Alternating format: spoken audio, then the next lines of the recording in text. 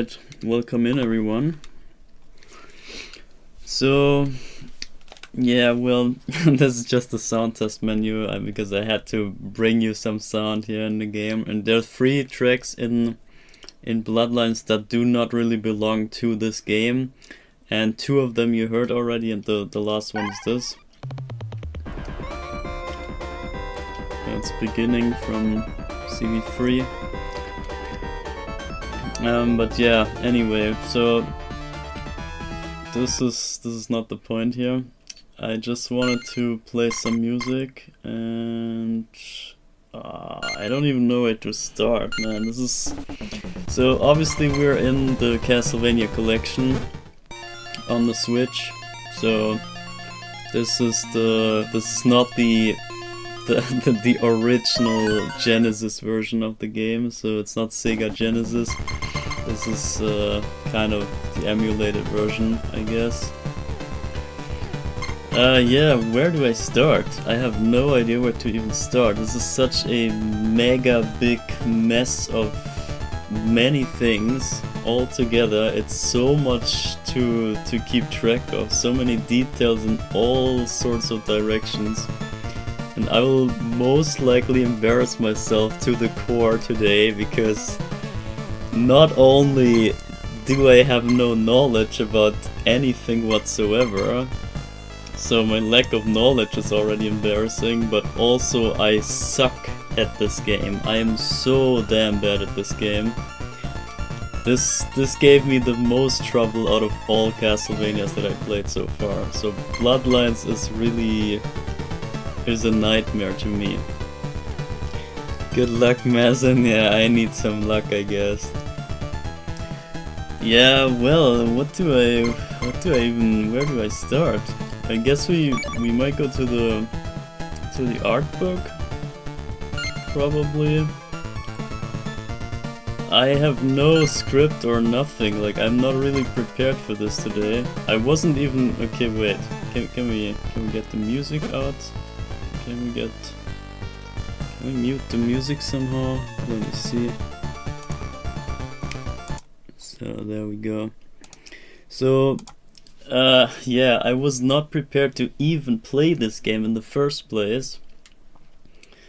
And then the donation goal got so, oh my god, the story goes so deep. So it all started when I had a community poll where I asked the community which donation goal they want next, and then we had the huge poll running, and the result of that poll was that everything was tied in the end. So I had no idea still after the poll, and so I decided to make like some sort of randomizer that figured out the next donation goal for me. And then we had a stream where we played Worms Armageddon, and we had the kind of RNG pot running. I don't know how to explain, but yeah. So we had the lottery deciding for the next game, and it happened to be Detective Pikachu 2, which you see on screen right now. But that didn't really fit the schedule too much, because I didn't want to play a Castlevania game right next to the next one, because I want to play after what you see on screen right now. After Detective Pikachu is reached, that will cap off the 400 levels in the infinite save file in Castlevania Adventure. So my endless project on this channel here, this will go into the next phase after the 400 levels, which is 100 playthroughs. So I wanted to celebrate the next 100 playthroughs with the sequel of CVA. So we want to play CVA 2 as the next donation goal after Detective Pikachu. And since that was already set, I knew that there would be a Castlevania game coming up. So I didn't want to place the the second, oh my god, it's too much to explain. So the second place in the randomizer. So first place went to Detective Pikachu, second place went to Portrait of Ruin, which I also just wanted to get rid of to have the knowledge of all the Castlevania games at some point. But basically in the end I ended up switching up the two goals, so I put Portrait of Ruin first and then Pikachu second, which is now the current goal. But yeah, as I said, Portrait of Ruin was already reached now, so we are gonna play that. Or we were about to play that, and then I figured, oh wait, hold on. I never showed you Bloodlines on my channel because I just hate the game, basically. Or I don't hate it, but I don't want to play it right now. Like, this is the gameplay is my issue. I can't deal with the aesthetic and the gameplay. All the rest of this game is marvelous. This is a really good game. Like, I don't know, I can't speak any bad of this. It's just basically a skill issue at this point, or I don't know. But yeah, I'm not too much a fan of this personally, but it is a splendid game nonetheless. And this also happens to be part 1 of the saga that is Portrait of Ruin. So Portrait of Ruin is the second game, this one is the first game. And we cannot just play the second game before the first one, right? So I figured, damn, we just have to I don't know, to do this now. We have to get rid of this first, no matter what. It's just in the way. I can't dodge it. There's no way around it. And yeah, that's why we're here, and that's why I'm extra unprepared for anything, because I wasn't even thinking of ever playing this in the first place. But yeah, well, here we are. So I hope you read all the box text here in the meantime. Maybe you didn't, but I'm gonna... Let's see. Yeah, there's not much, but here is much. Here is a lot of stuff. So, yeah, well, I have a hard time even getting started, because where do I start? Reading chat, maybe. Yeah, that's a start. It's a tough one. I love it though. I usually say this is my third favorite Castlevania, behind 1 and 64. Yeah, that's a solid ranking, I would say. To me, my biggest issue is most likely that this is not a Belmont, so we're not playing an actual Belmont. We play this John Morris guy here, or not even, so it could be either of those two guys here. We have, yeah, the zooming in this art book is kind of weird. So we have those two guys as the main character. That's John Morris with the whip, obviously, and Eric Lecart is like his friend or something. Yeah, damn, I'm really stuck right now. I think we might start with the timeline, probably, because that is most likely the first thing you run into, or the context of the whole series is hard to grasp if you just look at a single game and have no idea what to do with this. So you can obviously just play the game individually, that's all fine, that goes for any game. But in terms of Castlevania, to me it's a big deal to know where does it go in the timeline, and what's next and what's before, and what does this title mean to the rest of them. And kind of like, I want to know where we stand. So yeah, here is the timeline of the collection here. There's obviously more games in the timeline than they list here. But I want to point out that this is the first game that has no Belmont in it, and it actually plays exactly into the timeline. And it's the first game after Richter. So Richter, as you know, Richter Belmont is the last Belmont in that sense. So he kind of ended the legacy of Belmonts because he screwed up in his games, and he kind of didn't want to go on like that. He didn't want to have that mistake happen again eventually, or maybe. So Richter decided at some point that he is the one to kind of end the series of Belmonts, which is why I hate him, because you can't do that, bro. He's just too weak, man. But yeah, anyway, so it just happened that Richter gave the vampire killer a whip to someone else in the family, or some like distant relatives. And that just happens to be, yeah, I don't know, I guess if we include Castlevania 64, that would make the first game after Richter. So basically, CV64 is the first non-Belmont game, but yeah, it's debatable if that's even canon or not, if that's even actually belonging to the timeline, or if it's in a different universe or something. I can't say, I haven't figured that out myself. But Bloodlines is definitely in the timeline, there's no doubt about that.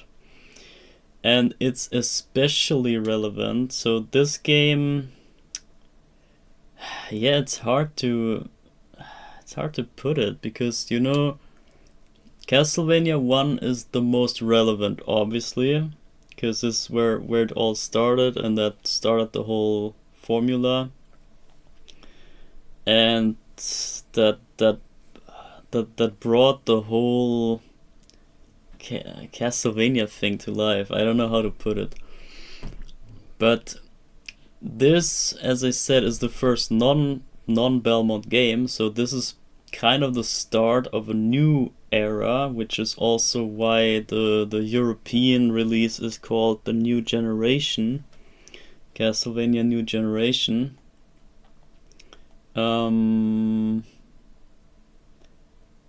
Yeah, so I think they even wanted to start a new series from this game on, but then they failed to kickstart it or to get it really rolling, or I don't know what happened.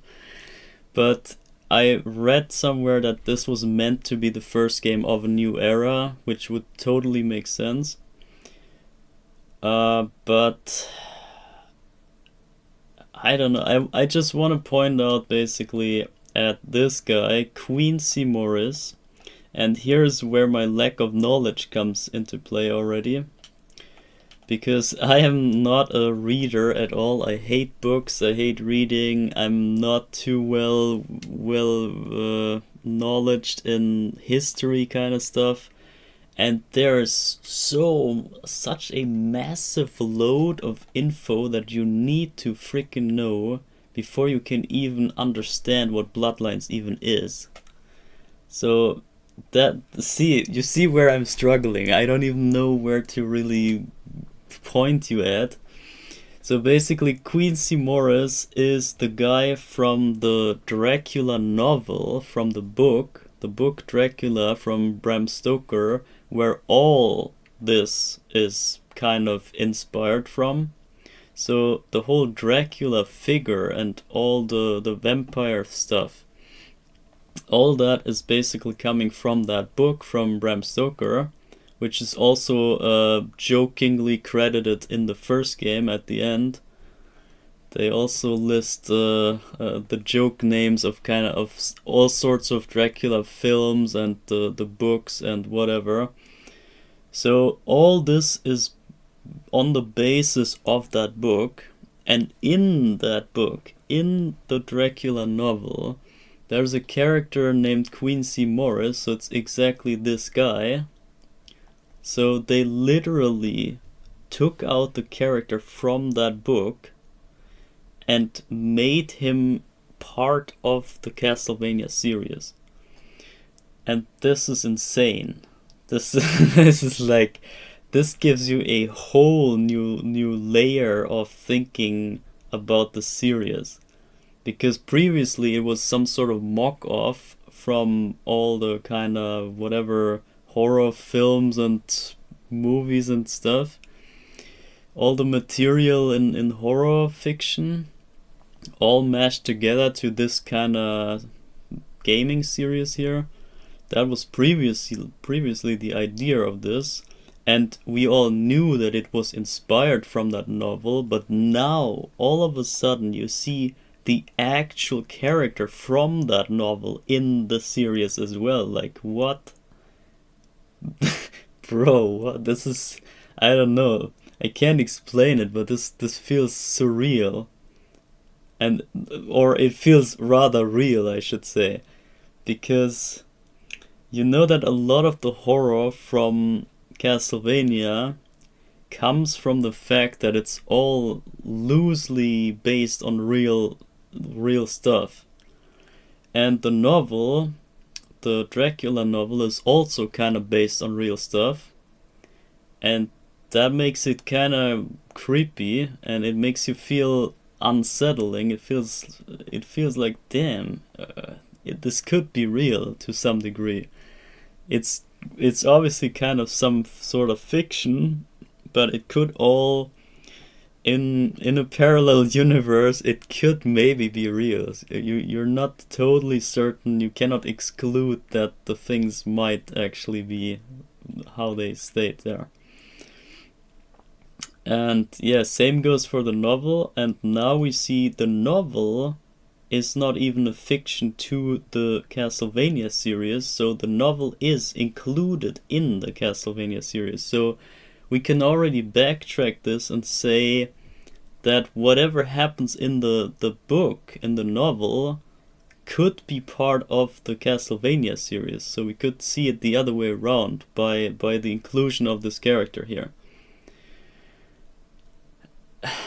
And they also say that he's a blood relative of the Belmonts. So the Quincy Morris guy in the Dracula novel is already a Belmont, as they say here.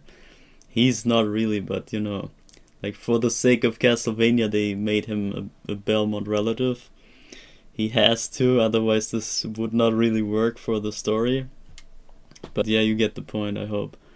Doesn't the timeline need the Belmonts to go away no matter what at some point, since there are no Belmonts in the Dracula novel?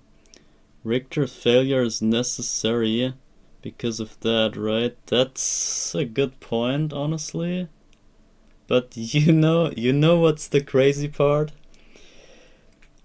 I don't know if they say it here, but so the issue is that this game came out in 1994.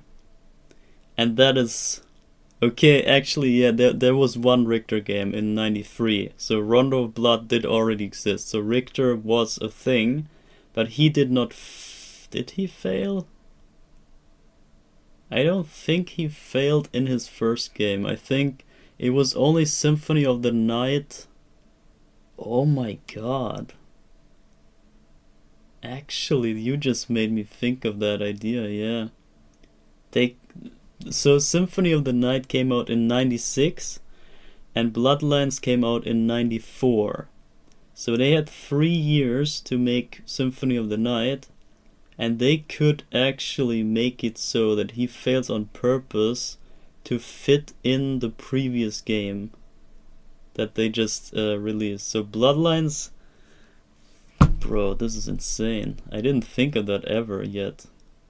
But that could actually be what made them make the Belmonts fail. This is crazy. So maybe this game has even more impact than I previously thought of. So as I said, I'm not prepared for this at all. So I was not even researching anything prior to this, or like a little bit. I let the text here roll. Here, there's some text. You can read the text here on the side while I keep talking. So yeah, well, yeah, forget about the Richter thing. So we just assume that everything works in order of the timeline. So the release of the games, yeah, could be a part of the decision making of what happens in the Richter games. So they could really thought of, yeah, we have to end the timeline so that we can fit in the Dracula novel, so that we can fit in the next game, the upcoming games after that, so that they fit into the novel character. That is honestly, I'm almost thinking that this is the case. This sounds really like something that would make sense. But yeah, we don't know at this point. What else do I have to say before we even get into the game? There's so much. This is crazy.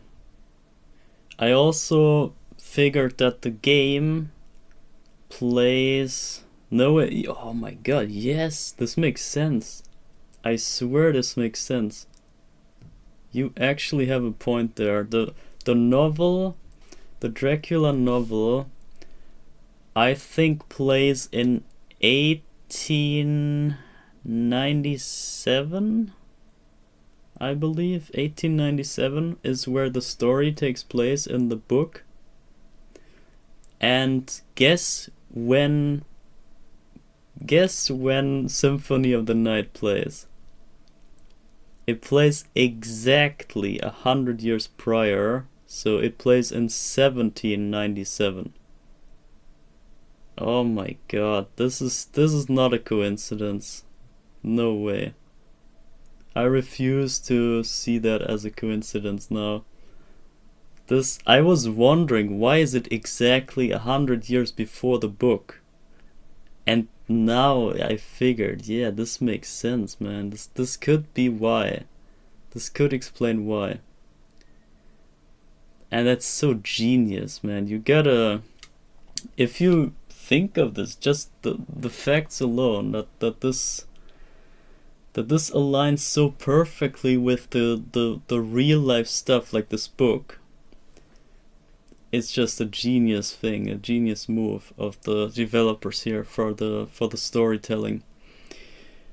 But there's more. There's so much damn more. I don't know. I need some graphics or something to show you. I don't know what to show you here. We only have the book. We only have the art book, but it's, I don't know, it doesn't show much. That's kind of a bummer. I can't really show you too much of what I mean about the whole setup. So, you know, this game plays 20 years after the novel,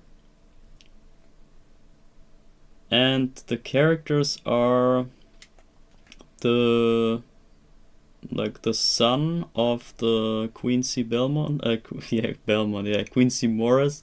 So the Morrises are apparently the next Belmonts, kinda. So they have the possession of the vampire killer now. They are capable of using the vampire killer, or at least they have it. And bruh, there's so many details, guys.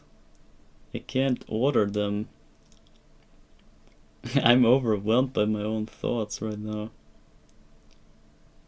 So yeah, here you see the release. It's 94. There it is. 94.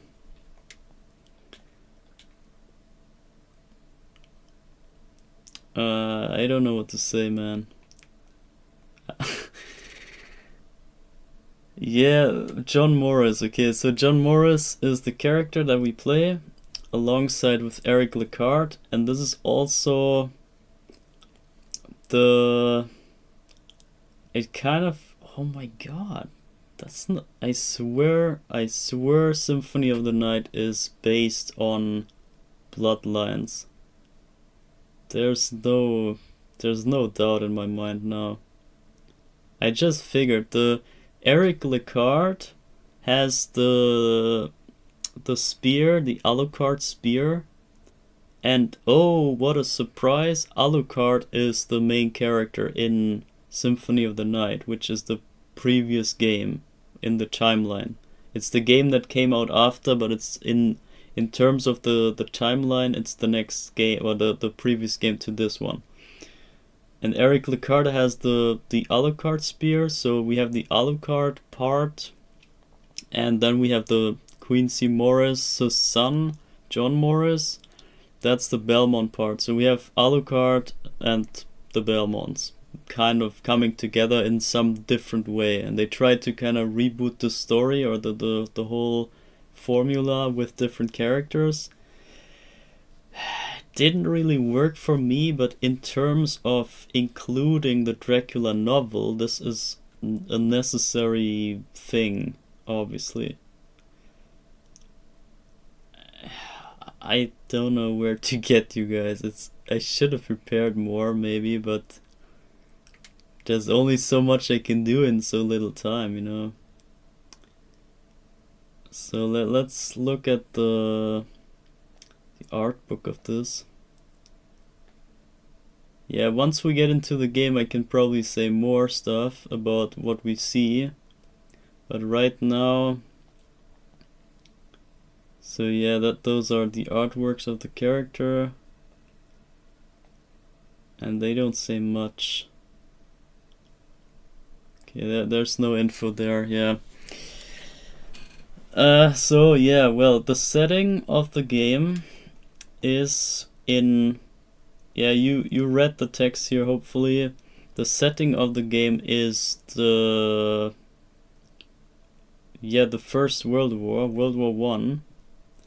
And that's crazy, because they not only included the novel, they also included, in the same move, they also included the real life, real world events as in the First World War starting, and they make it so that the boss here, or the bad guy of this game, which is this what's the name, Elizabeth Barclay, who is also based on the real character. Oh man. So they make her, or the evil vampire group or whatever, they make her responsible of the starting the World War One. And so it's kind of a work of evil. So they say that Dracula's forces, that they initiated the World War. So it's even connected to our real world now, that the threat is actually present now, and we see the consequences, or we know World War One and Two is kind of a famous thing in history, and so we know a little bit about what happened there. I don't know much, honestly, which is why I'm so embarrassed. But everyone has some sort of connection to World War One and Two, because it's so famous and so relevant. And now we have Castlevania and the Bram Stoker book and the real life events. Everything comes together in this one game. It's insane. That setup alone is crazy. It's so... I don't even know. It's so overwhelming in some way. And I need the music back. Give me the music back, because I want to click on the game now. So There's the music. So I'm gonna get into the game and you see this crazy intro. It's so sick. Also the screen is stretched all out. The ancestors of the Belmont family are doomed to confront the power of the evil incarnate Dracula. In 1917, a count... thanks for that. Revive the long... Okay, we gotta play this again, whatever. To revive him, she traveled to all over Europe, enlisting help from all the powers of darkness. Two young vampire hunters set out to fulfill their destiny, push back the evil hordes and drive the vampire back to the netherworld. So the screen is stretched out because, see, I have different options here for the screen, but if I make it original, you see how this looks. It's kinda smallish, right? So I figured I can just stretch it out all out to the screen. I think that should be fine. It might not be the perfect aspect ratio, but I think if you look at this demo here, it's okay-ish, right? I think this is fine. There's even still a little bit left and right. Cut off. Why? That's the gameplay itself, so they just cut off on the left side. It's whatever. But yeah, I think this is fine for the showcase, right? I hope so. So yeah, again, thanks for the subscription, Harrington Laser. So you started the subtrain, you can bring some other friends in, and if you reach 5 on the subtrain, then we get a little bonus here. But yeah, look at this crazy intro. Look at this insane intro. The music is crazy. The graphics are crazy. The threat here is a new character. It's not Dracula, it's someone else. So how is that a threat, right? It's just someone else. It's not Dracula. So Dracula is dead. Dracula got killed in the novel, which is actually what happened prior to this game. So we have Quincy Morris killing Dracula. I mean, not really, not in the novel, but or he was somewhat involved. I don't know in which way, but Quincy Morris was not actually the guy who beat Dracula, but here it is. So they claim that Quincy Morris was the main guy who killed Dracula, and then he died. So Quincy Morris killed Dracula, but then also died himself in the fight or whatever. And the son and the friend of his son, so those two characters from this game, they apparently watched that happening. So they knew about the fight with Dracula with the father of Morris. So Quincy Morris died, and John Morris was the child with his friend Eric, and they knew that the father died to Dracula in the fight to kill him, and so they swore to not let that happen again, or they kind of wanted revenge or whatever. They had a grudge against Dracula for obvious reasons, and they wanted to become vampire hunters so that they could kind of keep going with the whole like beating vampire, like vampire hunting thing. And so yeah, that is the character introduction that we are. So the player character is introduced now, but now there's this crazy woman. So it is not Dracula. Why should we be scared of that woman? It's just some woman, and why is it a threat, right? But it's it appears that this woman is obviously a vampire, and she is based on that other crazy woman in real life. So I don't know, Elizabeth Bathory or something. Like this is a real character, a real person, a real life person. So there was at some point there was a woman that I don't know what kind of position she had, but she was this queen or something. I don't know the story. See, my freaking lack of knowledge is really getting in the way for this.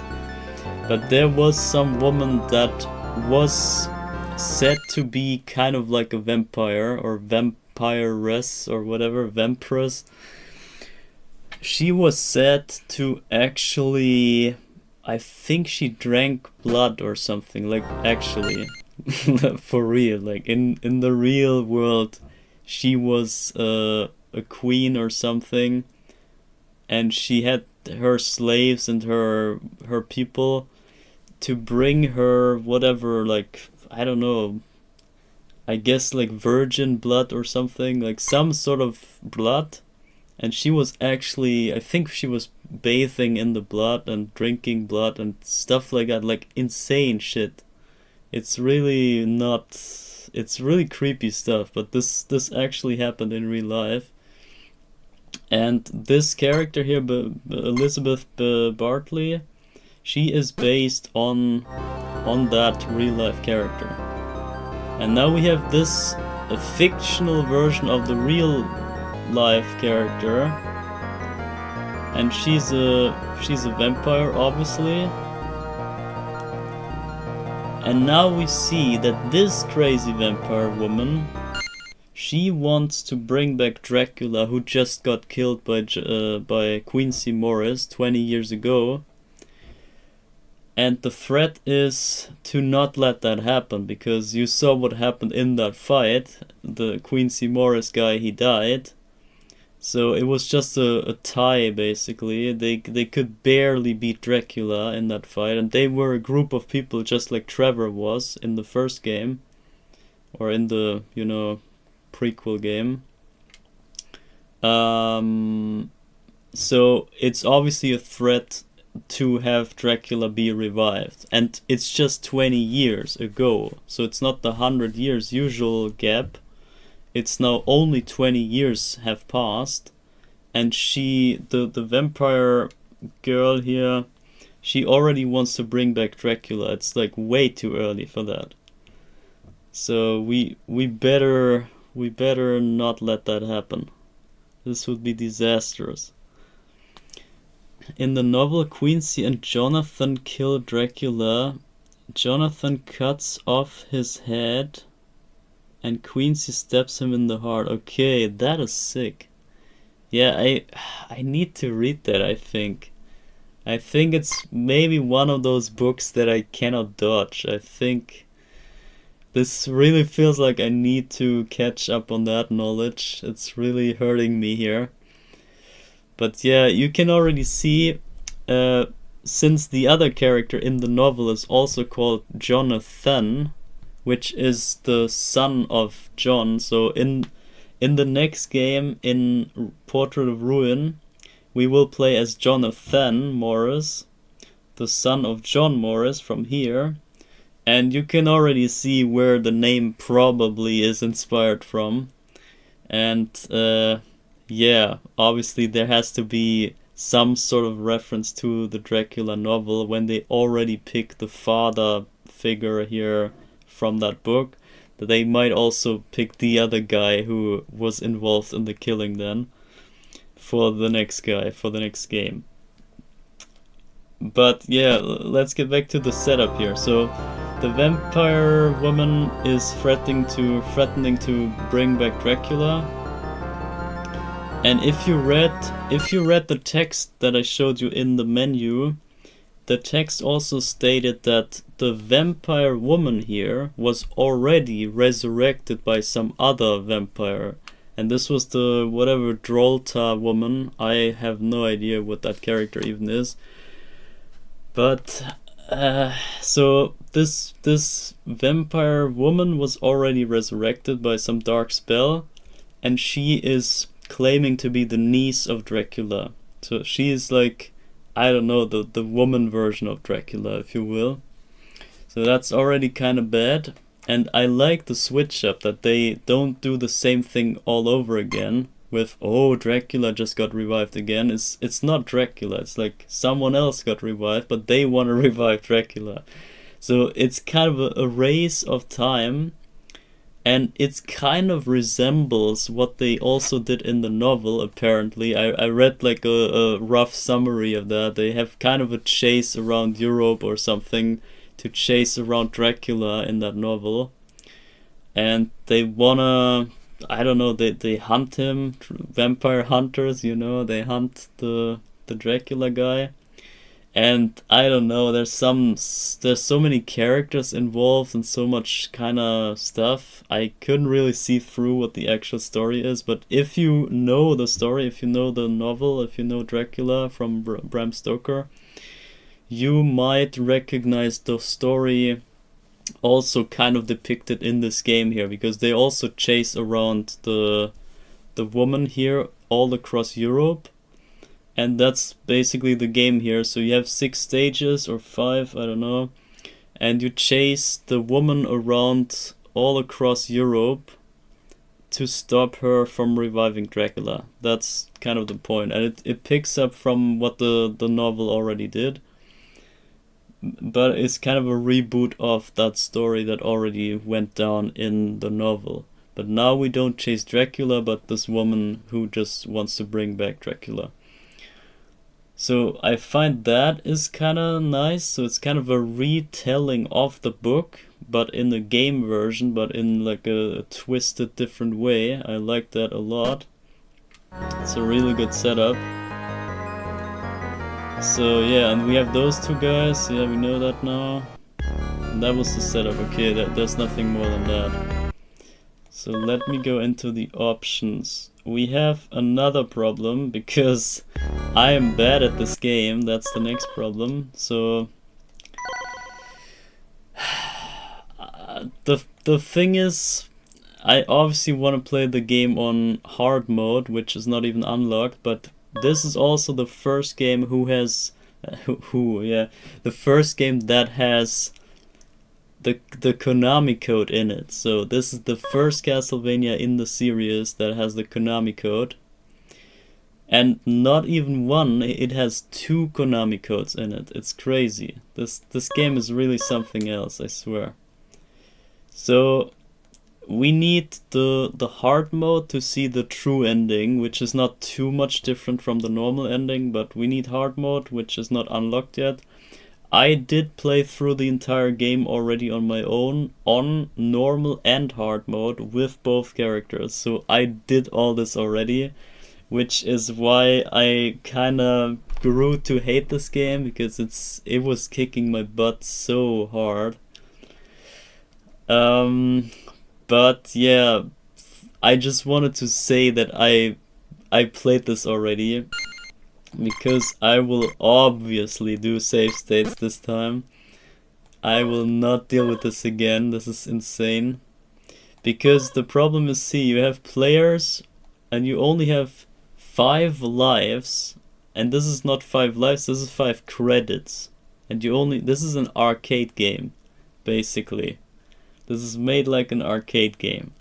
And if you lose the 5 lives here, or the 5 credits, or whatever this is, the 5 players, if you lose them all, you are down. You have to start all over from level 1.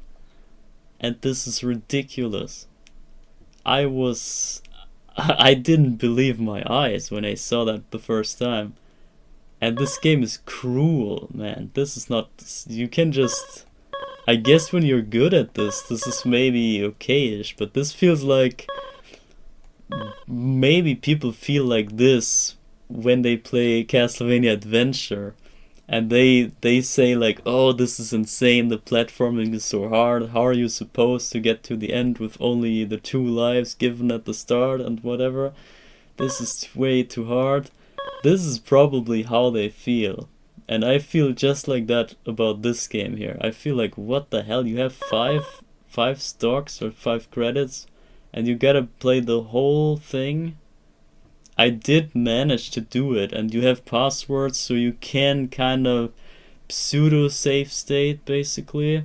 So if you manage to beat the first stage, for example, you get a password, and if you lose no lives and nothing, so if you beat the first stage flawless, you get a password that gets you back to exactly the stats that you had. So you will start also with the full lives in the next stage.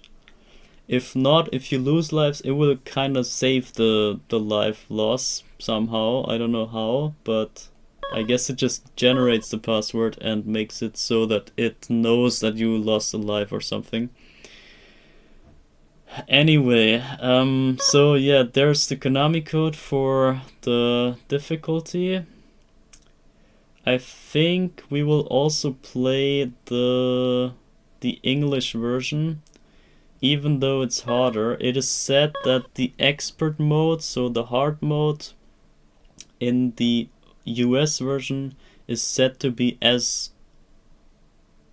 No, the other way around. The expert mode in the Japanese version is said to be as hard as the normal version in the US version. So in this version here, if we play normal mode, this is as hard as the hardest difficulty in the Japanese, apparently. I don't know if that's true, but I just believe it. And so there's an extra difficulty in this game, in the expert mode, so this is even harder than the Japanese version. And so, yeah, the other Konami code, let me quickly get over with this. So we can unlock the difficulty with the Konami code. That's if that wasn't obvious where I was getting with that. So we can unlock the difficulty, but as I said, there's another Konami code which I just want you to know that it exists, because maybe in some other games that also exists, and then you know about it. So apparently there is 2 Konami codes, so there's another Konami code, but this is very unintuitive to everyone that is not Japanese, because so we all know the classic Konami code, which is just up, up, down, down, left, right, BA, and maybe start after. But there's another Konami code which is a Japanese thing, it's Japanese only, and that is 3 numbers, and the numbers are, wait, it's not 7. The numbers are 5, 7, 3. That is the other Konami code. So here you see we have background music 5 and the other music 7, 3. And that relates to the Japanese name of the number. So 5 is Go, and 7 is Nana, and 3 it's an ass pull, but 3 looks like the kanji for the letter or something that is me, I think, me. So we have Go, Nana, and me. Go, Nana, me. And apparently they often shorten Nana to just Na. So we have Go, Na, and me. Go, Na, me. And yeah, you see where this is going, but damn, you will never figure that out if you're not Japanese. Maybe not even if you are. So this is really... you cannot figure this out, ever. If you don't read this up, you will never come across that. So 573 is another sort of Konami code. Now you know. But I will not do that code, because this is the sound code. If you put the 573 code here, then you can play the game and have different sounds in the game. So you will have the retro sounds that I played earlier with here like this. For example, Vampire Killer. This does not belong into this game, but this will play at a certain point in the game. If you do the Konami code, you can have like the 3 retro tracks here. Vampire Killer, this is Bloody Tears, and 16. I don't know, there must be beginning somewhere. No, yeah, this was beginning, this is Bloody Tears, and this is Vampire Killer. So those 3 songs you can have playing in the game while you play. But I think it's not supposed to be like that, so I think we will not do that code. Not the sound code. However, if I do not do the sound code, then I also cannot get to 9 lives, so we have to deal with 5 lives here. But I will do the Konami code for the expert mode for sure. No, wait.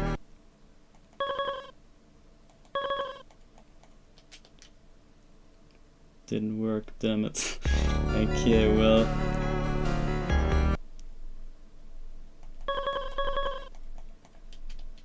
Ah, wait, yeah. The layout of the controller is different.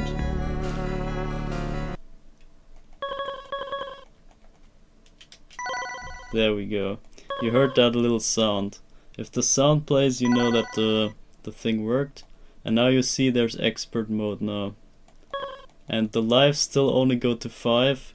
You can get to 9 lives if you also input the sound code. But as I said, I will not do that because I think we will not want to play with that wrong sound. This is just a bonus thing and I don't think it adds up to the experience. So, alright. So that's the setup. Only took us an hour, wow. Oh god. So this will be a rough ride, I tell you. So now we can choose with 2 characters, between 2 characters. And now the main guy obviously is John Morris, and he is from Texas, USA. This is also interesting, but it makes sense because Quincy Morris from the novel is also from America. So this guy, his son kinda has to be American as well, so that's why this makes sense here. It kind of threw me off at first when I played this the first time and I didn't know about all the details. I was thinking like, what is this random American guy now here in my Castlevania game, what the hell? But this, if you know the background, then this makes a lot of sense. And you see the Vampire Killer is in his possession, he has this as the weapon. And here we have Eric Lacard, he's from Spain. And he has the Alcard spear. The Alcard spear, yeah, they maybe mistyped that or I don't know. It's meant to be Alucard spear, obviously. But we all know Castlevania and their localization skills. So this is not a surprise here, once again. However, the surprise is that this guy is from Spain. And this other guy is from Texas. So how does that match together? How are they childhood friends when they're born in different continents?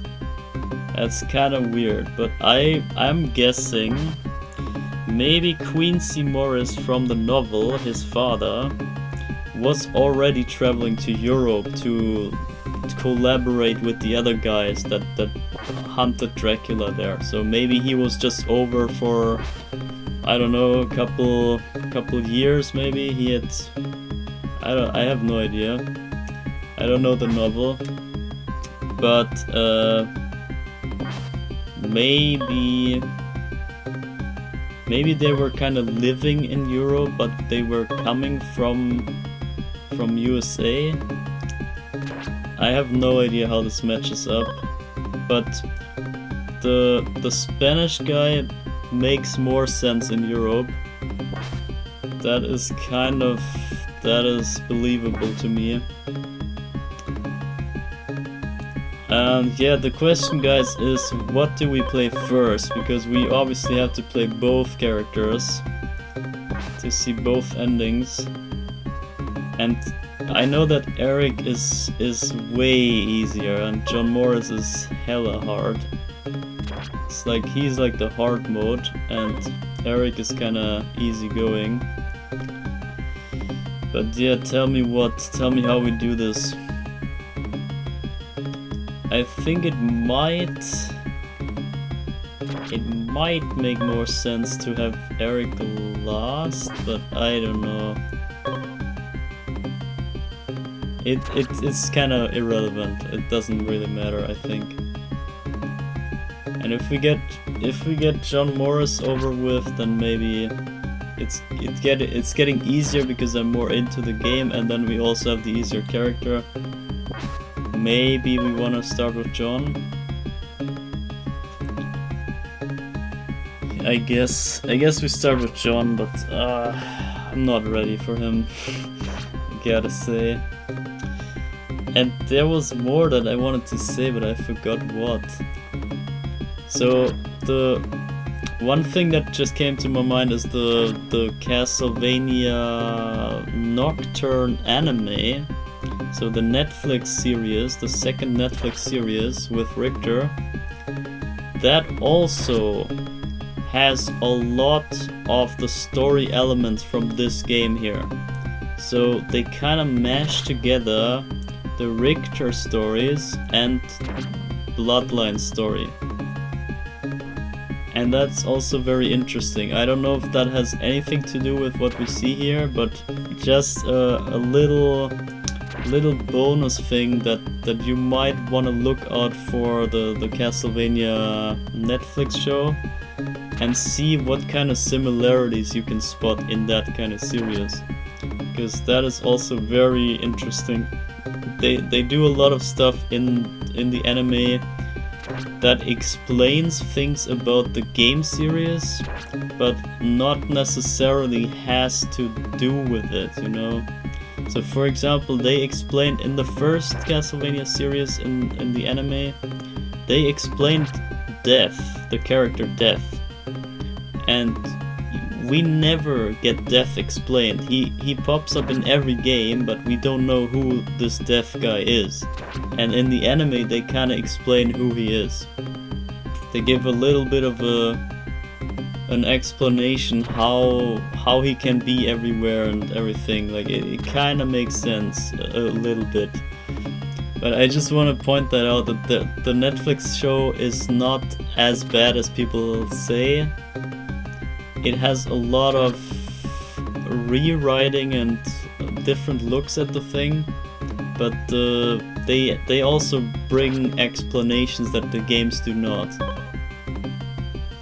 And I like that about the Netflix show. And you kind of have to form your own mixture of the two things, or of everything basically. You have to have an amalgamation of all the different ideas and stuff that you see in the games and the shows to make actual sense of it in the end for yourself.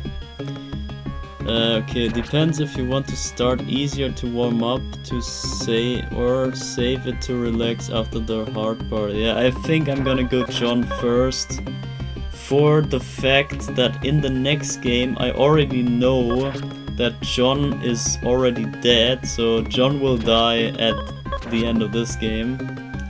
I can tell you that already. It's kind of a spoiler, but it's not stated in the game. It's probably said in the next game. So in Portrait of Ruin we will probably find out that John Morris died in this game here, or after the game at least. And Eric will, I don't know if he dies, maybe he lives, maybe not. It's not really relevant if he is still alive, but I believe that Eric has a bigger role in the next game than John has, because his son will already be the playable character, so John himself will not really have much of an appearance in the next game, I think. It's just a speculation. I don't know Portrait of Ruin at all, but from what I know, I believe Eric is more relevant to the next game. So I want to end on Eric's story here, so that we have like the end screen basically translate into the next game, kinda, or like foreshadow the next game. So that's why I want to start with John, and let's do that. And now check out this crazy map that's about to show up now. Check this out. So we walk on here with this guy, and we have this crazy map here. It's the Europe map, and we start in Romania, obviously, because that is where the real-life Dracula was living. The Vlad Tepes III, or whatever his name was. And we have the intro kinda like Super Castlevania. Looks pretty similar to Super Castlevania. And now this is stage 1. Yeah, I might start with a save state already. So there is so much to say and to see and to hear and to think. It's so rich. This game is so damn rich. It's crazy. So we just start out. We are this guy now. We are apparently the Belmont replacement now. And we can upgrade our whip, so we have the chain whip now. We can whip short with like a short strike and a longer strike. I don't know what the difference is other than the time. Also we can whip upwards and downwards, which I think we will never need. Is there time? There's no time limit. Ah, thank God. Okay. So that's very good for the showcase that there's no time limit. But I want you to hear this music. Just listen to this insane soundtrack and think yourself in the position of this guy. So your father just died, and you got the whip from him, and you're here with your friend Eric. So your childhood friend is with you.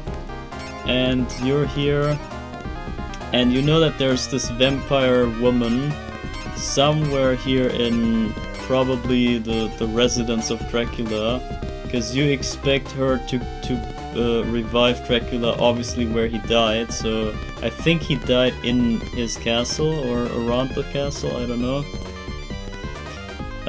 So obviously your first guess is to enter the place where Dracula is usually at. So the home residence of Dracula in Romania.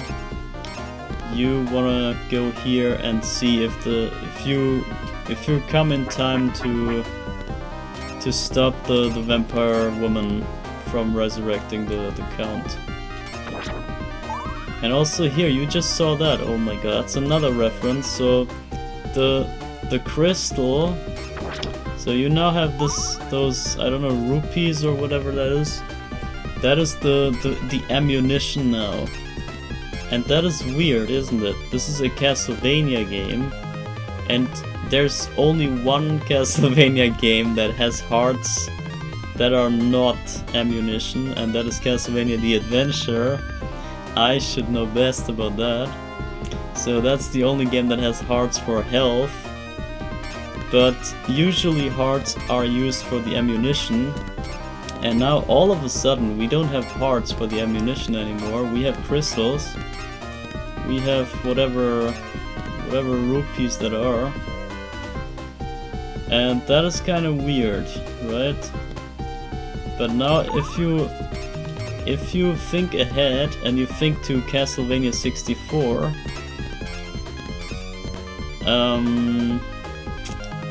that also has rupees as the ammunition. So isn't it kind of weird that the non-Belmont guys, they need some sort of rupees to fill up their whatever courage to use the sub-weapons? I find that interesting. I don't know what it means yet. I haven't figured out what that could mean, but that is what I noticed so far. And yeah, we will see, maybe I think up a theory about that. But yeah, back to the music. Listen to this crazy music while you depict yourself in the situation here. And you're back at Castlevania, back at the place where the evil count lives. And you hear this music, you're like... I read a YouTube comment under the song. There was like the soundtrack. I looked the soundtrack up on YouTube and there was a comment under that soundtrack, and that said the sound, it sounds like pure vampire hatred or something. Like you hate vampires, this kind of attitude. You go here, you have the Belmont walk. Look at this, like the angry walking. And you hear this music and you kind of want to kill that woman that wants to revive the guy who killed your father. So you gotta put an end to this, right? And this is kind of the attitude that you get here from the whole music. And it's also scary to get in here because you know that your father died to this guy, or to like the vampires, and now you want to hunt the vampires yourself. And will you make it or not? I don't know. It's kind of the same deal as the first Castlevania, and oh, what a surprise, this is the ambient of the first Castlevania, so you actually start out exactly with the vibes of the first game. You see, this is exactly the staircase and everything from the first game. This is pretty much a remake, or this is a remake of the first game. And here are the zombies and everything.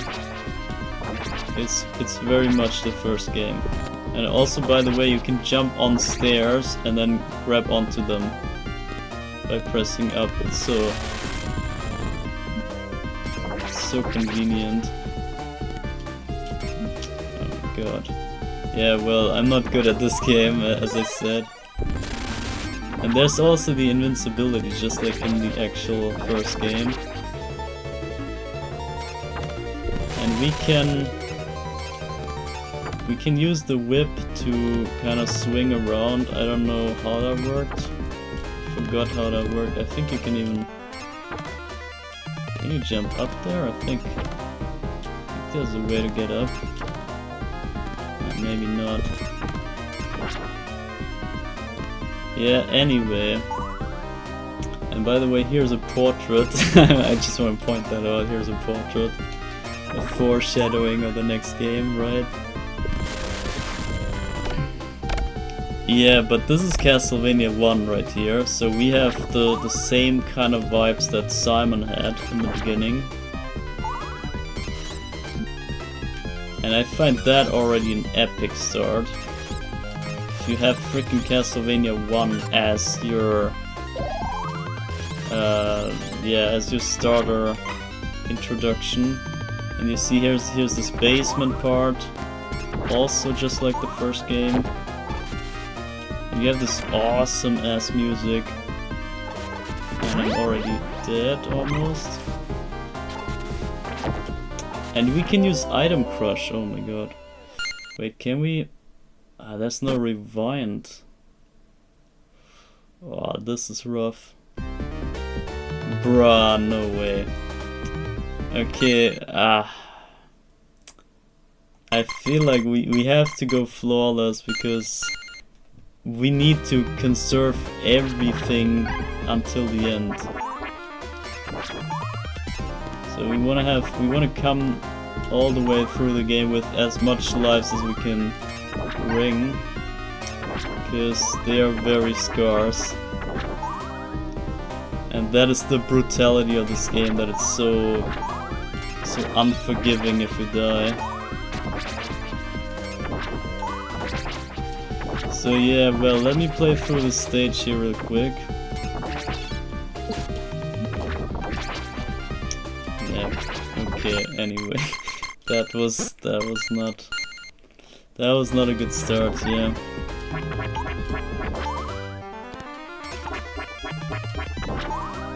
Yeah, I hope I can get through this even. This is mega hard for my skill level. This game is ugly. You are ugly, bro. This game is hella sick, man. You better not say that this game is ugly, man. People wanted me to play some good game for once, and there you have it. People are always complaining I should play good games, and now they see one, and then they still complain. Imagine. Yeah, I don't know. I might keep the boomerang for now. This game is ugly. Do you even know? Do you even have eyes, bro? Can you see what this is? This game is crazy. I'm just saying personally. Yeah, if you mean the aesthetics, then I'm with you. I also hate the aesthetics of this game. It's not my style, but the graphics, bro, are crazy. The graphics are ridiculous. There's no way the graphics are bad. This is Sega Genesis, bro. This is not any console. This is Sega freaking Genesis. Okay, what the hell is that? What the hell is that? Freaking electric whip? I've never seen that, I believe. I'm gonna maybe save here. I don't know. Yeah, we need to get through this game either way.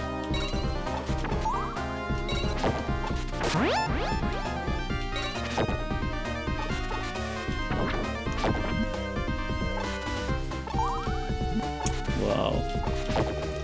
Okay, I'm so bad.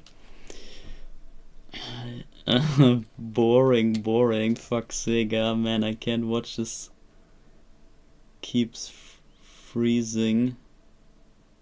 What do you mean freezing? There's nothing freezing. This is like flawless gameplay. There's no lag whatsoever. Ah, you mean the stream. Okay, I see what you say. Oh my god, see how bad I am. This is, oh my god, this is painful. I told you I will completely embarrass myself. Oh wait, what? I changed to the boomerang? I don't know what this really... Oh, what? Okay, so that was freezing. What? I changed to the X now? What is going on? What is this power up even?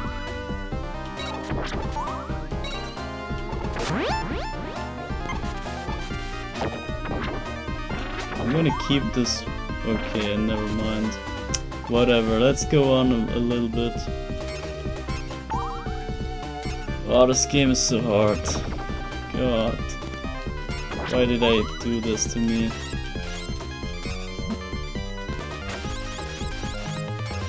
Oh my god, I hate this game. Oh god, this is just stage 1.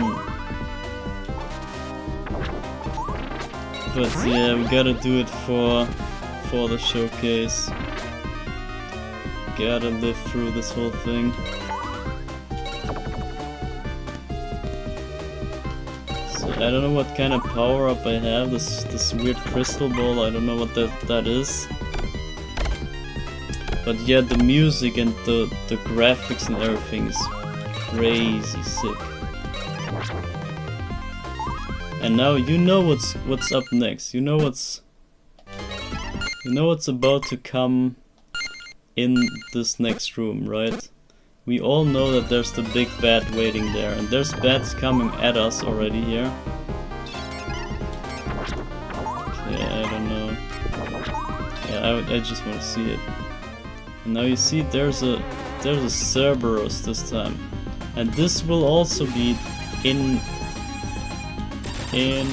no, this was in Rondo of Blood.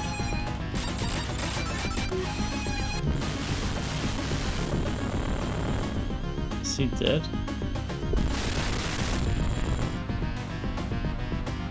if he's dead, I guess. Ah, yeah, you have to kill the body. So, but that was just a middle boss, so they now have middle bosses.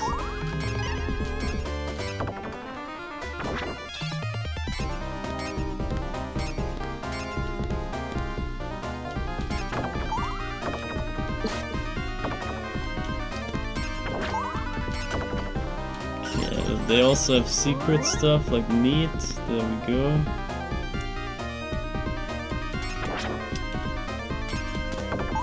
And here apparently those things up there are censored in the European version. So the blood dripping and everything, that's kinda, they cut that out for some reason. You know, Europeans are just something else, I don't know.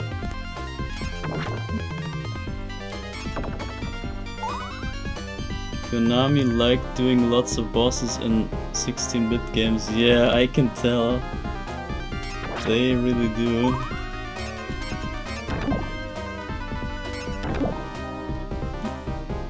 Oh my god. I don't know if I will live that. But let's see.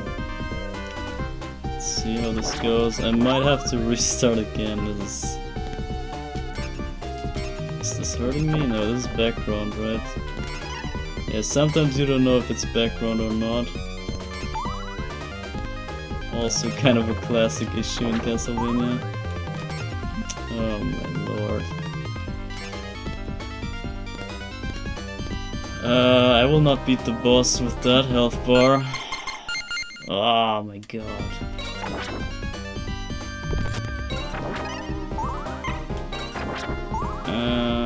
I don't know if I want to keep this crystal ball thing here.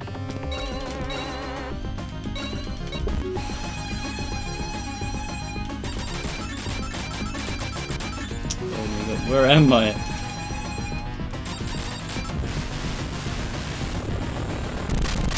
Okay, well, whatever.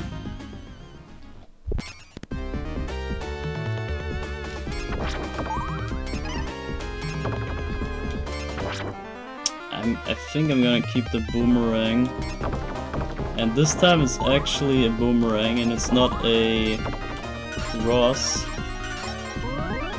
So he actually has a, I think crystal boomerang is the name or something. Oh god.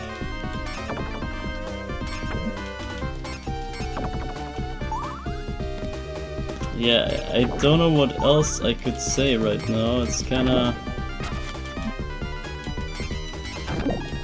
There's so many things around all this whole setup. Like the whole World War I. Yeah, maybe I can mention the thing that this guy is an American, that he's from Texas, USA, and this game plays in World War I. So this is playing during the war. So the war is already on, and they have a Spanish guy and an American guy traveling together here in Europe. I don't know if that's gonna go well, or like how many struggles they will have together, like getting along with all the other countries and parties and whatever they come across here on their journey. And see, they're not about the war at all. They're just traveling here to beat Dracula and to prevent the actual evil. So they're not about doing anything about the World War, but they wanna pluck the root of that whole war, basically. So they want to get rid of the actual evil and not just the war. They don't want to fight the battle, they want to fight the actual war, you know what I'm saying. So in a sense they kinda, those two guys here are responsible for the outcome of the World War I. Yeah, like, you know, not the outcome, but yeah, how do you say, the consequences, or the further the further stuff that happens after. If the world will heal back up after the war, like it did, or I don't know, yeah, well, not really, but you know. The war ended at some point and then people got back to peace and whatnot. That happened because those two guys here were successful and they prevented Dracula from coming back and making the war even worse than it could ever be. And so it's kind of thanks to the efforts of this game or the characters in this game that the war ended well, in quote-unquote well for us humans.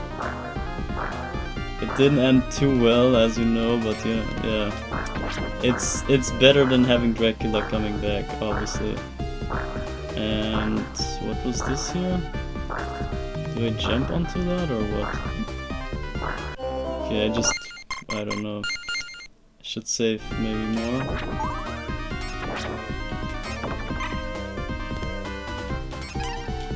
Oh man, also save stating sucks, you know? Playing games with save stating is so pathetic. And it's so not fun. Like, sure, you get through it flawlessly, but at the cost of the pace. You never feel the pace the way it should be. It's always like, back to this spot, back again, do this again until it works. It's not the same flow, you know? And I hate save stating games, it's kinda... it's not good. So whenever you cannot do save states, then you should not. Unfortunately, I suck so bad at this game, I kinda have to. It's just the physics of this game are so weird, I cannot handle the physics.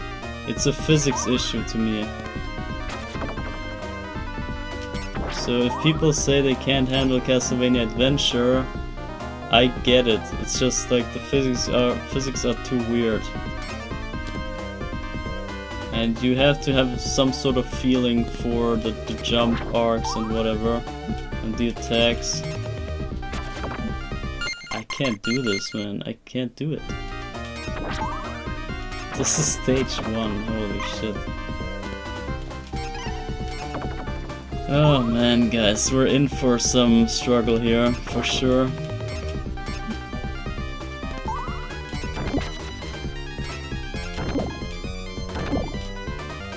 And also stuff like timing or whatever, that is I can't get that timing stuff into my head. The channel points icon on my stream is inspired by the meat from this game. Oh, I was wondering where was that meat from. I never saw this kind of meat, or I didn't remember how it looked in this game rather.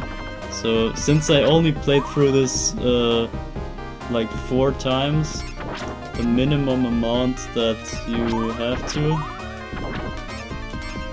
I did not pay attention how the meats look like, or it didn't really stick in my head how they look like, and they're so rare anyway.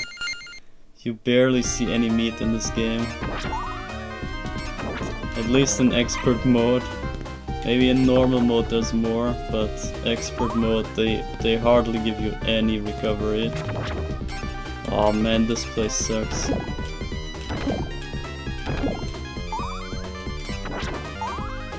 Okay, let's get rid of this freaking level. Okay, this is not... I don't want to be stuck here forever.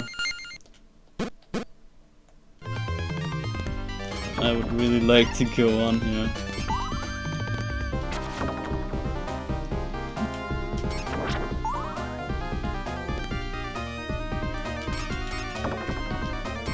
So apparently you can hold the attack button and it deals more damage, I think.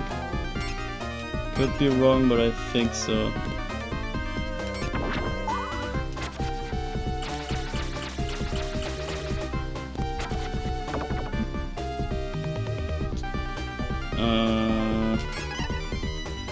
Oh yeah, you jump on them. Oh my god. Yeah, the music is crazy. The music is a real banger already, and it's just the first game, the first level. And see, like, that's the consistent part of Castlevania games. It's always good music. How do you cross this thing? Okay, you can. Yeah, that's the consistent part of Castlevania games. They always have good music. It's... You know it's a Castlevania game when it has good music.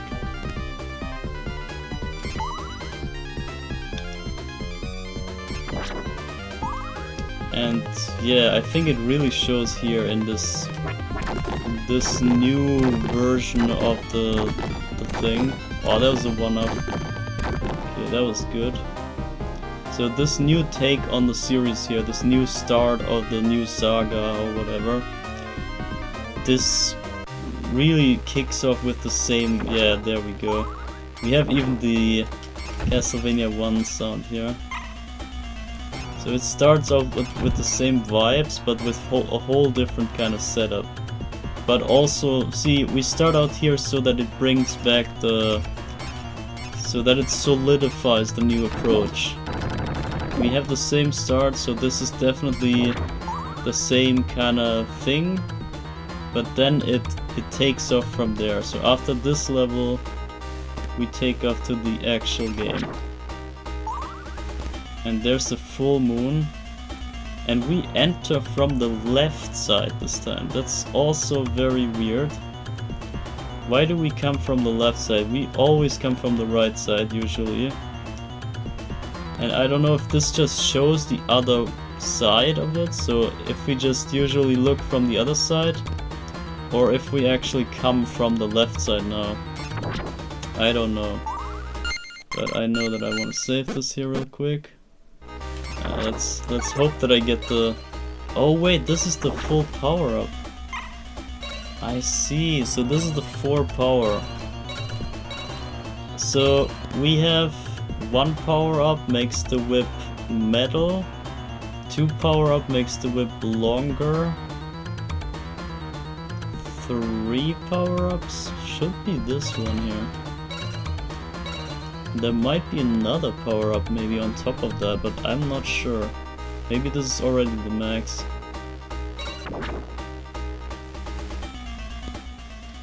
So...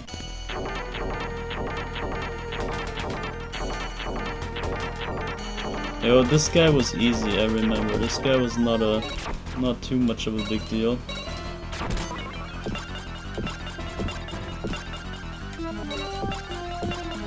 Could pretty much just... Yeah. Yeah, he was not a big deal at all. Very easy boss.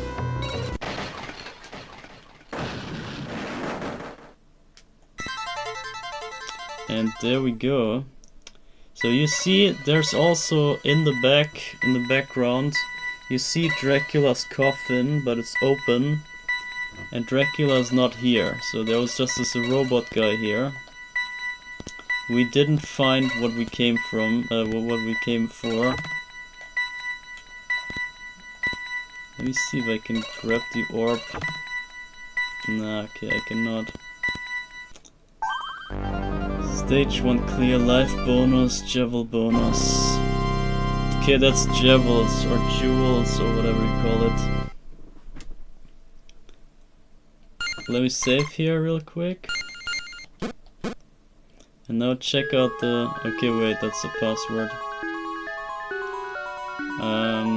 We don't need that.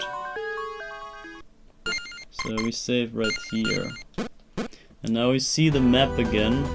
So we travel now from Romania all the way to Greece, which is already kinda tough, I guess, in terms of the World War raging on. And those two guys being from different countries altogether. And you see, we start the next level with the stuff that we had from the other level. So we start with the same jewels and everything. And look at the graphics, guys. I have to mention this, man. This is crazy technology here. The background and everything, we have different layers of background, and we have the, I guess it's water rising and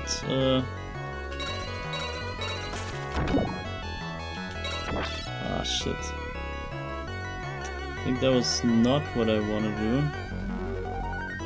Does anyone know if there's like an extra? No, wait, I still have the whip here. That's weird. I'm not just gonna go on. Or not. Okay, never mind. I heard that there's 4 power-ups, so you can maybe have another power-up on top of everything. That's like the super attack, or I don't know. Or maybe I have that already. Maybe this crystal is that. But I can't really tell.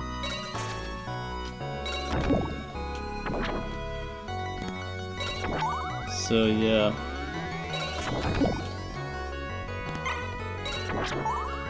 At least the whip should have the maximum damage. So yeah, anyway, we're in Greece now. So we made it all the way to Greece. Into the Sinking Sanctuary, I think is the song. Sinking Sanctuary. And yeah, we can tell it's sinking. Oh no, I hate the stage. I remember, oh my god. Oh no, this is a struggle here.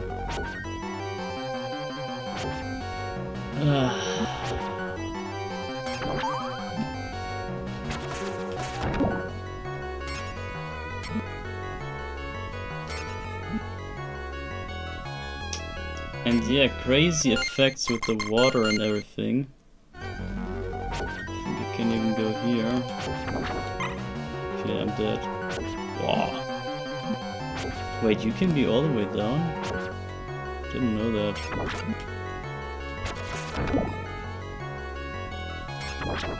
Yeah, I need all the health because I think there's this Minotaur guy. There's this big boss guy at the top. Don't think I can beat him with not enough life. Ah, freaking expert mode is really... It's really not fun. And it's not even really worth the expert mode, because like the secret ending or the good ending is just a little extra sequence that they play. It's not even much, so I think it's not even worth it. But we're gonna do it anyway, because we like struggle, of course. I wish there was a rewind function. That would... Oh fuck, I saved. I saved instead of loading. Yeah, fine, whatever. Then I guess we just lost a life here.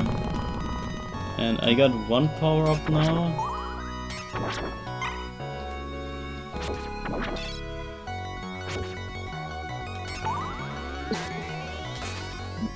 Oh my god. Can't kill those guys in 1 hit.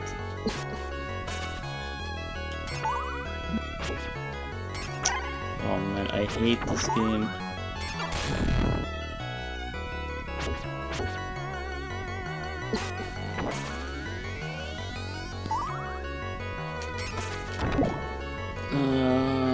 Left or right, I don't know.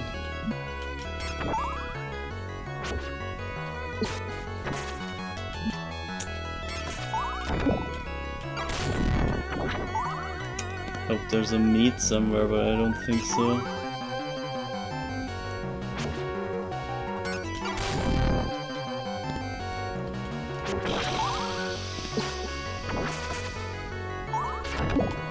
Okay, wait, you can do item crush by holding up and special. or sub-weapon. Okay, I'm gonna save here. This might be stupid, but it's whatever. So we got this kind of guy. He reminds me of the one boss from Belmont's Revenge. It's kind of a similar guy. He has like an orb and summons some sort of cloud or something. So we beat this boss guy, but surprise, there's more. There's more bosses. Another boss right after. Ah, god. Yeah, I might pick this holy water here.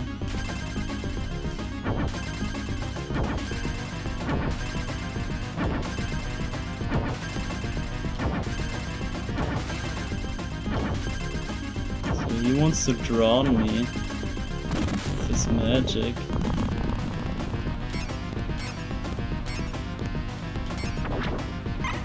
Okay, I guess we save here again.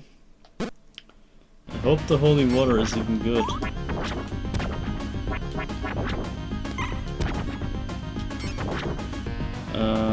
Well, we'll see.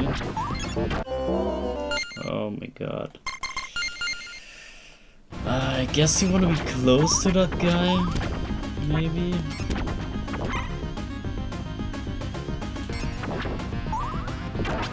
Yeah. Okay, I remember I beat this guy flawless back then. But not this time.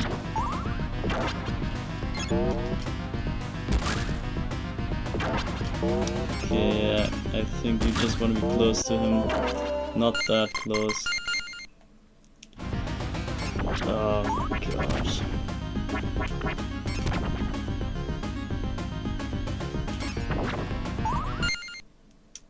Am I dead? I don't know.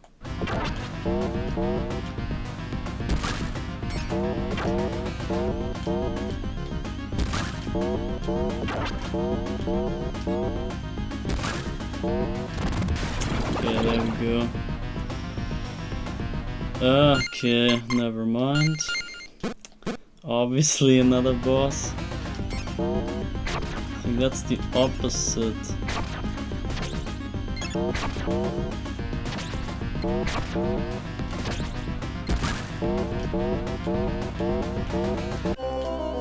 Okay, yeah, he's kind of the opposite. You wanna have your distance for him. It's still fair, like it's not that the boss is crazy good or something. I'm just crazy bad, that's all. That's really all there is to it.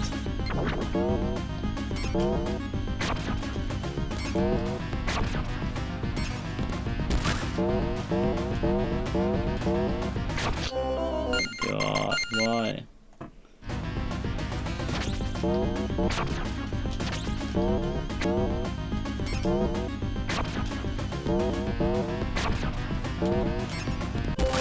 Bro, are you... Imagine getting hit by that.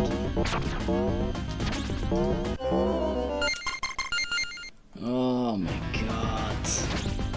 This is freaking stage 2 only, god damn.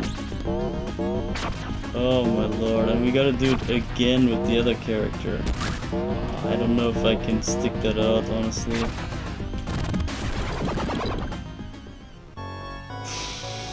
We will see.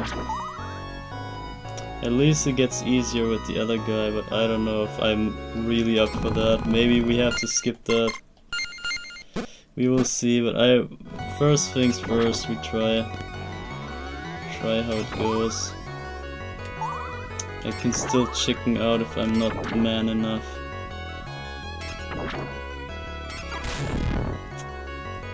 This game is just so rough, I swear it crushes me inside. My soul gets drained by this. And so, see, we're in Greece now, and there's Medusa heads popping up. Makes sense, right? And it's stage 2, remember.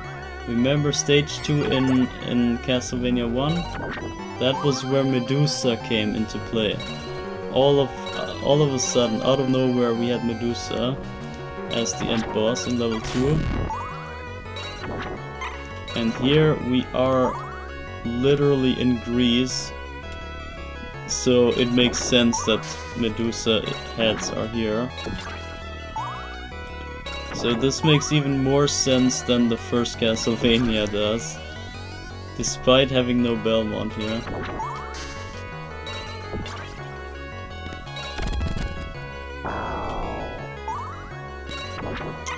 I could do with some health.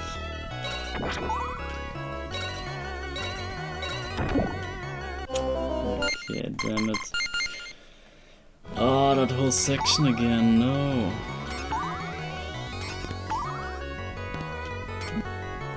Wow. Let me see if I can keep that health. I might need that extra one hit here. I can use the downward. Oh my god. Yeah, guys, sorry. I'm really sorry for the gameplay. I told you from the start, it's not my kind of thing. I'm really not good at this. But it is not really... You're not here for the gameplay, right? I hope. Because that is horrendous.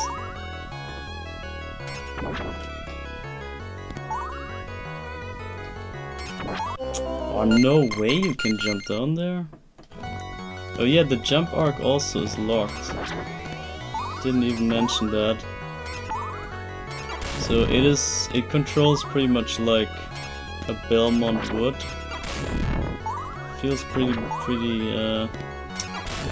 authentic in that sense.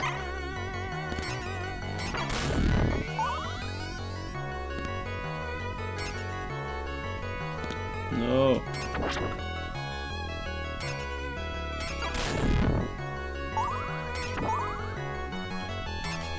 What the hell was that? No. Okay. And now I have the crystal ball again, see? I think this is just the free power-up. You can change direction in mid-air, apparently. And I got hit last second. Great. I'm gonna save it anyway.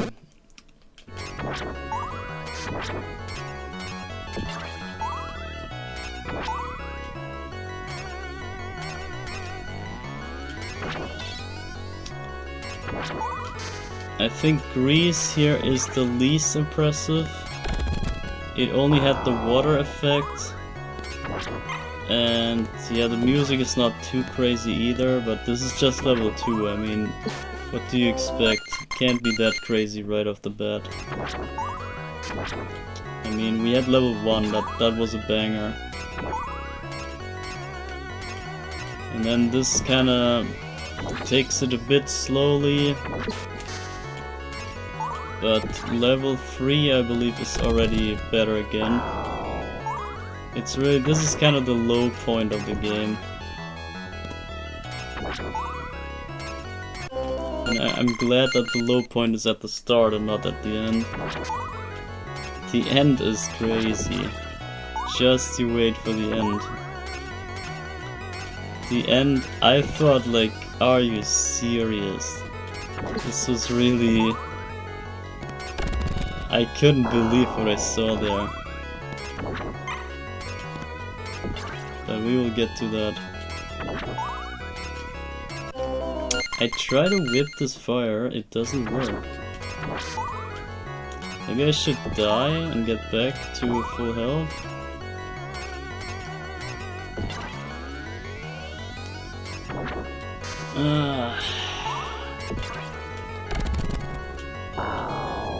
Yeah, nonetheless we have those effects here with the the big heads. Getting the heads of the statues. Hello? Can you not whip this?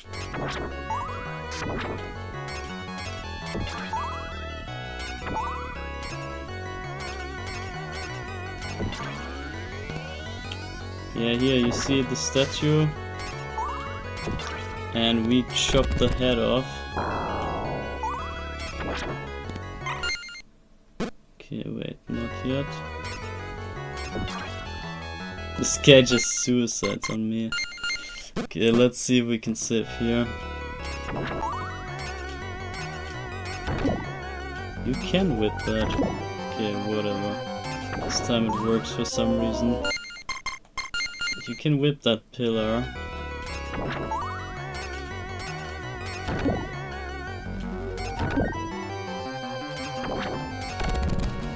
Okay, still doesn't work for the snake.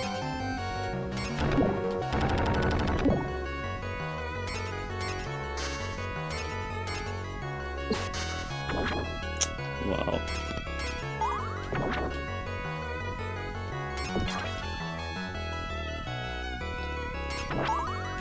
Please. Oh, I saw it coming. I saw this exact thing happening.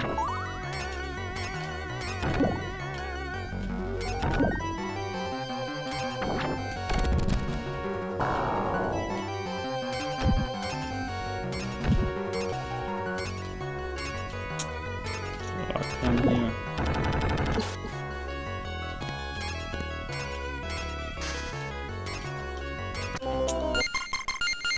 Ah, okay, maybe I should just die and get some health back, honestly. I think losing 2 lives in two stages is fine. I think that's about pace. You can basically have 1 credit per stage. And if we still have 4 lives here, I think we're good. I mean, it's not crazy unfair, it's just hard.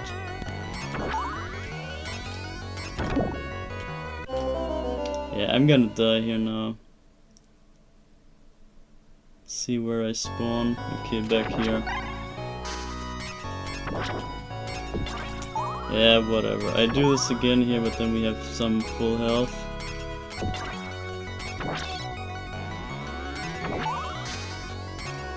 If I don't screw up.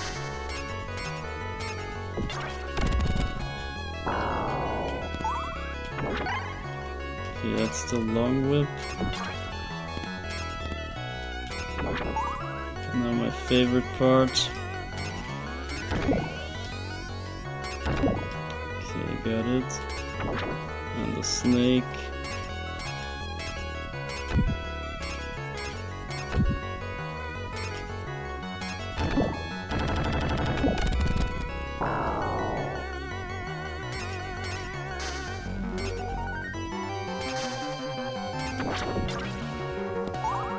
So this was the holy water. Gonna save right here, I think. Oh yeah. yeah, we save right here. So, alright, back to full health at least. Never mind. Bro, really?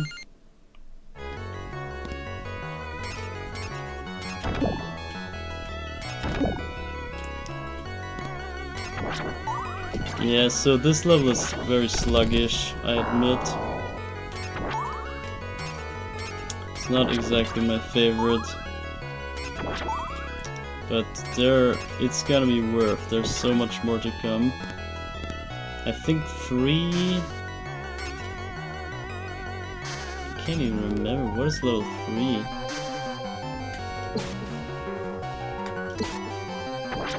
Bruh.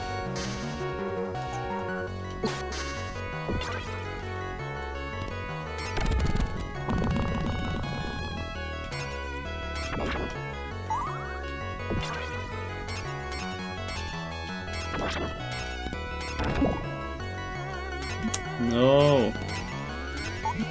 Oh my god, no.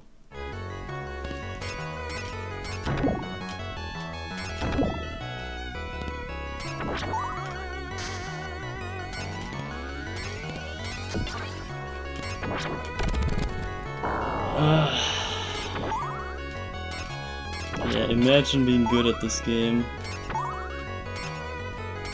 It's probably way more fun if you're good at this.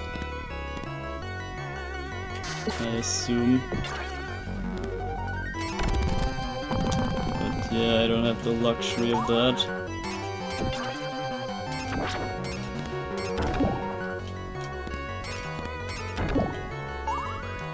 Alright, so we made this part. So we got some minotaurs. And some lag. Oh, those guys, yeah.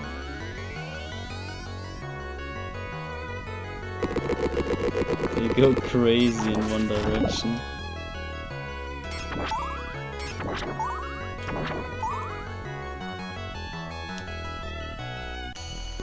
Okay, yeah, that's the boss. That's the boss. Wait, I lost so much health? I got hit by the water, I think.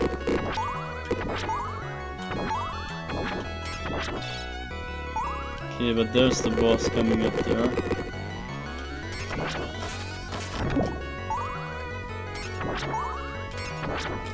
So we finally get out of this level.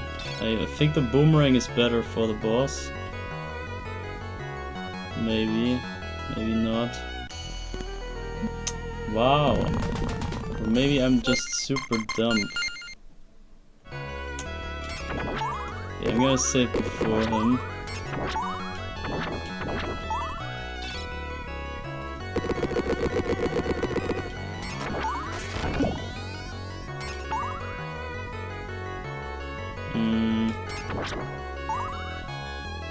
Yeah, you can also tell where there's sub-weapons, so they let you know that there are sub-weapons in certain candles, so you can choose if you want to whip them or not. So let's see what I can do with this guy.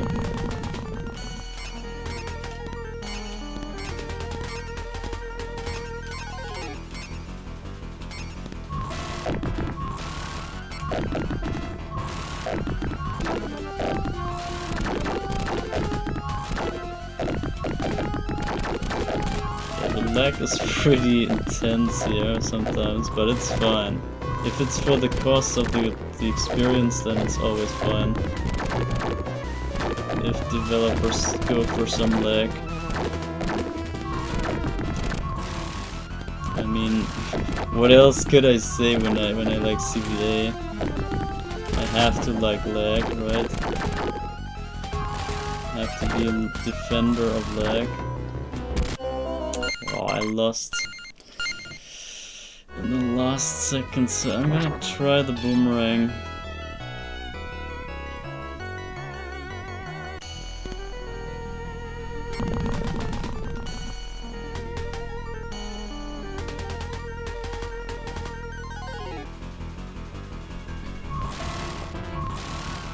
This music kinda reminds me of some track from, I think, Order of Ecclesia.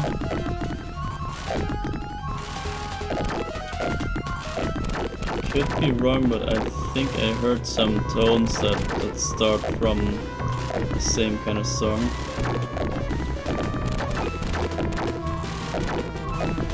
Yeah, look, it sounds really similar. Or it's inspired at least, or like the other way. It inspired the Order of Ecclesia song. I think it's the Chamber of Ruin or something, fittingly. Okay.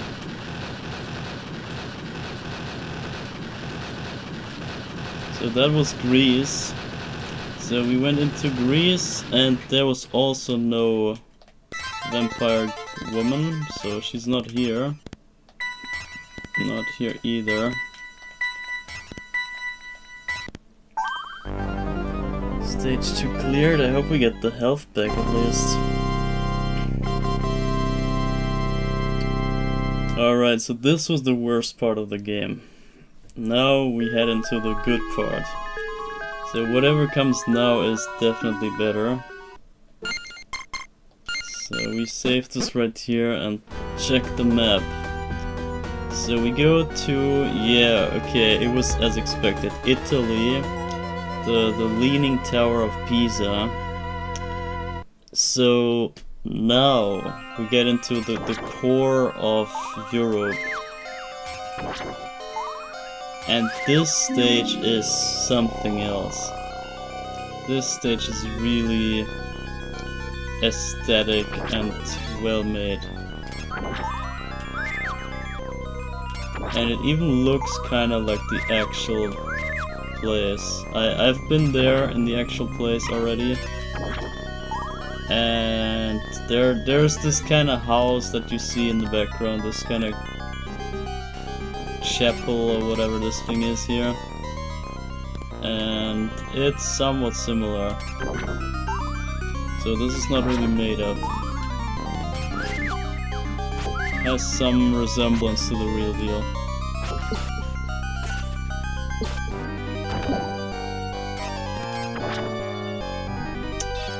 I don't know if boomerang is a good idea here. Okay, now I have the super whip again.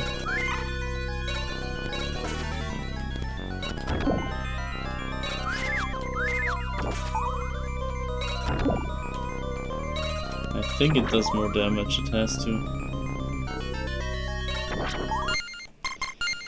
Okay, let's save here.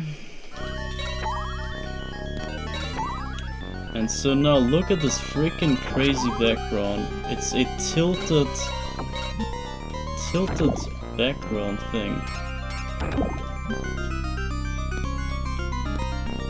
And the sound is also twisted.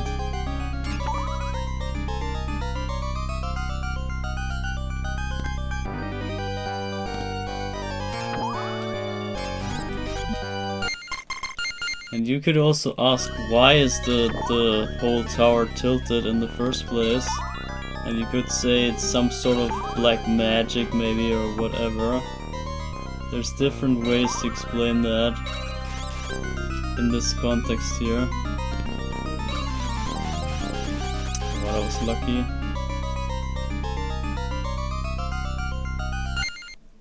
Oh my god, I'm gonna save here, but this is an ugly part.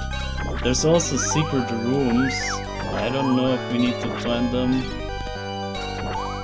I should try. I think it's here even. Yeah, you see there's the swing. Swing that only Morris can do. So this is a secret way.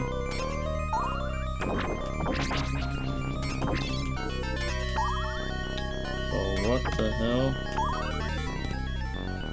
Is this another path? Oh my god, okay.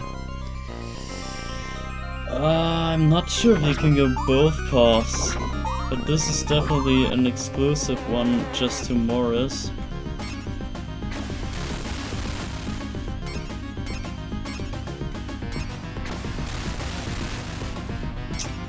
How do you damage this guy?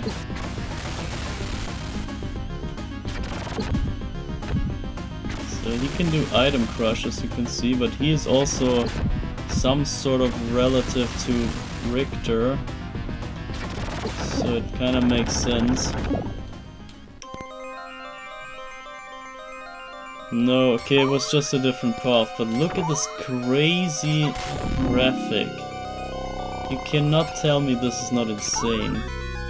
You don't see this in any other game. I've never seen this kind of crazy graphics wobbling. It's really trippy, but it's so good. And it really fits the theme. It's the Leaning Tower. And this is really leaning somewhere. I should save maybe.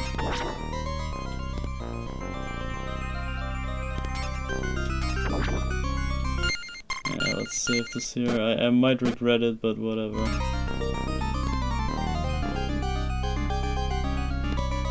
Ah, it's the wrong way.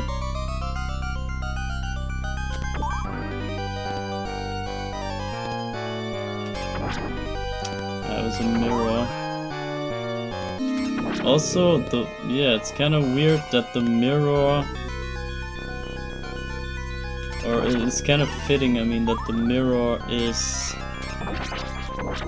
what kills all the Medusa heads and everything, because they turn to stone themselves when you show them the mirror. Or something like that, I don't know if that makes sense. Doesn't really fit to the other enemies, but there it just struck me that it was fitting in that place. Oh wow.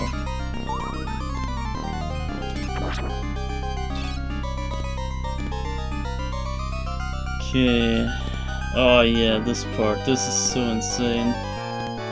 Look where we go. We go all the way on the top of the tower.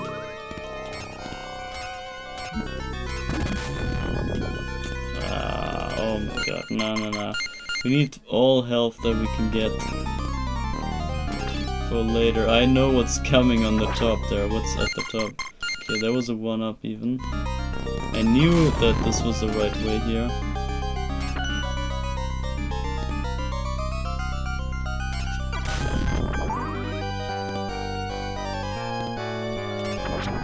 Yeah, okay, missed the mirror again.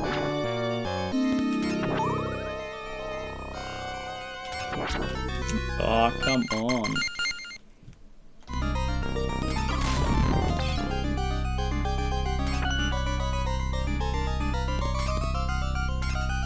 The music might be disturbing, but I think it's fitting here. You gotta think that all this here is kind of during a crisis and during the evil forces' peak power. So the whole world is in shambles, or whatever you say. The whole world is messed up and chaotic and ruled by evil.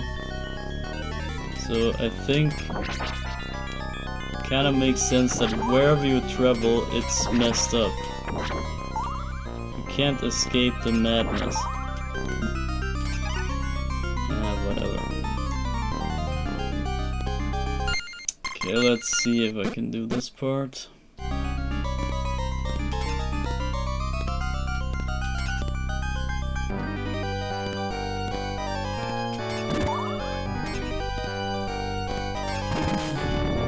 Yeah, I think you can just let them circle around you and then catch them. But look at this insane cutscene. This is something else, man.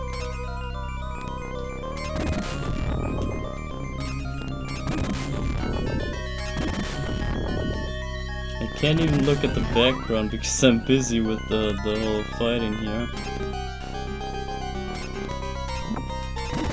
It's gorgeous.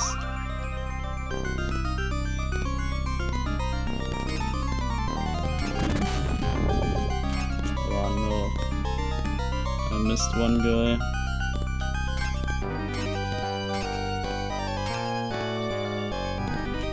Damn you.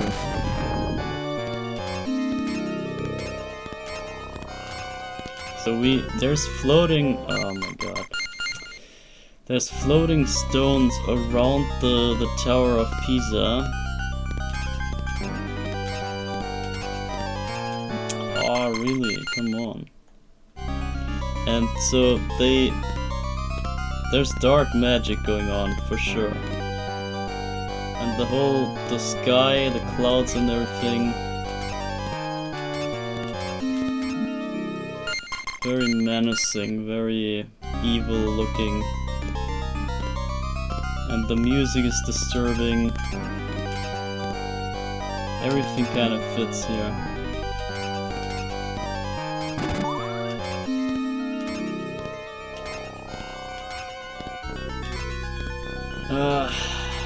Except my gameplay doesn't fit. That's supposed to be better, but yeah. Skill issue.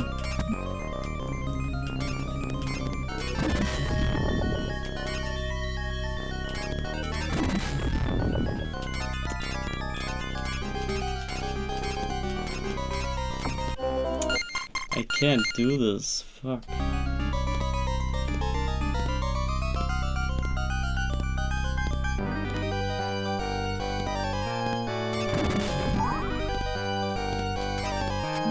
Wow.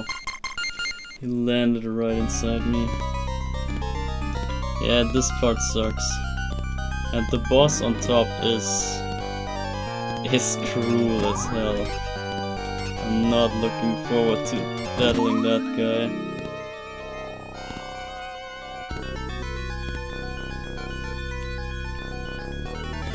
So I guess we can save here.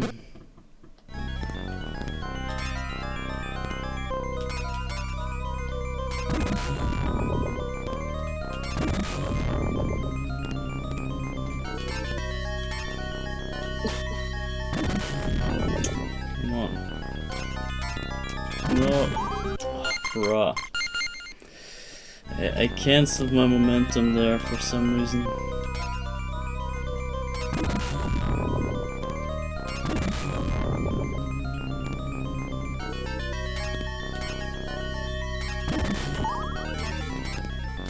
Bruh, really? He circles around me.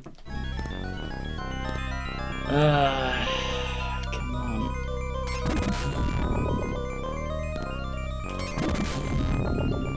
At least there's enough platforms here for all that stuff.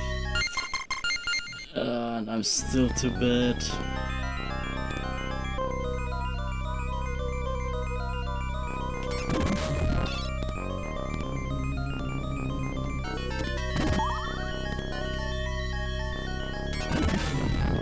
Okay, I guess I can just wait for them.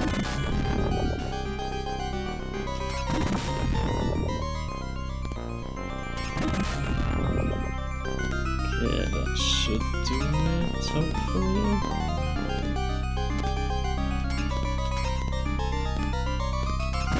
That was close.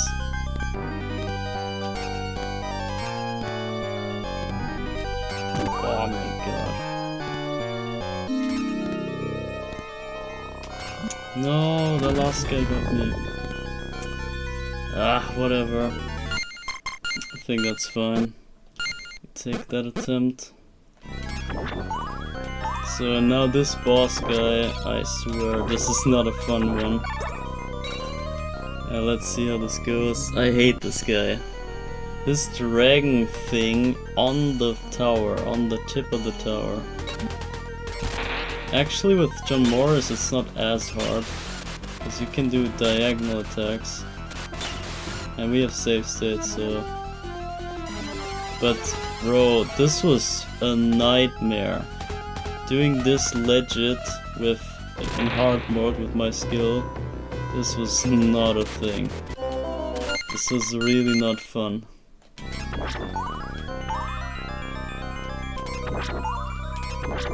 So let's see if the powerful attack is.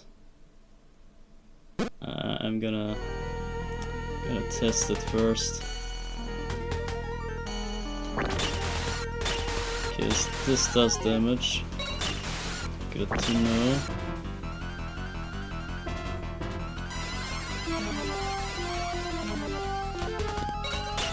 Oh, you can't even hit him. Yeah, mid attack. I did figure that out in my playthrough. You can hit him in his animation, in his flying animation. Oh, he was dead. He was dead already. Okay, it's not that bad with John Morris. I think it was more an issue with Eric. He has troubles with this guy. Way more. And also, you usually don't have the super attack here. Oh wait, I also don't have it.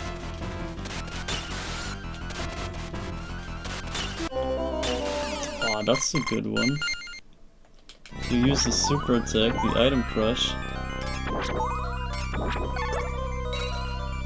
I think that does more hits.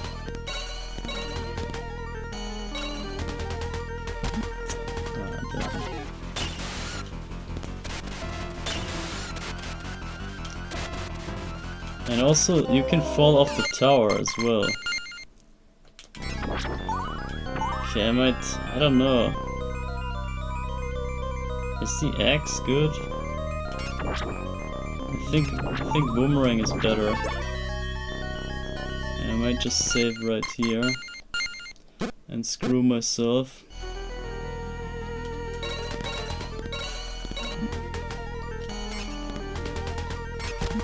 Wow.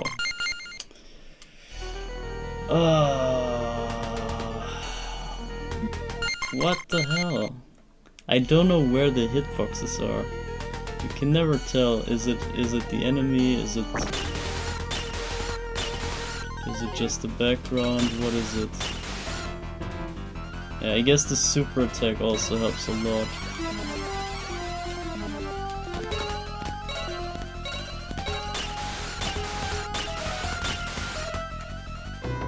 It's almost cheating, to be honest.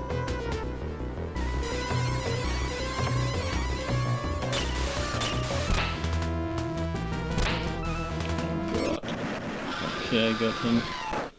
Barely got this guy. But look, we're moving on the circling tower. It's so crazy. I don't know how they even did that. Crazy technology here in this game.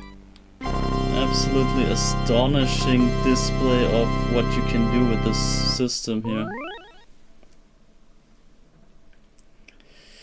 Okay, so that was kind of cheated again, but it's fine, we went through that. I gotta save this. So now it gets crazy. World War I, and we are traveling to Germany. That is maybe not the best idea to do. But sure, try your luck.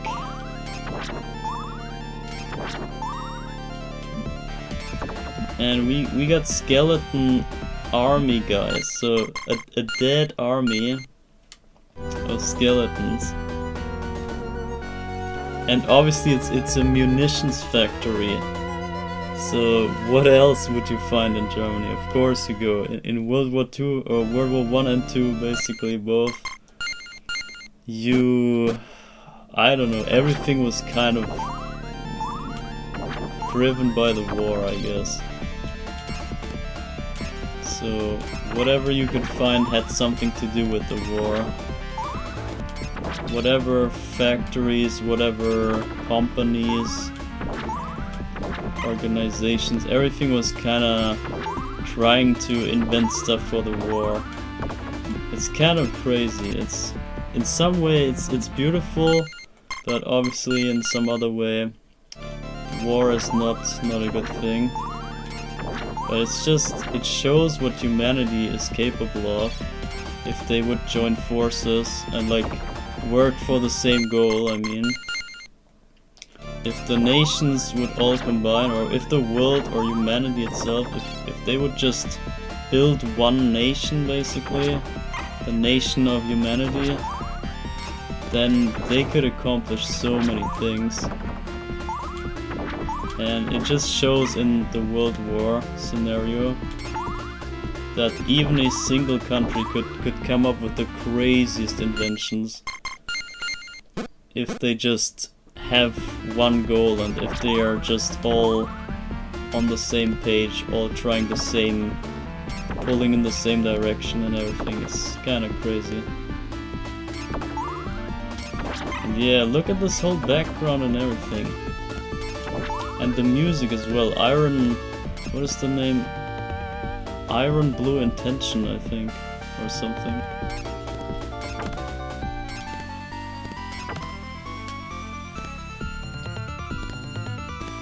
And here's a secret. That is a 1-up. I needed that so badly in my run. That's why I know this is here. I explored this place a bunch with Eric, and then I figured out you can easily get this with Morris with the whip jump thing. And yeah, there's also this secret here, meat. I wish there was a secret way even. Okay, I think. And yeah, you have to. I don't know. Yeah, you know, World War I was a bit different than 2, as in the weaponry and technology was not as crazy as in the second one. But still, I don't know, in some way I sometimes prefer the first World War, because all the crazy weapons, they feel like hacks, they feel like cheating. So if you fight with swords and horses and whatever, that's more, feels more appropriate for like seeing who is the better fighter in the fight, you know? Like it feels more skill based if they actually have to do like manual stuff instead of just dropping one bomb on a city and that's it. That's not fighting, you know. So I feel World War I had more the fairness, like it was more balanced, you know, in that sense.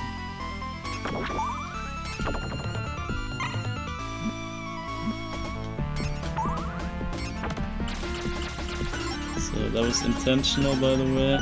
I knew that there was a one-up, but I forgot how to get back up here. I think you want to just swing. I don't know. How do you get back up? I don't think you can reach the higher thing.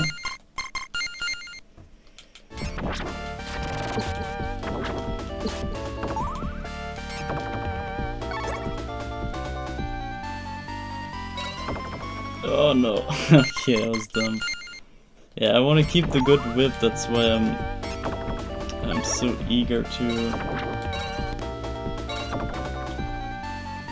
not get hit here.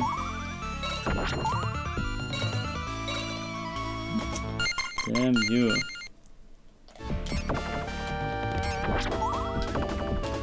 Wait, what? Okay, yeah, I just get the whip here, I see. I thought I lost it already.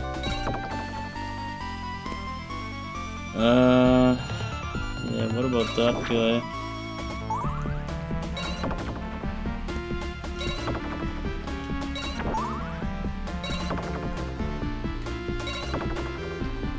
So, no way, man.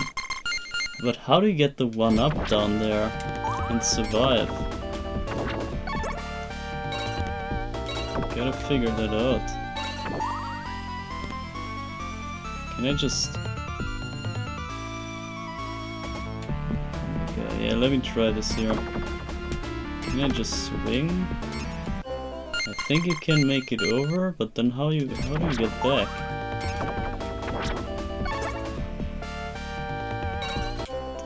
Okay, well... Oh my god, I hate this game.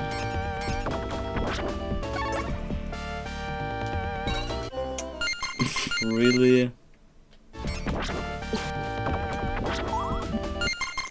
Bro. Germany is killing me. Germany is too hard.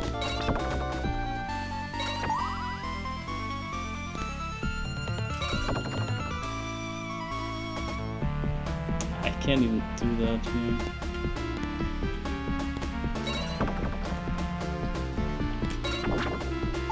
No, don't throw them.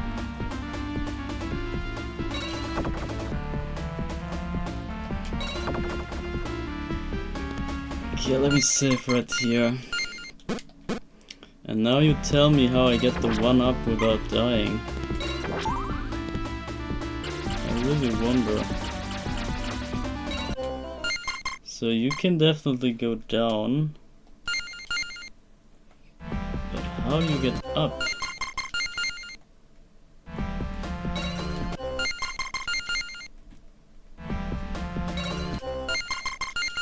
Oh, come on.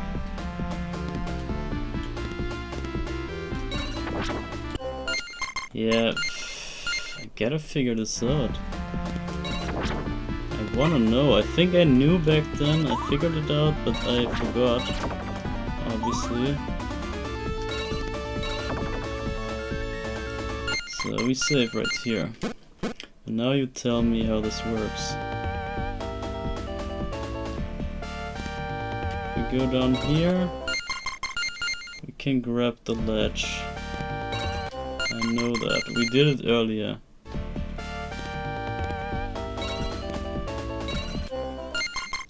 No, not safe, not safe. I need to know. I need to know how this works. I'm not going on without knowing this. Either someone tells me or I will do this until I know. So there's the one up.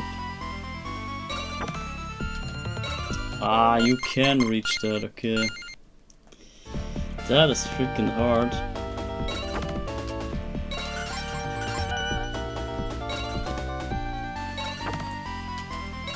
Oh, that's mega hard, holy crap. Whoever did that? Did you ever get this live there? That's crazy hard. I think it's easier to swing from the other side, but we will obviously do it here. I just want to see proof that you can do this.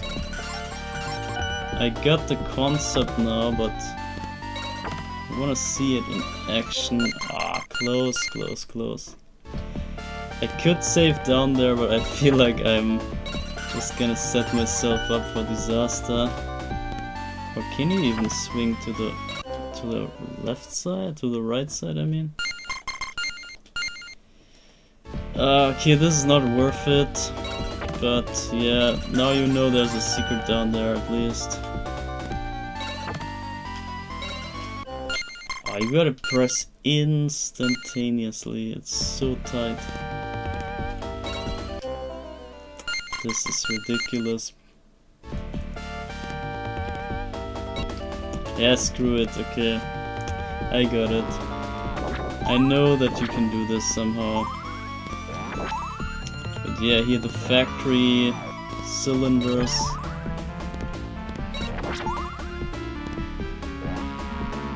I think they can all crush you. In some way like this, see? If you end up in the wrong spot, then they crush you. Okay, I give it one more try.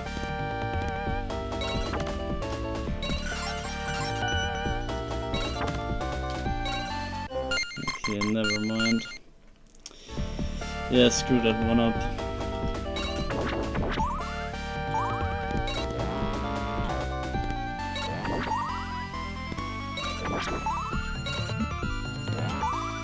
Yeah, I should maybe think of what else there is to say. But right now nothing comes to my mind.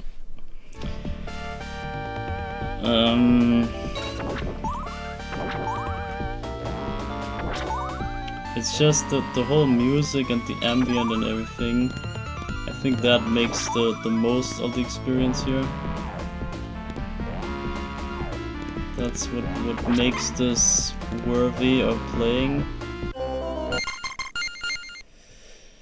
Unless you don't have the skill. But still, I think if you can stick this out, it's a worthy experience. And seeing how weird and floaty the mechanics are, or the physics are, I can think that most people like this kind of weird way of physics, because it's usually what I like that people dislike and the other way around. So since I hate the physics, chances are high that people like this. So you should give this a try at least, because it is a splendid game nonetheless. Absolutely great game.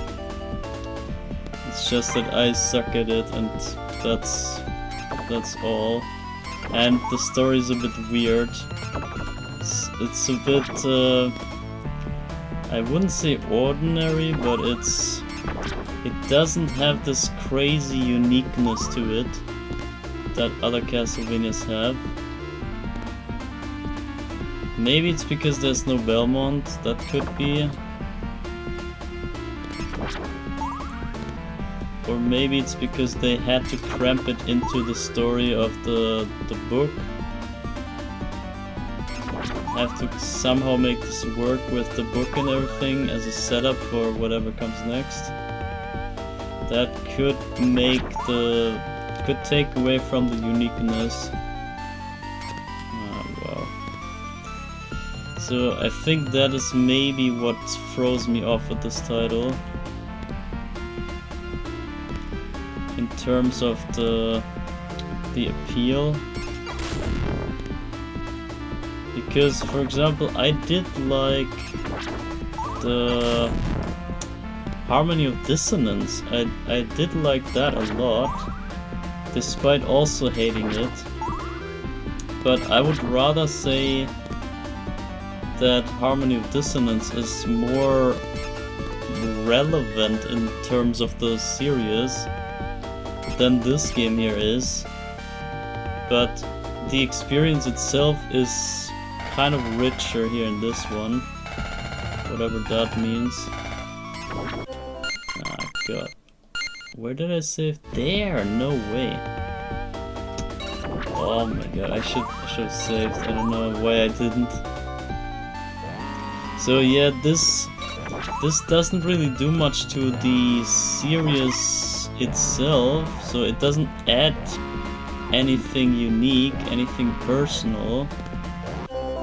But it does include the Dracula novel now, so that is the big deal about this game.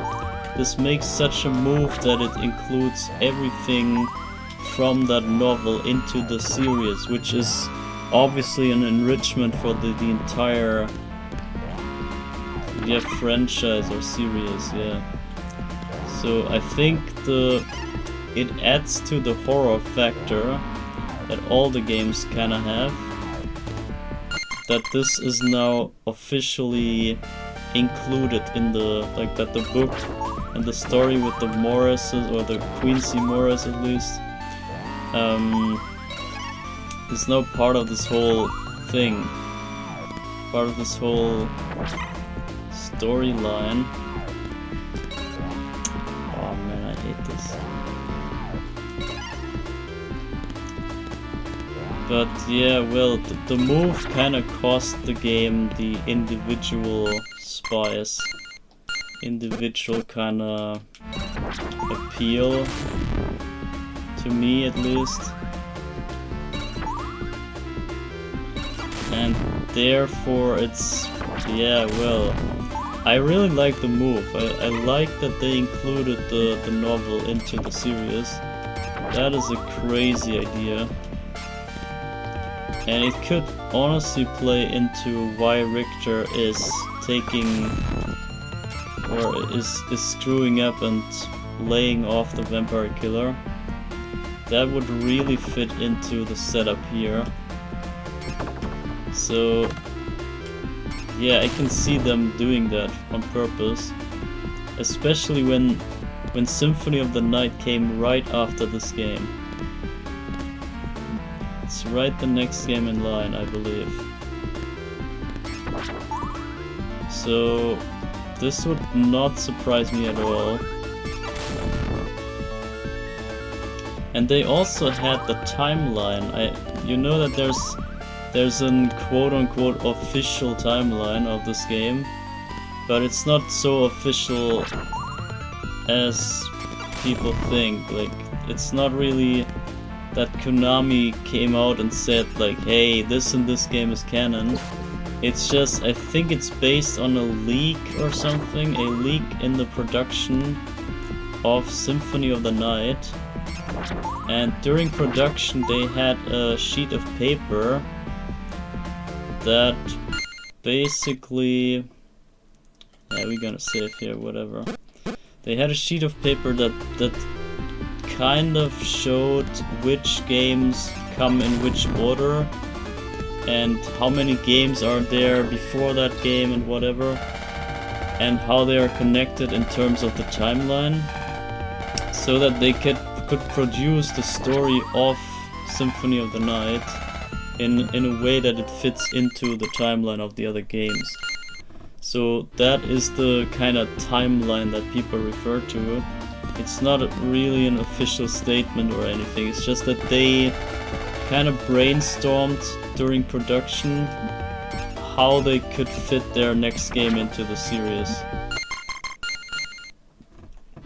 So yeah, in some way you could say every game is canon, so it's kind of up to the player, I would say. And to me, I would really like to have CV64 in the series, because that is a crazy good game. It's one of the best games in the series, and it is, yeah, definitely the best 3D game, of course. And the story is great, the ambient, everything is great. Like the whole N64 title. Yeah, that would be a shame if that was not a real Castlevania game, you know. Oh, what is this freaking room? Just gonna rush through. Okay, I can't. Oh, god damn it.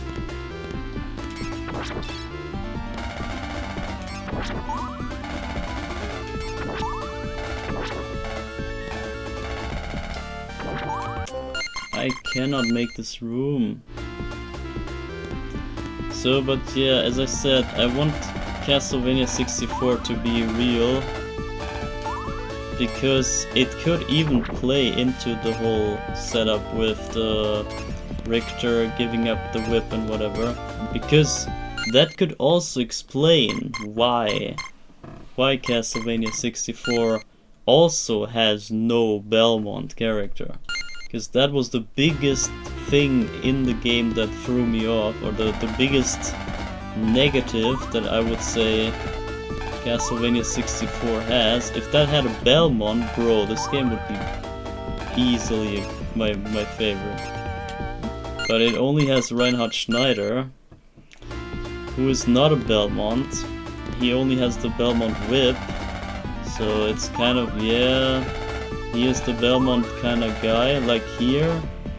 But you know, it's not the real deal. It's not, it doesn't feel the same way, it doesn't feel the same impact. Oh man, this room sucks so hard. God damn. Get me out of this freaking room.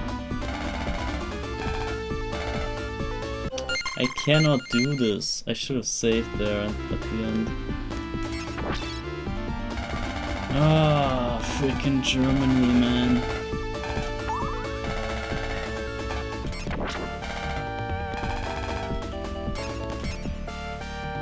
How do you make it up even?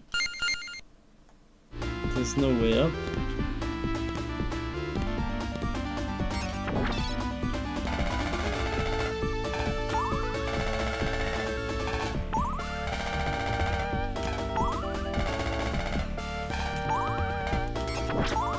Run for it. What? It's closed? What the hell?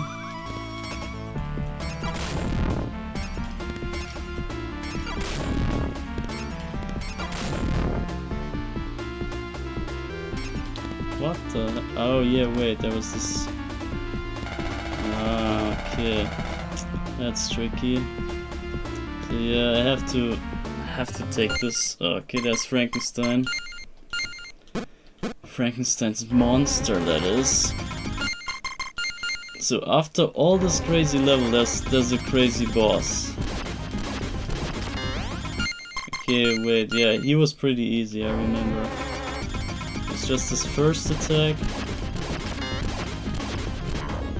can basically just jump kill him there. He's pretty easy with save states, but without getting here the first time, you know, you gotta figure all this out. And then you have to play the whole game again, because you didn't make it in time, or you didn't figure it out with enough lives. You didn't have enough lives to figure all this stuff out.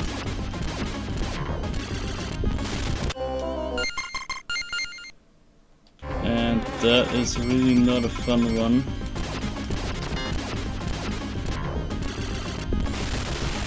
How do you dodge that? I think you jump to that other platform maybe.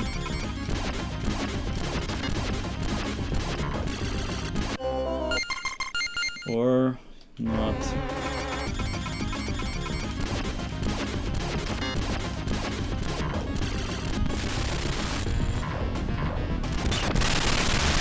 Okay. So that was Frankenstein's monster, obviously in Germany. Because they produce all sorts of Frankenstein's things. Oh wait, that's not background. Oops. Wait, where does it spawn me? Right here. We could take this. Or I could push the other attempt. We have barely any HP there.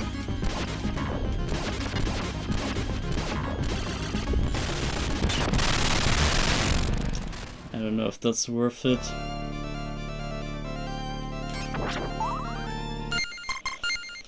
Yeah, I save it anyway. Yeah, but the music is great nonetheless. And I never figured out what those guys are. That's some sort of mechs that charge at you or something. Kinda weird, like motorcycle guys or so. With one cycle, with one wheel, I mean.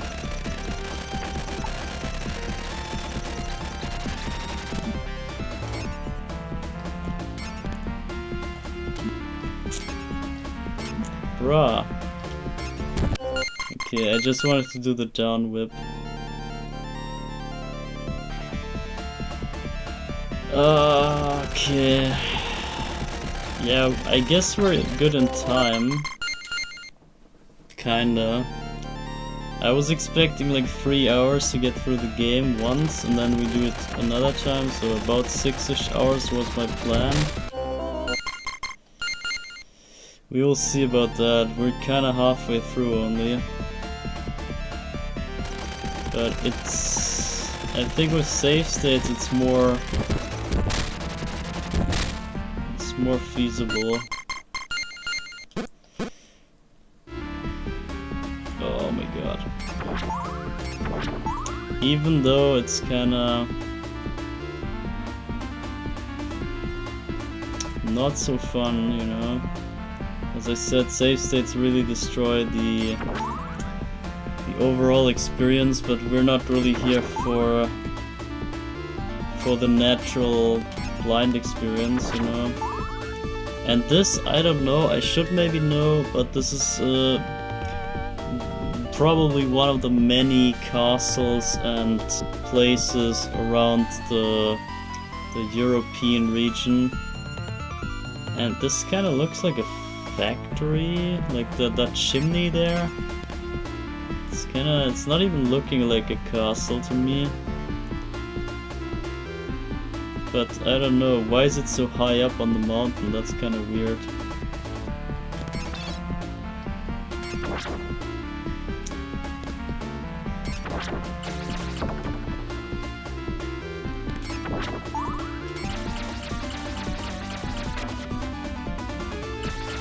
Oh god, yeah. The bats are not supposed to be here, usually. They're only in hard mode, I believe. So this is... oh no. So this is way more crazy than it's usually in the first playthrough. Oh my god. And I didn't save on the other one.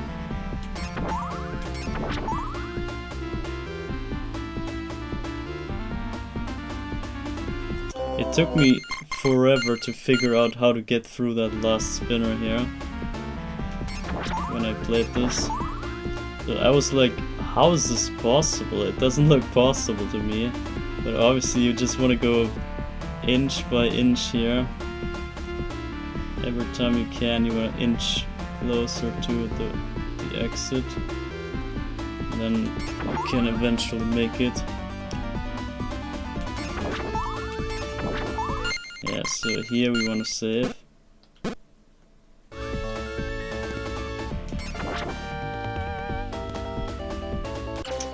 Okay, great.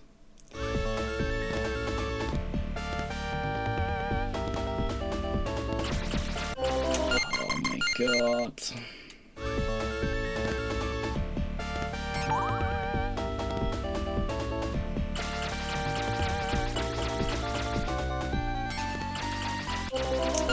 Yeah, well.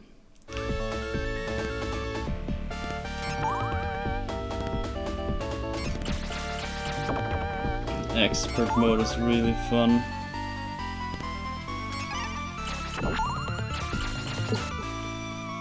Oh, I don't even have the boomerang.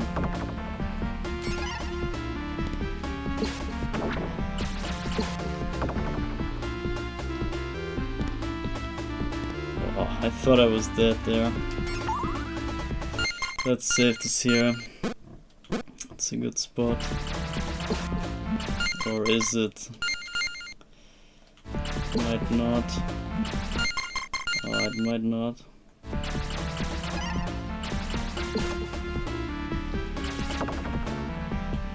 What the hell was that jump? Oh, I need that thing.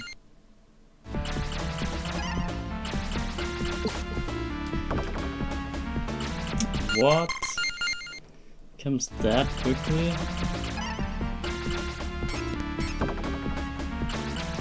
Oh my god, the bats are really not fun here.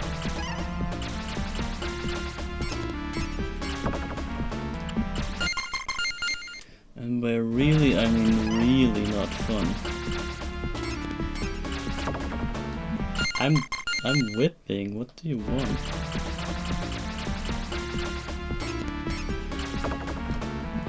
I got a duck, I guess.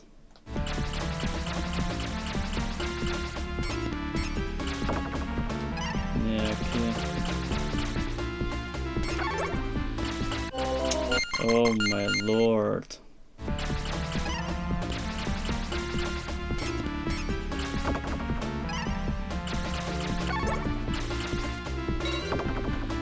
No, oh my god. Come on. Don't die, don't die, don't die, don't die. Okay. There we go. Still need to save. Okay, so this is close to the boss room. I think we keep the power up that we have. Oh, what? Yo, that was... Those are enemies. I thought that was the background. Lol.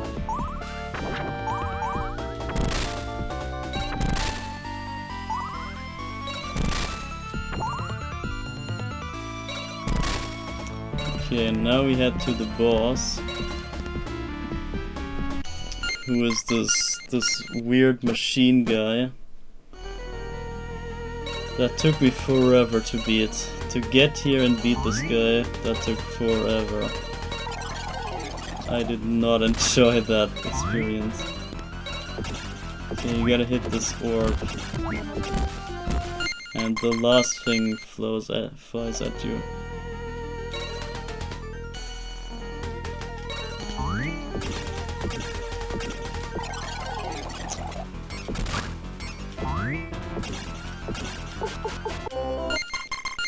Alright.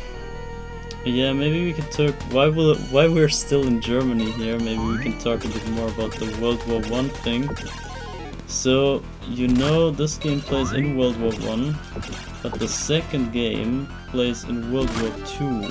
So obviously the sequel to World War I is World War II, so it makes a lot of sense. in terms of the setup, but it's just so, I don't know, it's so horrifying thinking of that. Think you are in that time, you're somewhere involved in the war, that's already insane. I would not want to trade places with those guys. So it's hard enough to be in a war, involved in some sort of war. But then there's also Dracula and the whole threat of Dracula, and that makes it so that the war itself is not even the actual threat. Isn't that insane?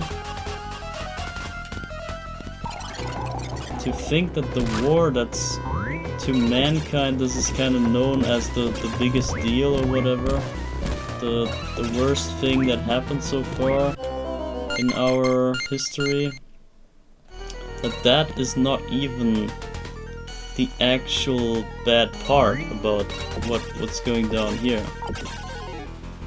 And that's insane to think about. I don't know if you can wrap your head around that. But that the threat of the war is not even the actual threat. That's really crazy.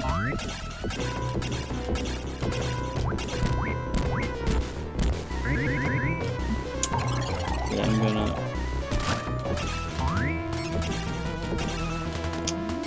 No, don't do it. Okay, that was close. Okay, I made it. And a crazy animation to end this. And we got 99 crystals. Yeah, I want to swing into the orb. Can we even? No, I think it's not tangible. It is! Bruh, I got the orb and I'm on the other side. What a move. Nice one.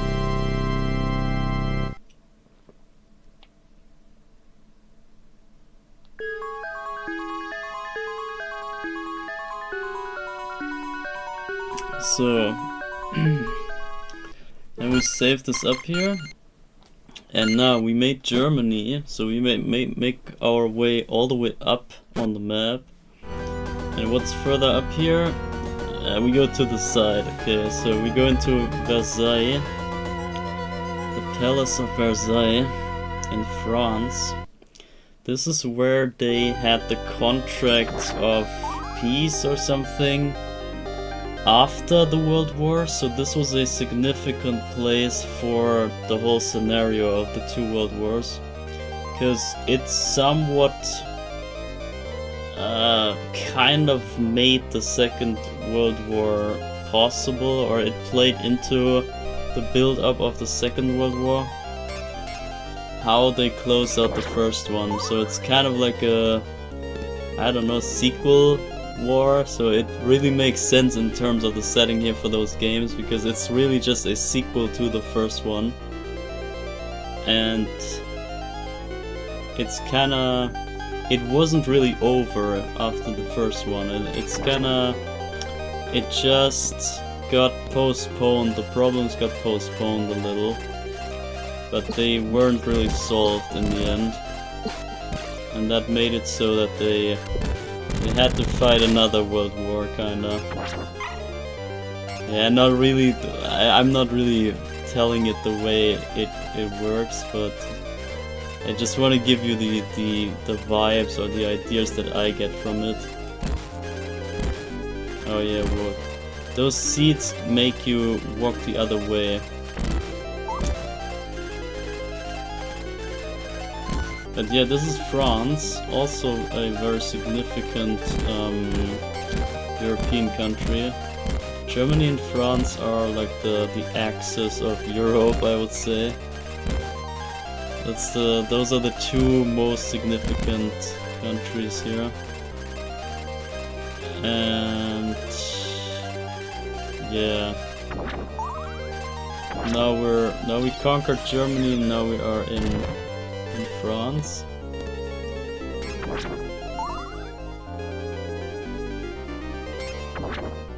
And Now you have this thing here, this fountain, and it turns red and blood spills out and there's skeletons and whatever. It's so creepy. So people here, everyone is kind of dead here, around everywhere. Oh wait, I didn't save at all, damn it.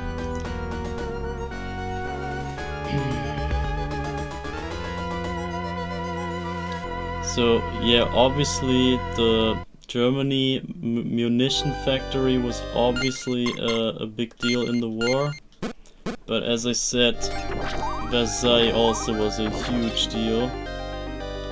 So we're kinda at the core, at the center of the war, really. Like this kinda... Yeah, I don't know. It just feels like we're getting closer and closer to the root of evil. And maybe that's why there are flowers and roots here. That could also be like a little hint.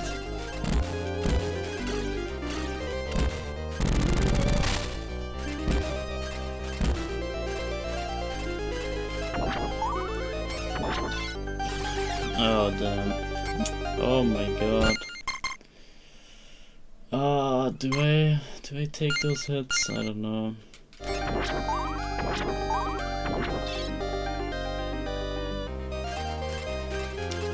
And also it's very baroque of a music, I feel. This kind of reminds me of some monarchy or whatever. Oh man, come on. So very Middle Age-ish, very like kings and queen-ish, like the old monarchy is. And I think they all were still monarchs and stuff in the World War. Pretty sure, yeah. They were all like Kaiser of somewhere or whatever. I think they still had kings and stuff. So there wasn't really democracy, kinda.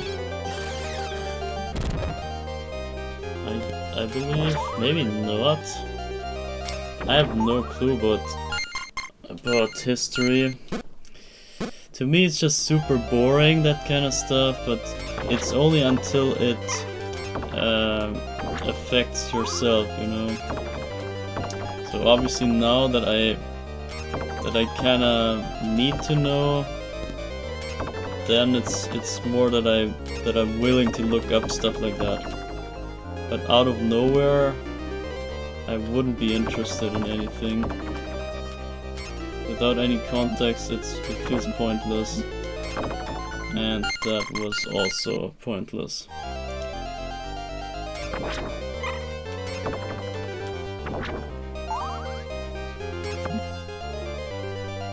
Yeah, we take one hit here, it's fine. And here's this monkey guy.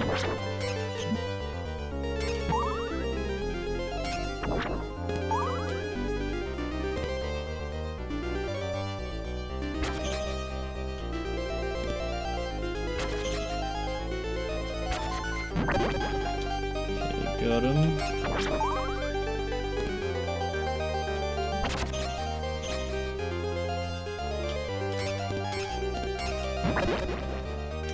Wow, what a movement. Alright. Oh, and now we enter the place. So, finally, we're inside. And look at the lighting, man. This is so sick, and all the golden ornaments and whatever, the chandeliers.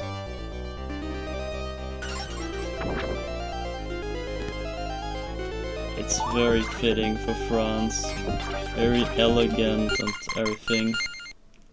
I feel like this is a very nice representation of Europe in general.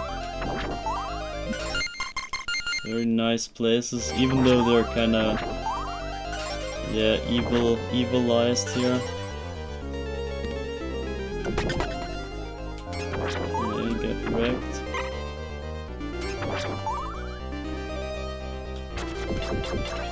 Yeah, we can shoot that.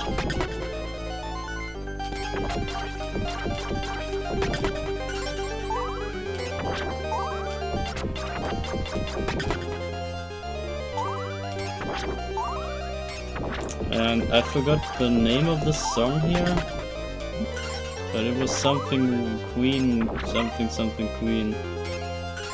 The tragedy of the Queen or something.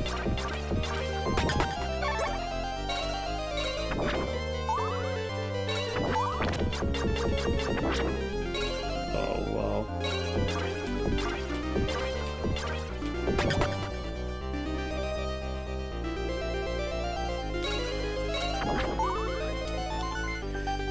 So, what's this?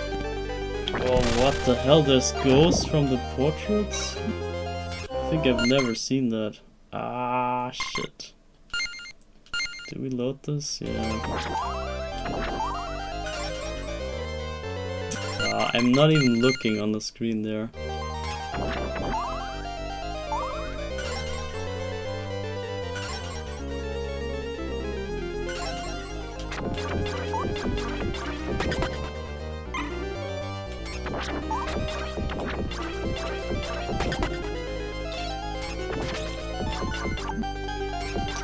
Okay, sure.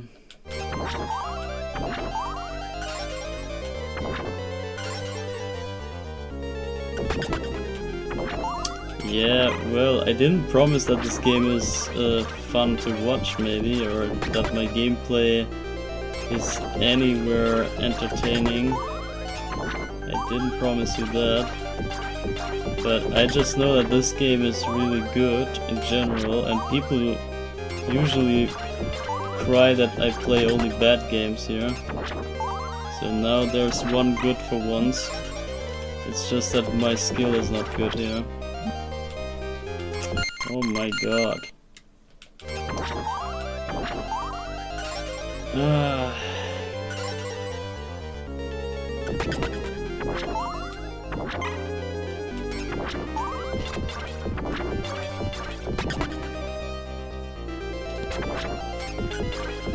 He dodged the chandelier? What the hell?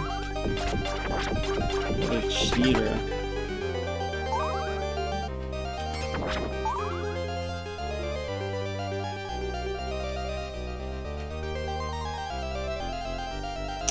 Yeah, I can't bait him.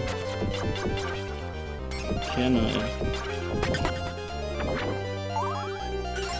I should have used that.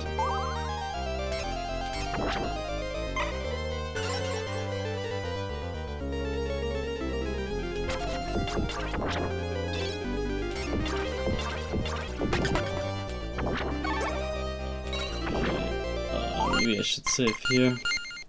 Don't want to do that again. What the? What? It hit the wrong guy?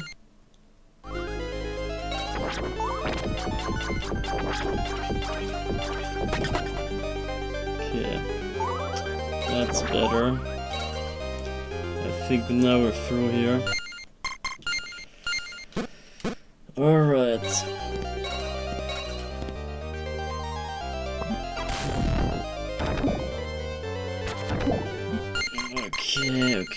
Okay, sure. I don't understand how the super attack even works.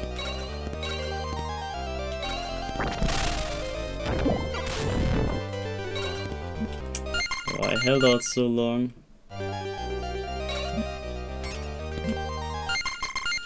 Bruh.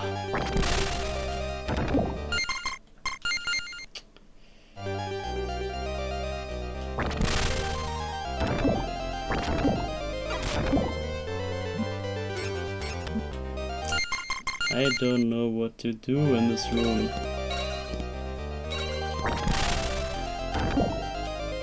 I can only spam super attack and pray, that's all I feel I can do.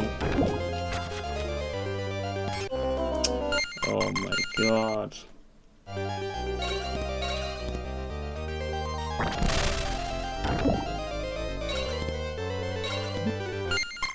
I don't know how to get through this room, guys.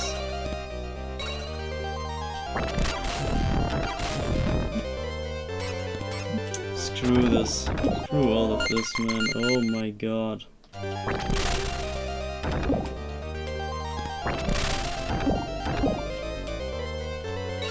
I don't get it. I don't get it.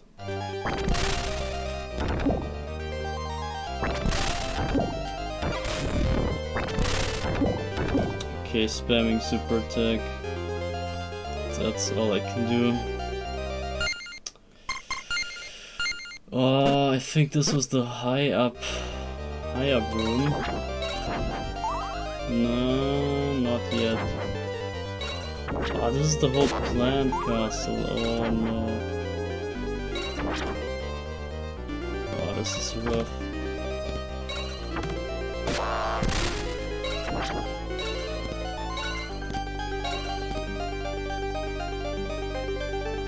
Yeah, whatever, we just go on. And there's also wine, also very famous in France.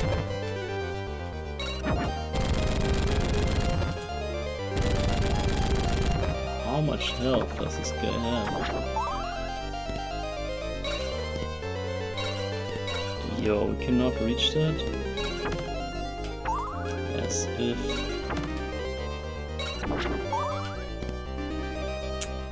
What the hell? How high?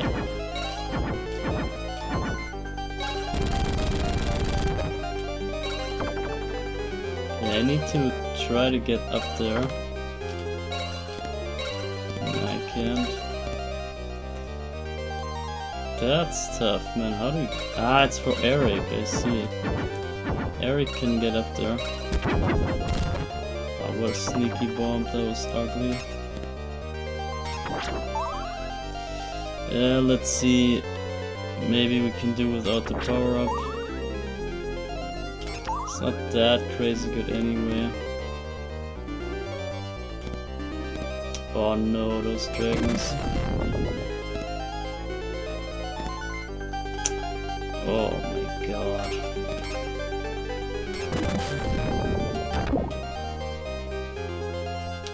Oh, this is horrible. This is horrible, man. I hate this. This level is one of the worst. For me. For me and my absent skill. That is not working well. Nah.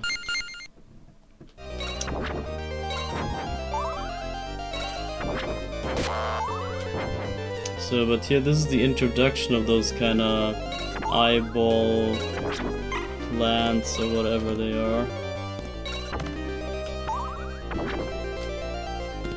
I guess you're Indiana Jones here.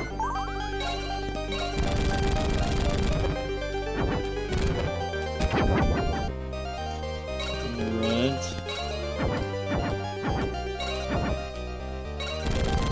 Wow, that was close. Wow! That hit me. Unbelievable.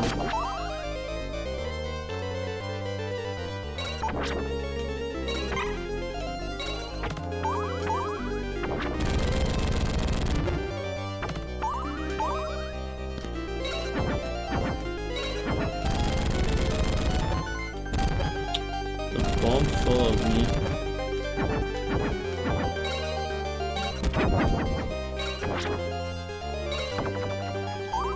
Okay, I think we got it now.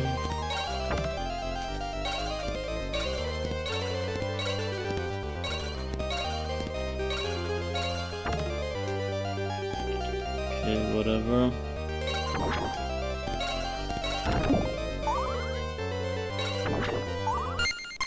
And now I'm saving this. Alright, let's get up this cruel tower here.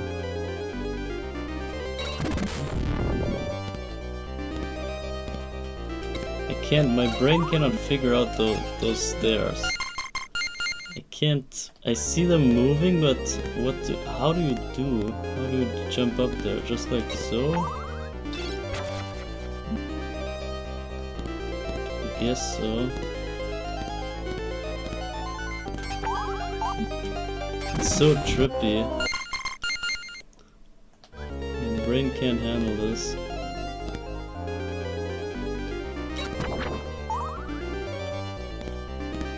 Oh my god.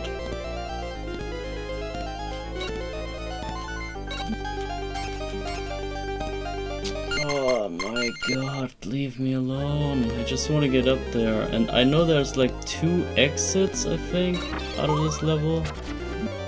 If I'm not totally wrong. Or maybe there's a secret path or so. I remember there was something to this level that had 2 different ways, or maybe it's an exclusive way for each character. Something like that. Oh my god, I can't do it. I cannot get up here.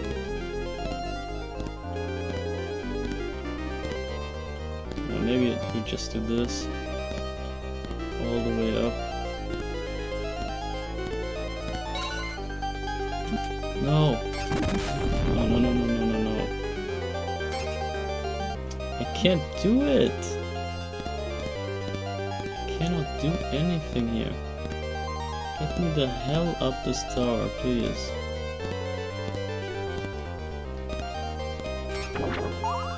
Okay, whatever, man. I'm through. I guess we save this, whatever.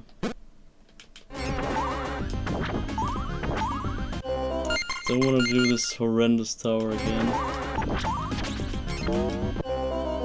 Where do you spawn here? Please at the sky here. Down there! Oh my god, no way. Okay, we have to do him flawless. Looks like.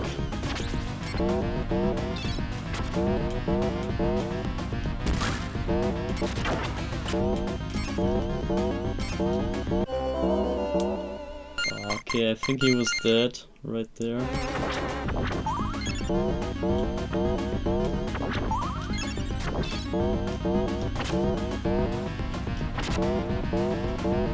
Can we just super attack him, whatever. I'm not... I didn't get hit, what the hell? I think I killed him right before he grabbed me. That's crazy. Oh my god. Oh, okay, where do I spawn? Okay, right here. We might take this.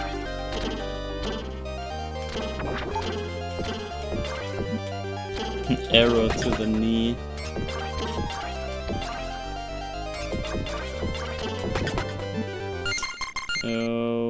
Okay. That was not a good idea. Should have not done that. Ah, why did I not load? Why did I not save? I mean...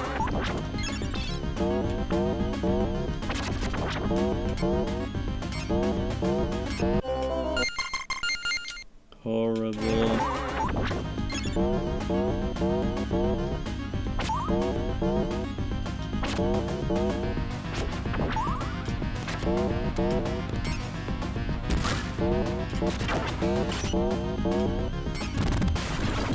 Okay, did it.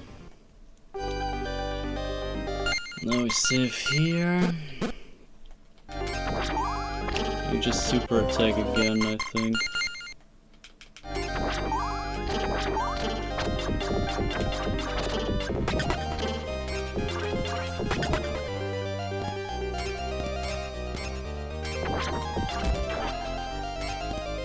Oh yeah, I know that the end boss in this stage is... The stage itself is insanely long. You see this yourself. We're This never ends. And then there's this big boss moth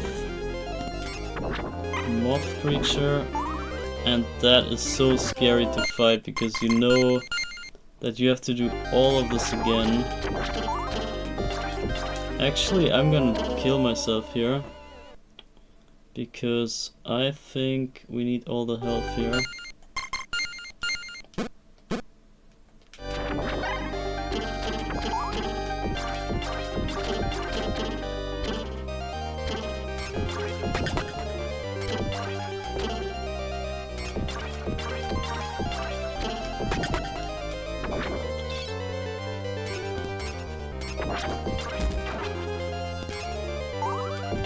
Wait, we lost all the jewels? Okay, that was not what I wanted. You lose all the jewels when you die?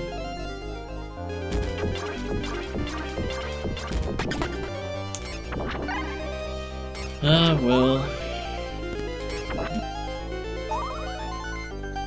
Yeah, the machine gun guy. Okay, I think dying here was a dumb idea. But we gotta stick it out now. Ah, man.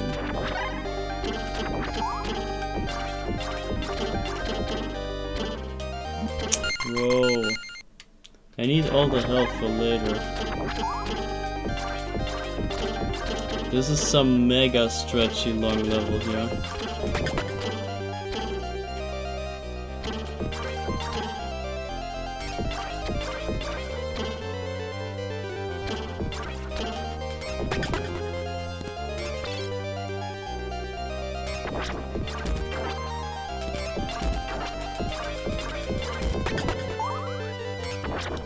And there's not even just one boss, obviously, there's more bosses.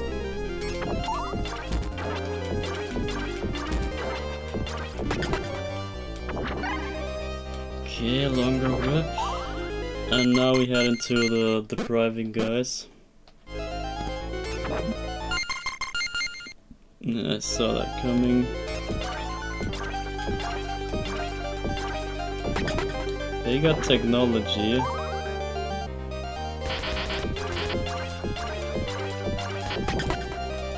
Just like in Castlevania 64, they also have the technology, and here now we have the...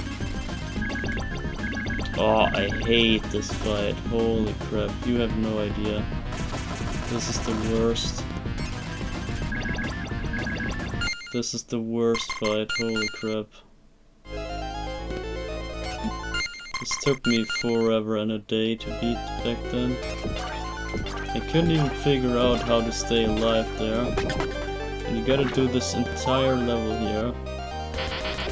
Once again. Or at least this kind of stretch here. That leads up to that. I think you want to just destroy this kind of pillar thing.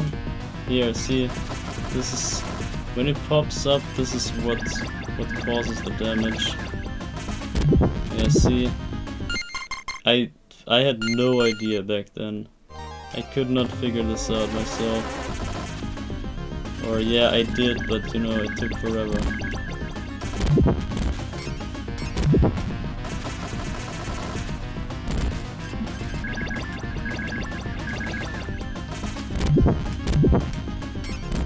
And you would think that this level is over now after that craziness here.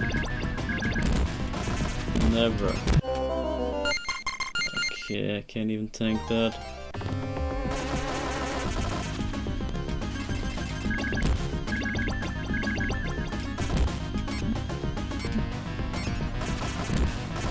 Yeah, this guy's ass. This guy's freaking horrible. That's the worst. Easily worst fight. I hate this guy, oh my god.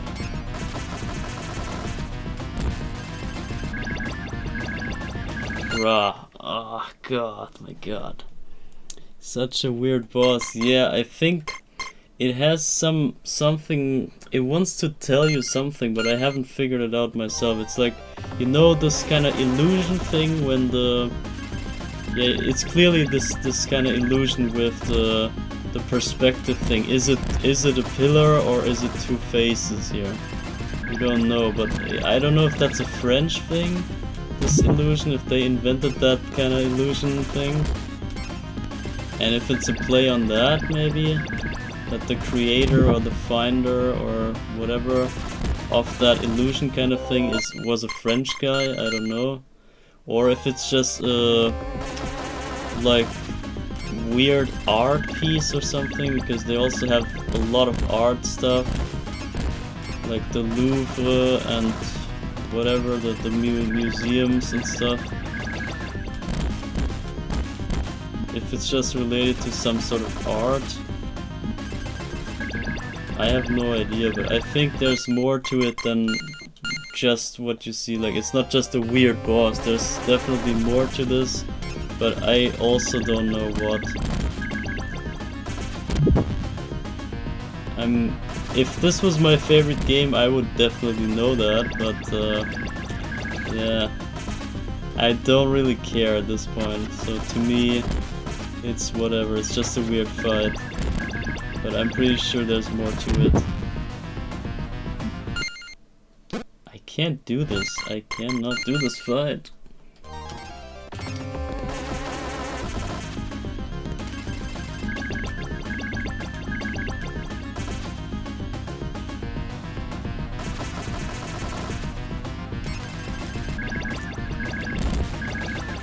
There's more and more and more of that nonsense. Okay, I'm just gonna damage boost him, whatever. This is horrible, man. Maybe it's... I don't know.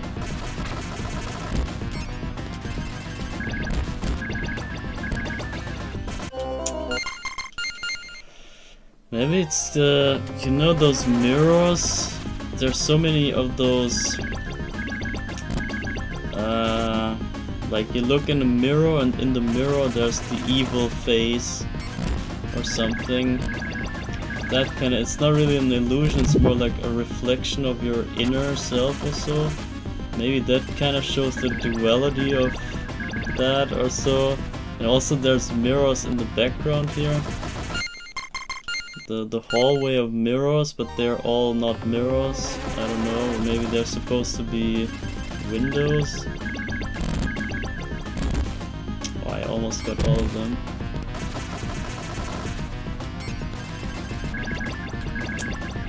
I don't know how you are supposed to get this. And he spits out more and more of those crappy balls.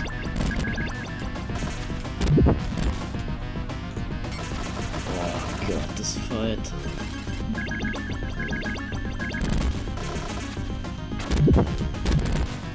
Yeah, as I said, this is the worst freaking fight. I hated that so badly. You kinda have to ignore the balls and deal the damage, I feel like. Because he just spits out more and more, it never ends. Maybe you're just supposed to avoid it. Or drag the fight forever. You can drag this out forever.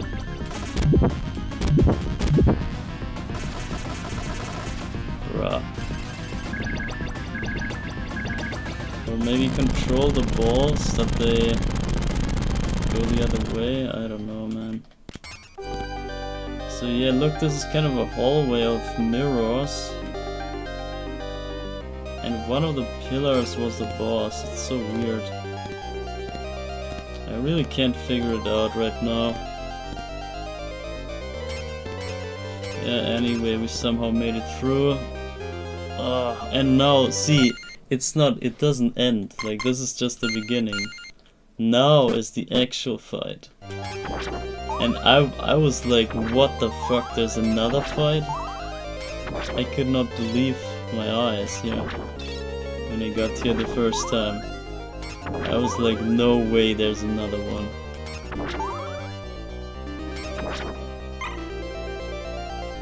And so now we're, I think, yeah, whatever, somewhere inside the castle thing, obviously. And then there's this giant cocon. And there's this woman, totally peaceful woman. Just whip her. Oh, hello, what's up? Oh, bam, it's this moth.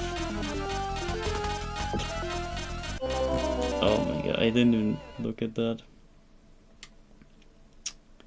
I guess we take this death here. I don't wanna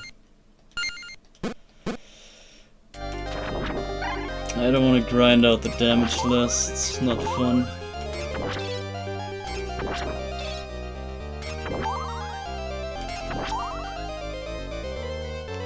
So we have four axes, 5 axes. I think you can get extra damage before she evolves, maybe? Maybe not.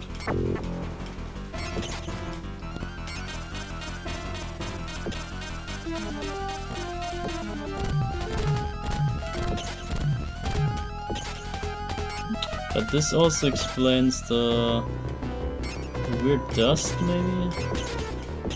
Dust from the plants, or maybe it's just an introduction to that dust. But yeah, not too hard of a boss, obviously, but the level itself was cruel. Absolute crazy level. I did a little research. The illusion was apparently developed by a Danish psychologist around 1915. So it was pretty cutting edge, I guess, when this game takes place. Wait, 1915. And where are we? Is this 19? Yeah, this is 19. Yeah, 1914 I think is this game. But it fits in the same...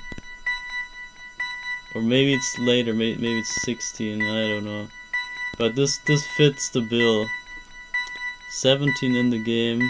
Okay, yeah, this fits the description. So I knew it had something to say, but I never had the motivation to dig up what that really means. But yeah, I think it's that kind of thing. Story starts in 14, but the game event happens in 17. Okay, yeah, that could be. Yeah, I read that as well, because World War I, I think, ends at the end of 18, I believe, close to 1919. That's easy to remember.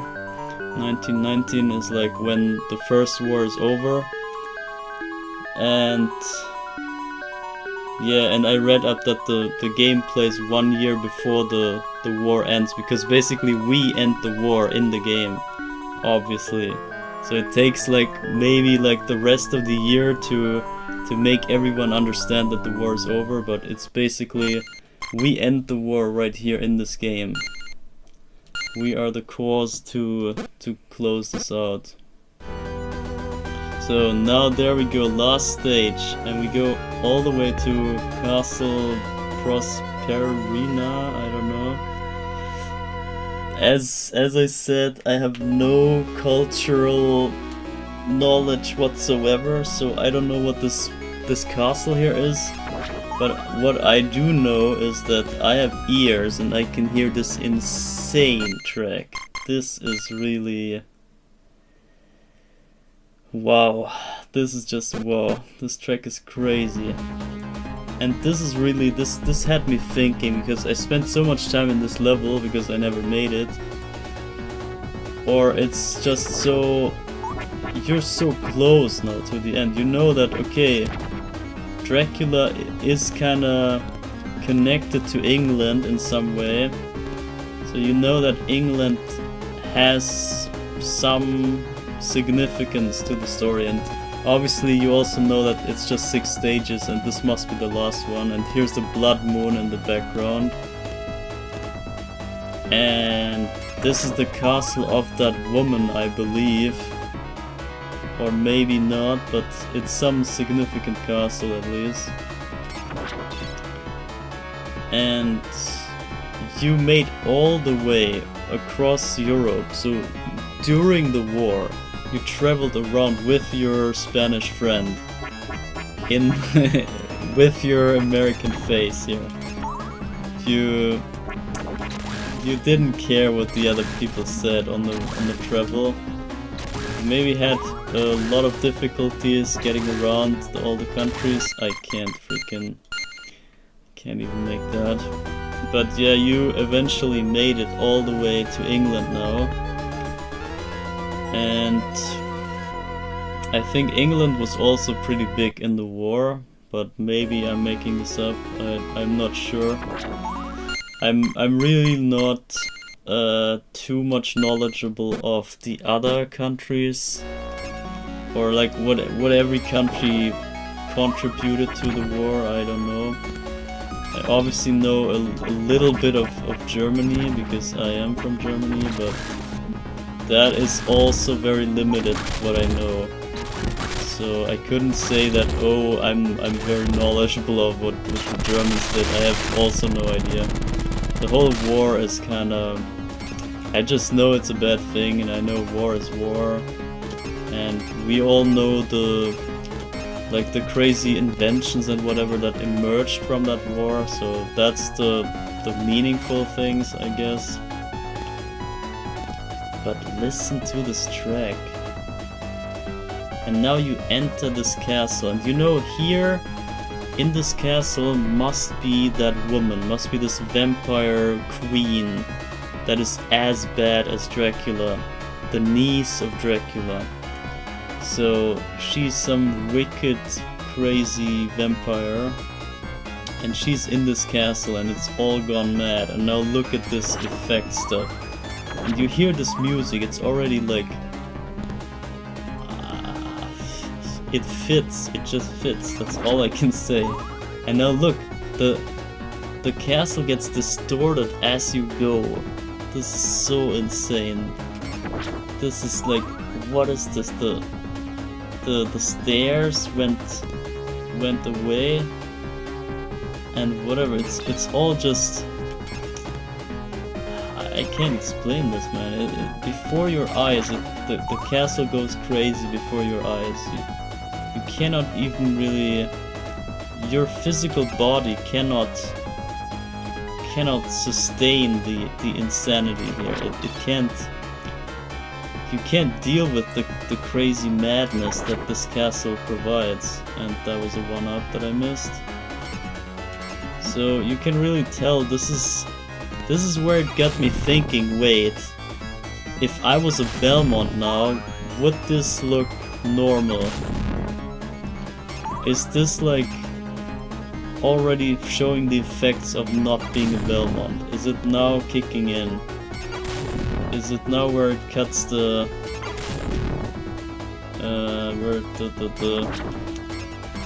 how do you say? There's a saying like where it separates the chaff from the wheat or something. I have no idea. There's a saying. So is this where it shows that you're not a Belmont? That's what I was thinking here. Because this is pretty... This drives you pretty insane.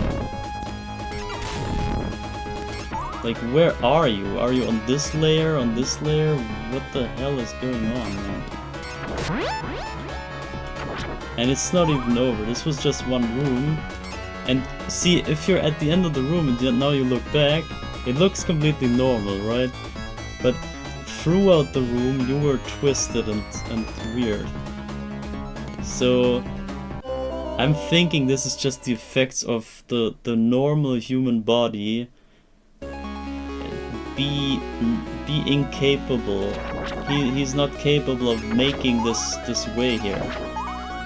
And that's why Dracula is usually left alone. Nobody does anything against him, or in this case the vampire girl, but yeah, it's the same deal. The forces of Dracula, usually they just do nothing. They wait for Belmont to come and save the day, but nobody does anything, right? But maybe it's stuff like this, trickery like this, that prevents normal human beings from doing anything. They cannot even help, because they get fucked up by the magic. And so I'm thinking this is kind of what this could show here. And we're half Belmont, I guess, or some sort of almost Belmont. And we already struggled this hard. We already have this crazy illusion effect here on us. And now watch this. It gets even worse. So the controls are normal as this is, I mean.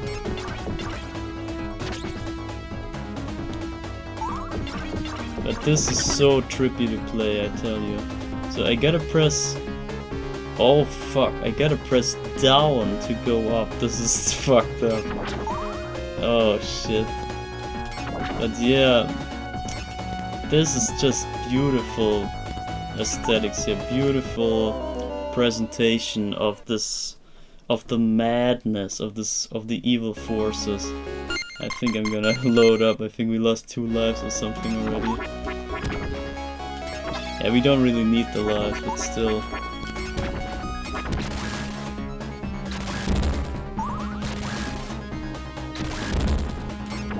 Oh my god, okay, fine.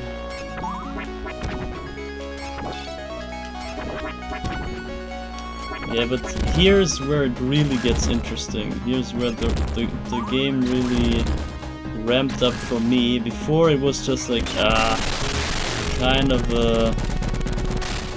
a struggle to get through and nothing really coming back to me, or it wasn't really, didn't feel worth it. But here,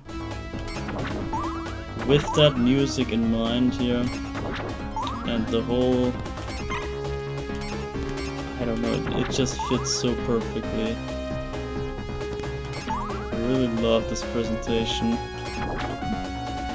And I didn't get the 1-up again. And just the immense struggle just to get up this castle. This one single castle. And you would think it's over when we get there. No. This is the most insane ending. I think maybe Castlevania 4, or I mean Super Castlevania, the remake of Castlevania 1, that is about similar to the ending here, I think. It's about comparable, but Super Castlevania is just a remake, so it's pointless. It's just a stupid gimmick that they added there. But in this game, this adds to the uniqueness, or it adds to the character of the game, to the presentation. See, I don't even know where I am. Yeah, but you will see. For those who know this game already, you already know. But just you wait for the boss here.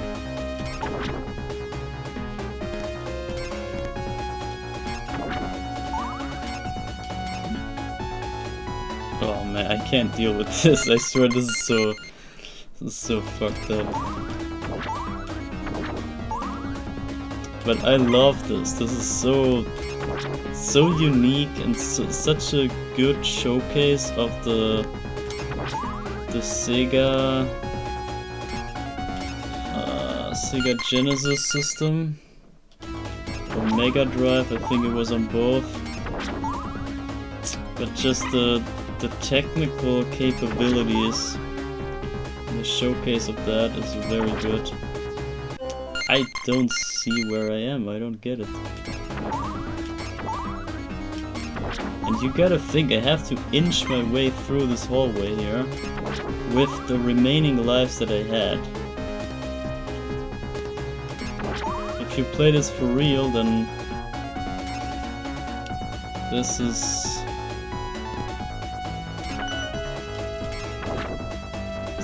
extra hard.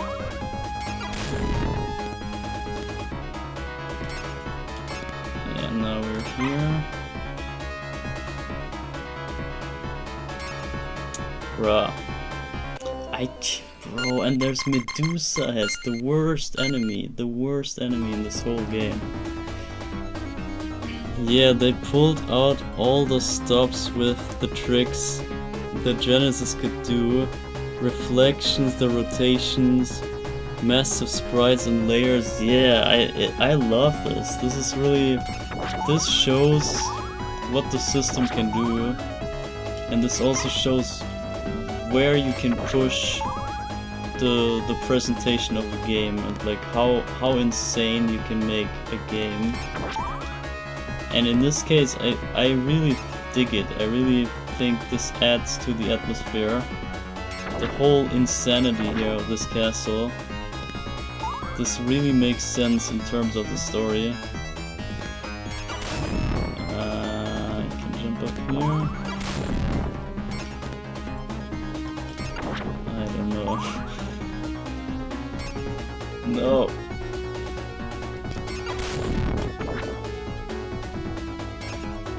And I did listen to this track for a lot longer after the game. And it's so deep. This track is so deep. This track really tells you a whole story in itself. Like the desperation and the... I don't know, the craziness of that woman.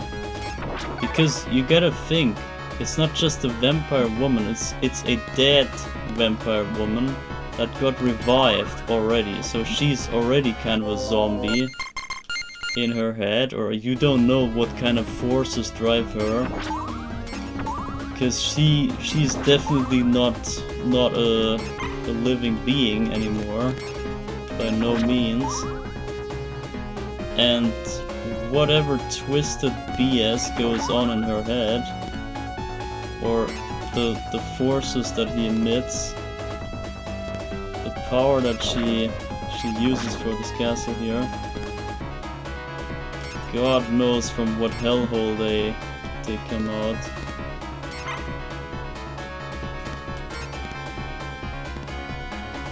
And that is all during the absence of Dracula. So this is not even the actual Dracula's evil force. This is just kind of a aftermath or whatever, some side effect of Dracula's not presence. So he's not even present, you know, but he exists in some sort of reality, some sort of realm. He is somewhere there in the ether world. But even that is enough to make a crazy castle like this, or make whoever else make a crazy castle like this. Shit. Ah, no. And I find that just intimidating. It's very intimidating. And they started a freaking world war just in order to sow the chaos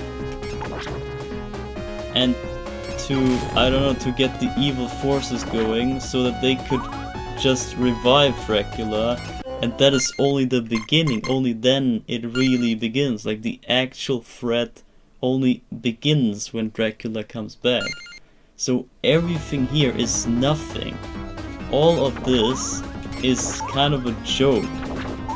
And if this already escalates to this degree, and as I said, this is real scenarios, we all know how bad the world wars and like wars in general are.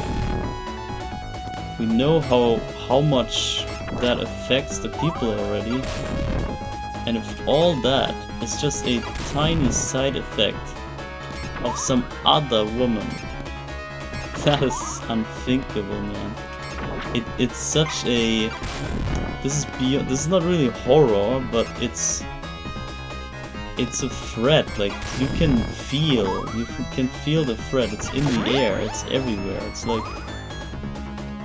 you know, it's beyond believing that you have to do something. It's, you know that you have to stop this somehow. It's all going to hell if you don't stop this here. Like, the world is literally gone when you don't stop this vampire woman.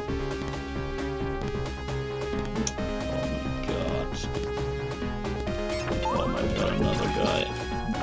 Die. No. Ah. Yeah, I'm just saying, and this whole music, I think, really shows this thread, or really carries and delivers this message. At least to me. I don't know how you feel about this, but to me, this is how I felt when I played this. And this massive scope, or massive scale, or whatever, this insane scale of the threat, that is what makes this game special and good, I guess. Even when there's no Dracula here yet.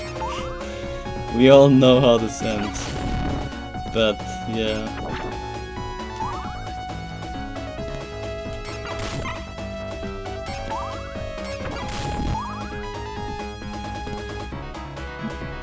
I hate this room, man.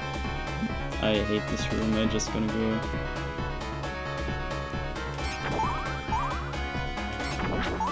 And also the sound itself is so technologically great. It has really rich sound. I don't know how. I'm not a sound guy at all. I don't know anything about sound. But to me, this sounds pretty like crazy, pretty exotic, pretty has a lot of depth to it in some way. Kind of like the Castlevania 3 extension, sound channel extension thing. The CRT 6 chip, or I don't know, CR6 chip, something 6. Something 6. Oh my god, bro. Look at this, I'm playing with save states here. And sure, you can, as I said, you can have some sort of pseudo save states. You can, if you just enter the password that you had from the previous stage, you can get back to wherever you were with that password. But it's still...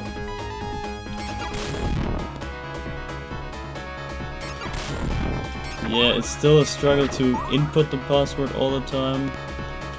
That's the first thing.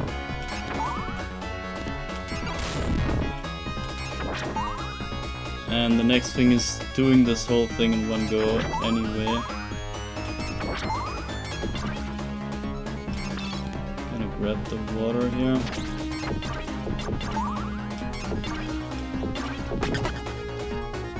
Yeah, but this is so trippy, having the controls upside down. Ah, shit.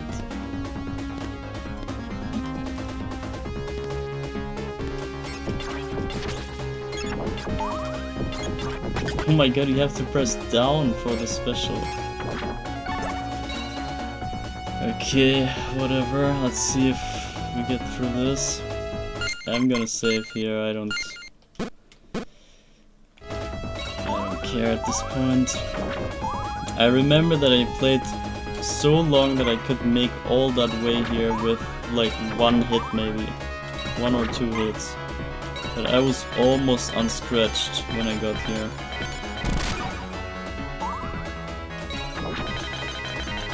Oh my god. Oh yeah, I remember that stuff.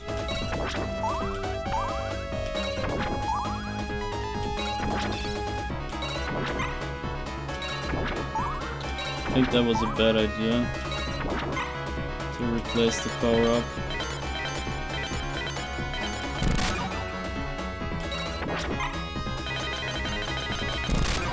I think they're random where they come from. Sometimes left, sometimes right. I think it's not always the same. Yeah, you gotta react.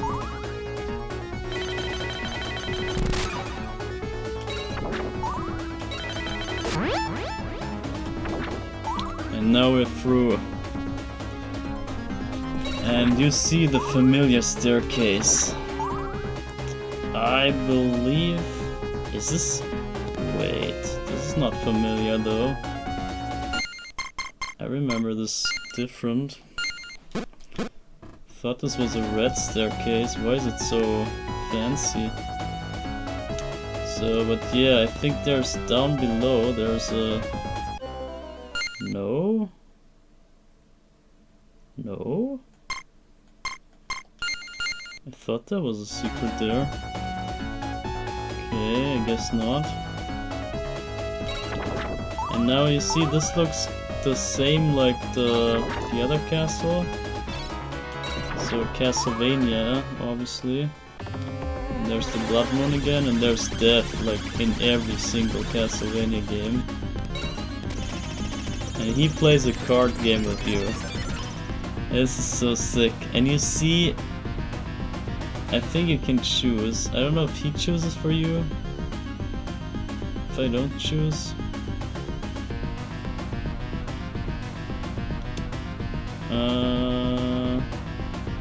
What's the worst boss?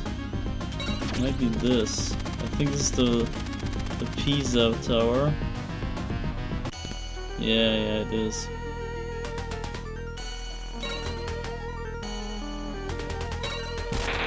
Can we do this? I don't know.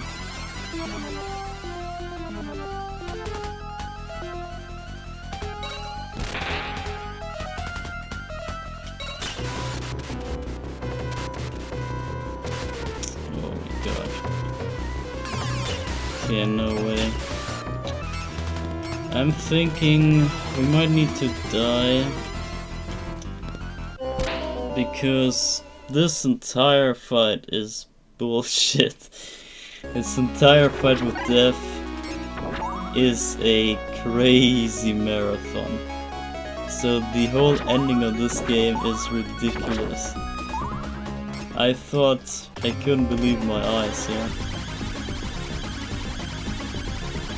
So they actually want you to beat 6 bosses in a row here. Or 8, is that 8? No, that's 6. But yeah, I think Pisa Tower is the worst. I always pick that first because this is so bad. Should I save this? Yeah, whatever. Can't get too much worse, right?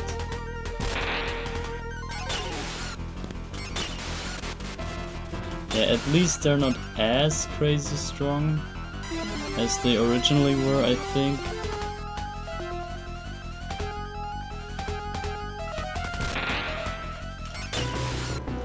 Or maybe they are. God.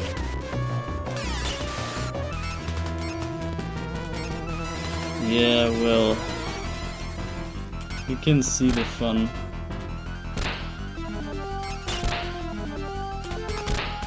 Very funny.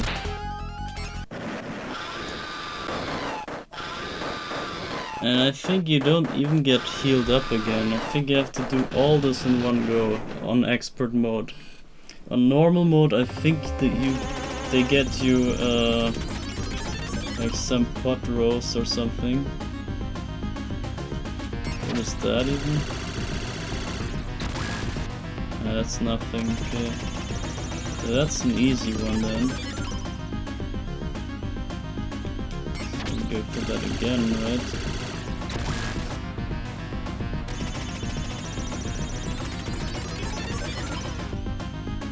And again. Wow, I didn't pick that.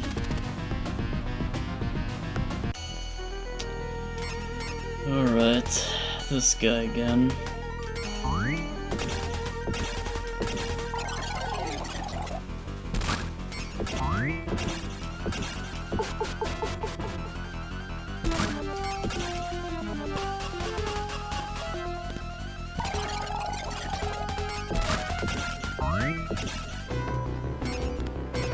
No, I messed up. Bruh. Are you serious, man? I'm dead. Ah, I screwed up hard. That was dumb. Gotta do it all again, probably. There's one more boss and one more of that. Okay, what's the last one? Can't make out what that is. Oh, this guy. Okay, this should be doable. Maybe. Ah, should I save? I don't know. I don't know.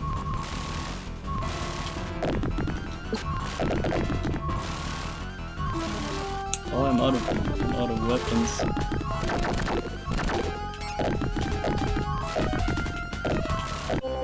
Yeah, fuck it.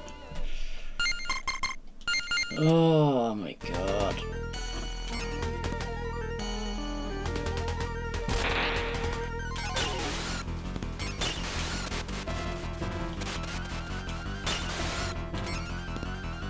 Okay, let's see, maybe we can do better. Okay, never mind.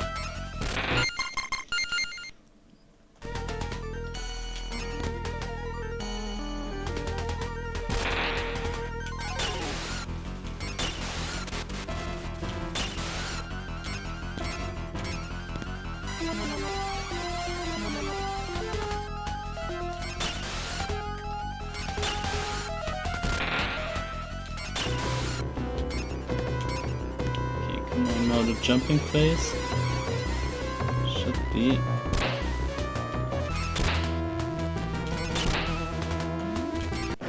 Okay, that was good.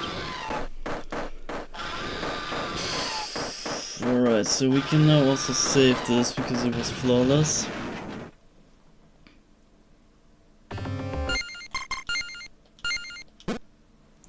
And I got a drink, man, I'm so...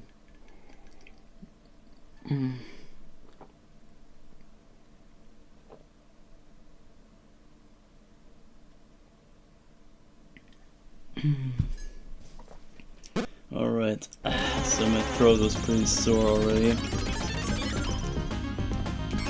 Yeah, let's take the German bot.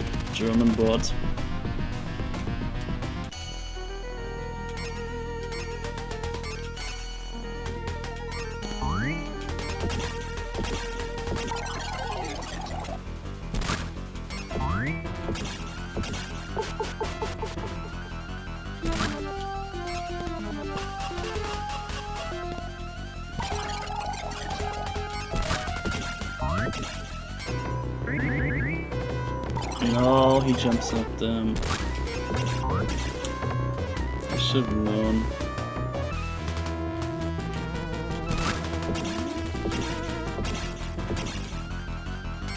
Oh, come on, what the hell? Yeah, not the greatest fight, but whatever.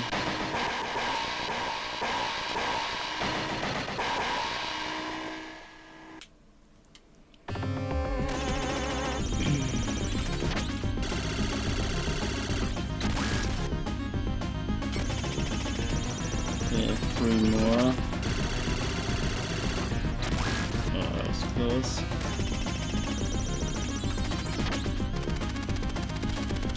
So there we go. This was this guy, yeah.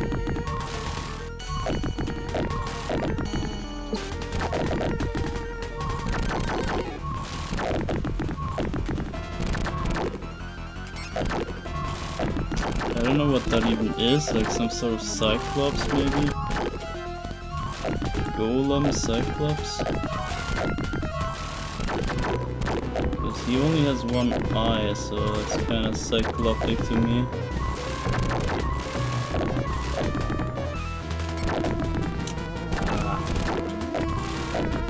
Come on.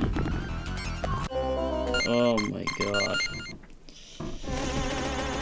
Okay, we do the German bot again.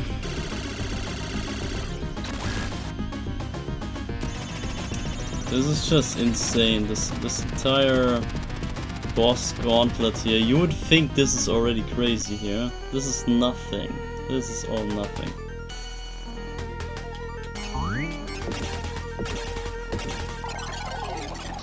This is just death. This is only the death fight. I'm gonna wait here.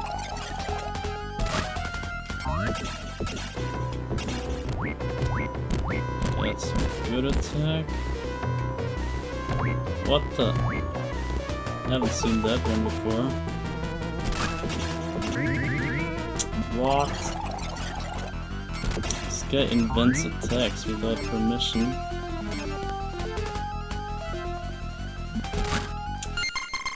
Bruh. I can't believe it.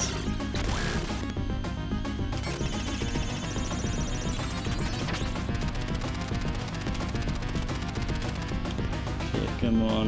I need to do this flawless. It's not hard, but I'm just impatient.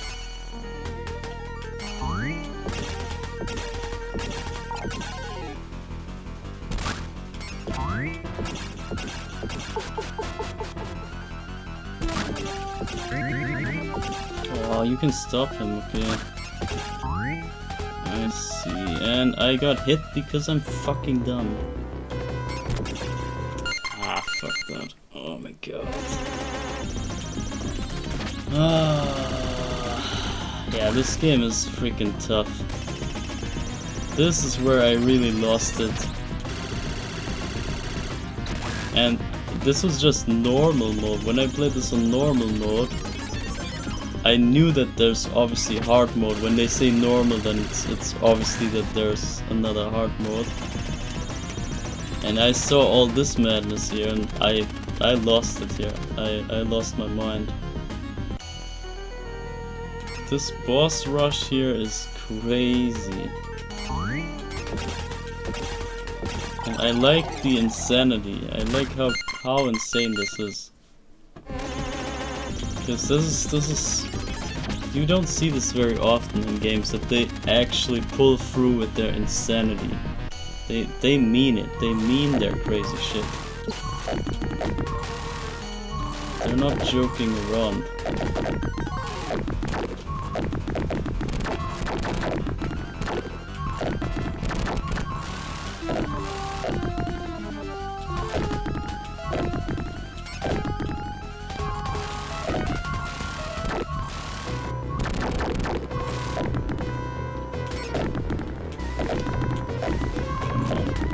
This guy.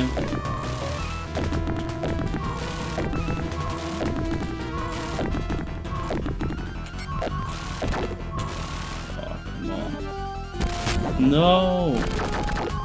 Jump into him. Ah, whatever. One hit is fine. You take that.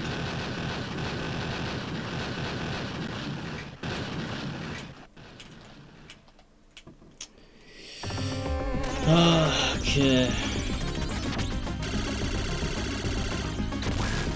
And yeah, the conclusion will be kind of obvious, but also surprising in terms of the series. But I don't want to take it all away already. Gotta get to the ending first. And you would think it's close, but it's not close. There's a long way to go to the ending. Okay, what if I save here? Let's save this, whatever.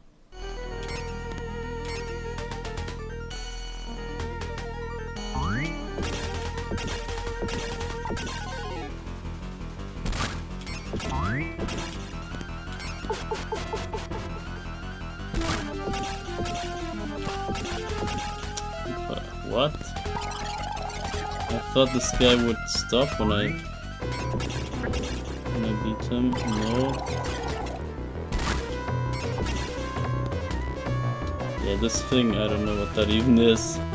Some cogwheels floating around together. Bro, see, this is why I saved here. The German bot is just ass.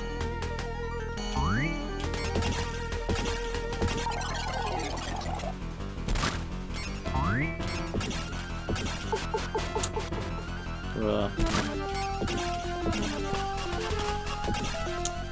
This is not...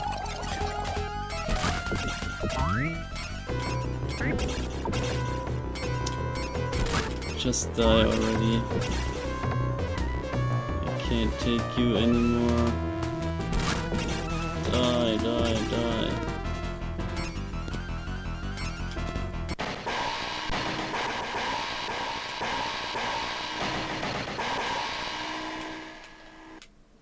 Okay, so, and now you would think, okay, there's no cards left, we won. Now we actually fight death. This is so ridiculous. And you already know when this is death here, you already know where this goes. You know that death is not the end boss. He's just the semi-end boss. Or is he? So we beat death now. And I think now is where I remember the secret. Yeah, red stairs. See, that's more like it. That is how I remember my ending. Do I die here? I'm gonna save this. Maybe not. So I think if you go down... No? Which game was that, bro? In what game was that? Could have sworn it was this game. What the hell? Was that Dracula X or something? Was that? Oh, it might have been Circle of the Moon or something. I mean, Curse of the Moon, I mean. The Bloodstained games. That could have been them. But whatever. Then fine, no secret here. And now we enter the actual end fight. Or so we thought. Oh, I forgot this one. I have no clue how this works. And she's some sort of Medusa.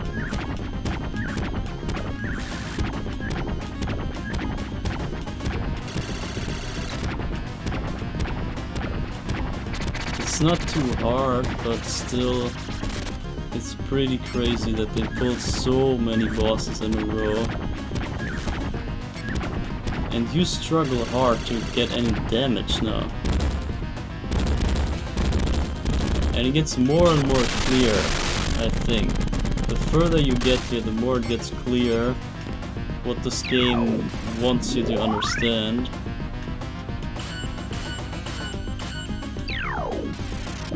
What was that? Oh, I forgot all this. And that was a bad idea. German bot again. Our favorite boss. And death again. Oh god damn, I'm done. I screwed up hard.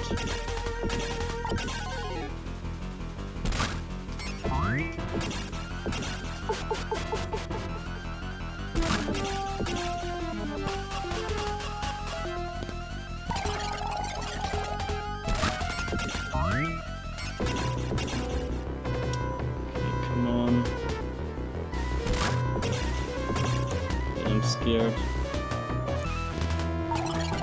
No. How do you dodge it? How? I need the health, man. I need the health. I could just die like I did. Nah, whatever. I think we can just die at the staircase and refresh the health, and then we get weaker with the whip, but maybe it's fine. The bosses are not too crazy hard, it's just that, yeah, I don't know.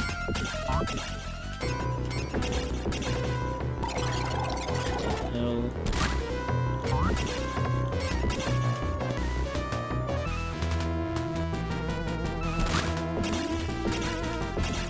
Okay, got him flawless.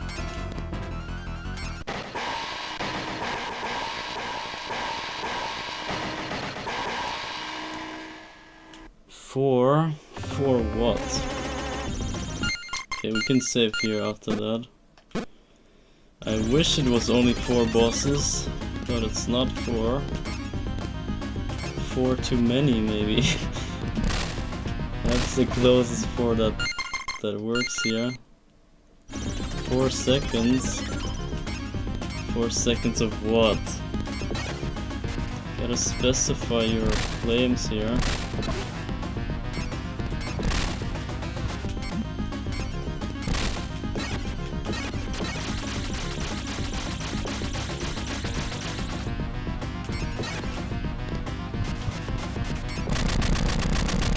Okay, we're living.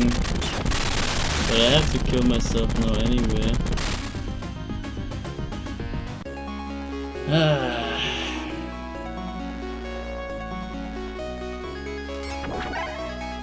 Every time I watch YouTube streams on PC, it freezes after like 4 seconds. How about lower the resolution?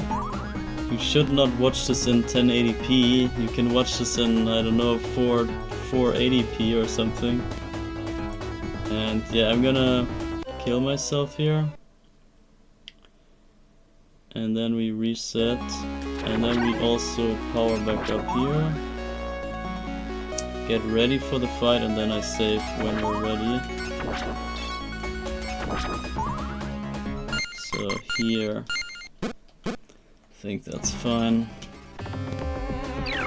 So remember, we already had 3 bosses and death.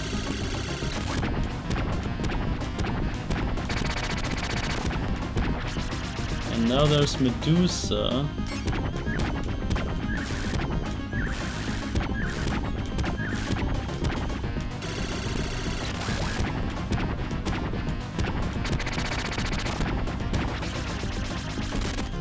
Yeah, I should have avoided that.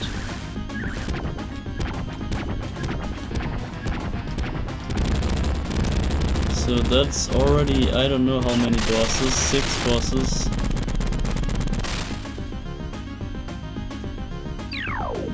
Okay, this phase I could save, but we could also not. But I think you gotta run for whatever direction. You gotta get there before she shoots, and then duck down, yeah. That was how this worked.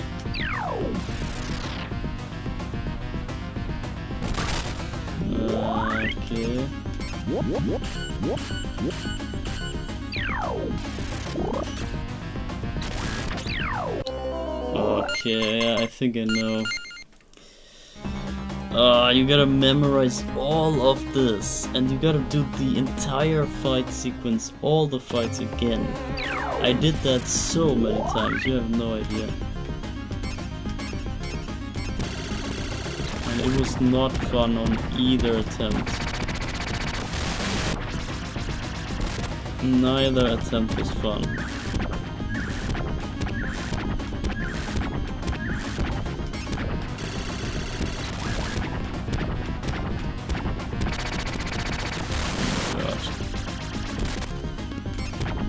It.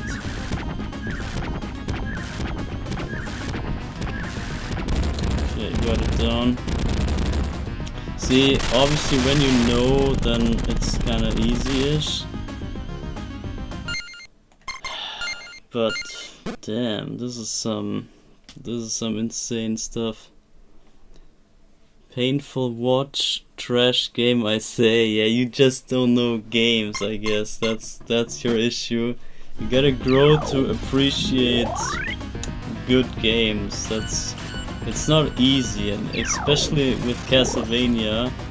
Castlevania is very heavy on the intellect of the player. So if you have a weak intellect, then this game is a bit hard to you. It's a bit hard to understand, and obviously maybe feels trash. But if you have a high intellect, then the higher the fun gets, or the higher the appreciation grows. So I would say it's not on you, it's not on the game, it's rather on you. Oh, what the? How do you dodge that? Okay bro, die bro. God.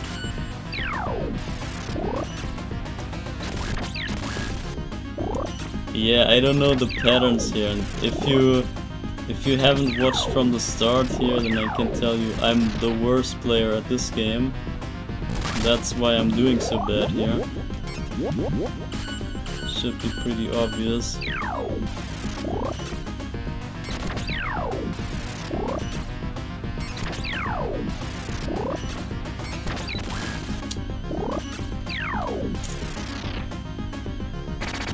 How do you dodge this?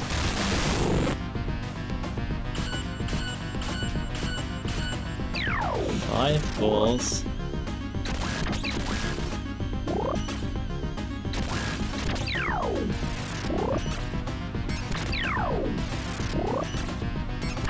Yeah, this feels like you get nowhere, but you actually destroy those orbs, and that's kind of what damages her in the end.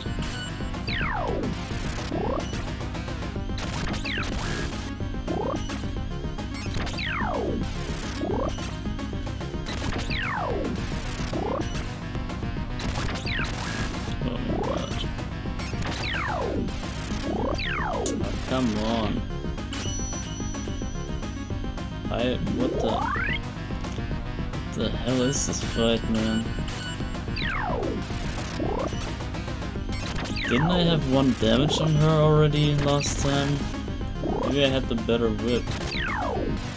But I don't think so.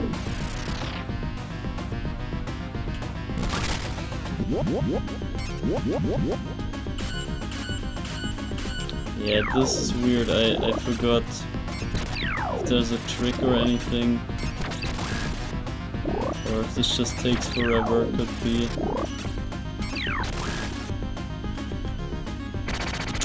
Oh, this again. Okay, I gotta keep in mind when the flame comes.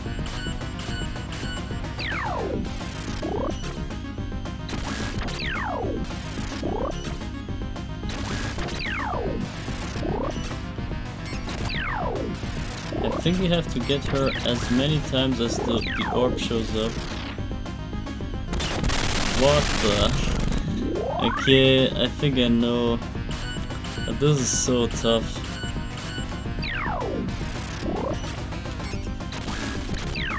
You gotta be so quick on the... on the hits. It's probably barely possible.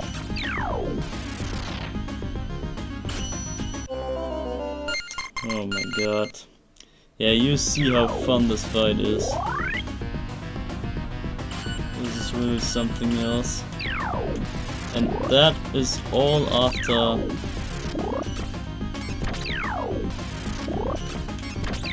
all those other bosses before. So see, that's what damages her. If you get all the 4 orbs down, yeah, it's flame orbs. I'm a bit scared.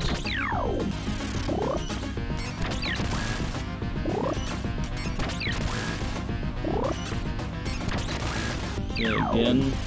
Yeah, whenever you manage the same amount of orbs in hits, then you get rewarded by some damage.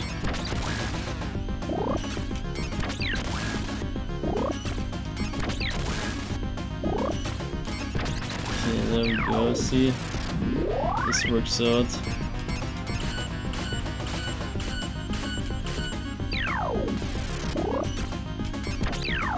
It's just that it gotta be so tight.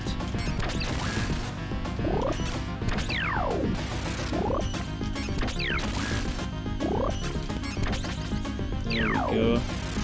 That was close.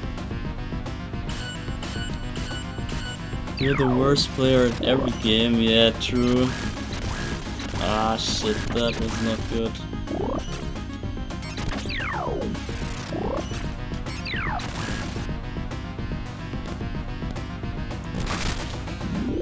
That was a horrible phase here.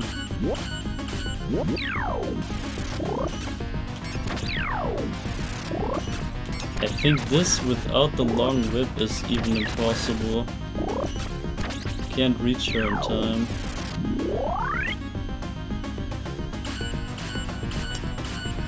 I don't think you get any charge up here after this. I think you gotta do everything in one go.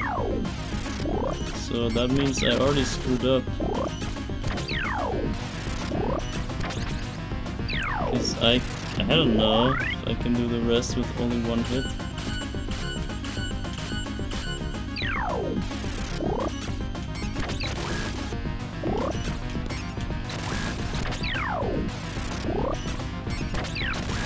That is too slow.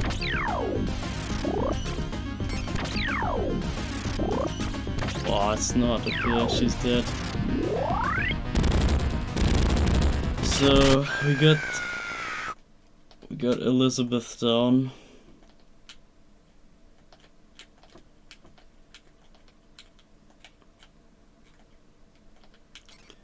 Oh, what a struggle. But we get no recharge, no nothing. Oh, do we? Maybe we do.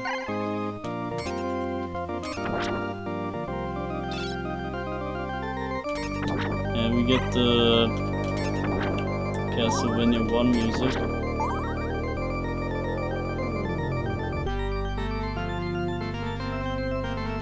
Or the remake, that's Castlevania 4 music even. Is here the secret? I wanna see this. The secret must be here, come on. Where is it? You can't be serious. Is it not in this game?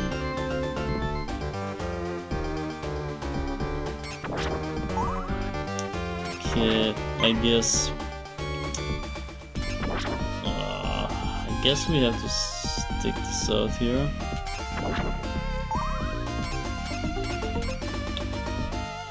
Oh, this is...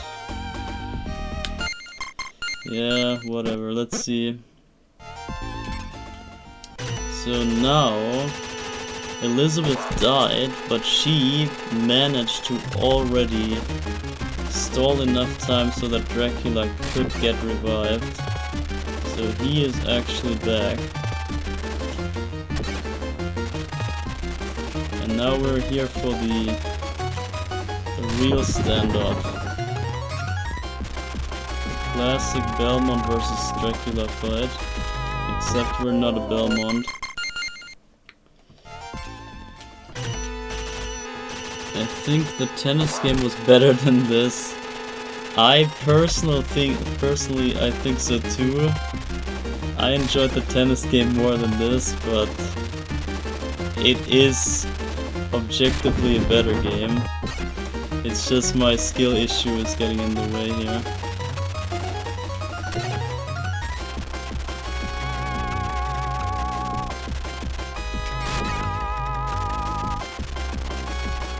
But yeah, we got the easier run ahead of us.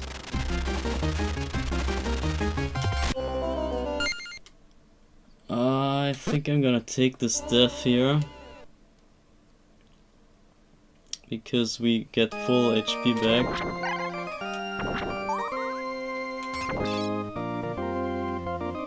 And yeah, I hope that's enough then.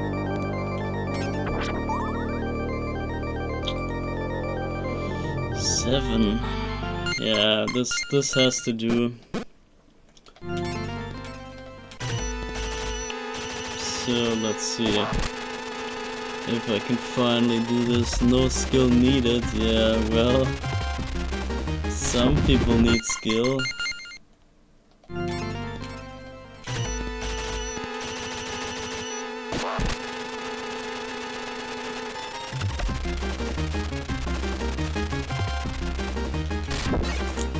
Yeah, whatever. At least you don't get powered down when you get hit.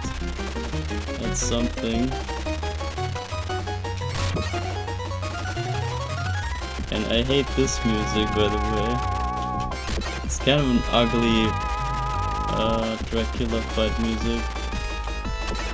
But Dracula himself is ugly, so it kind of fits. What? Couldn't damage him.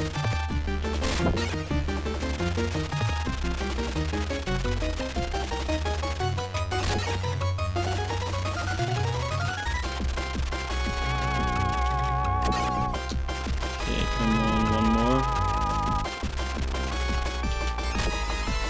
There we go. Oh, we beat Dracula. No, we didn't. It goes even further. He transforms into whatever assassin thing that is.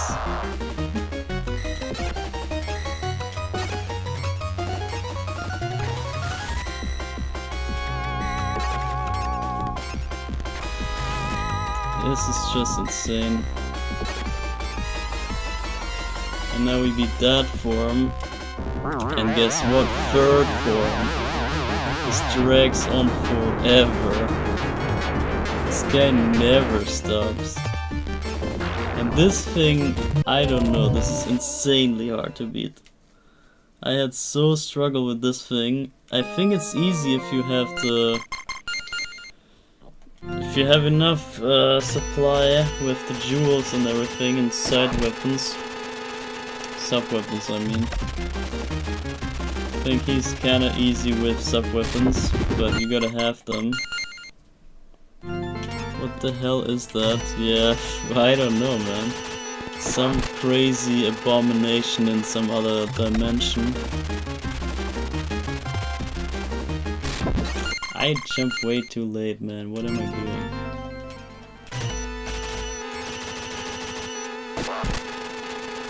Yeah, I need to win the 2 fights with kind of decentish health. Yeah, that's better.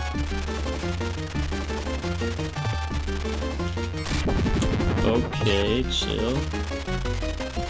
Yeah, we can take some hits, but not too many.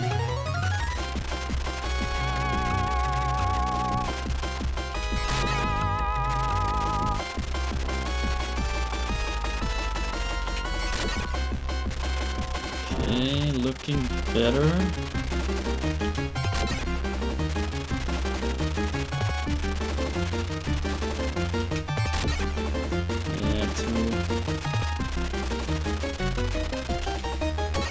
No, okay, that was close. Too early, but it worked out. Now the assassination, so I'm gonna save this here.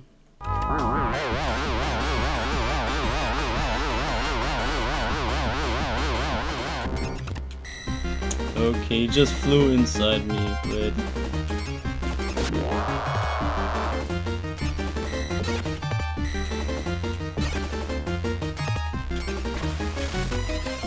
Yeah, that was easy.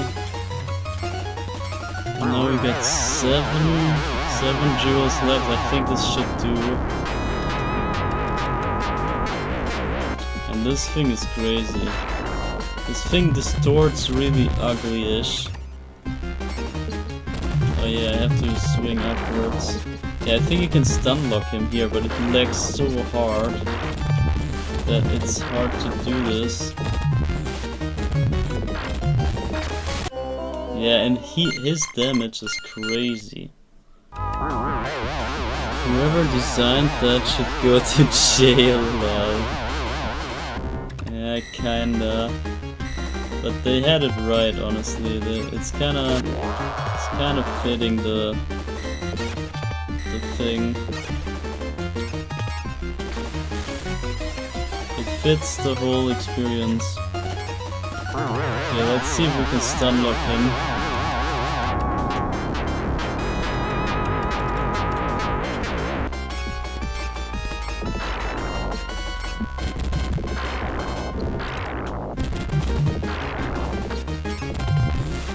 Does so much damage, you have no idea. I forgot what the trick was. There was a trick and I used that trick.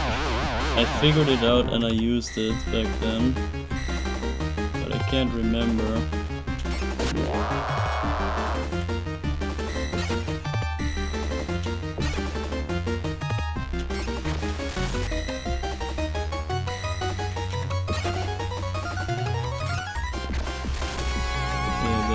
I can save here actually. I can save here, it's almost flawless.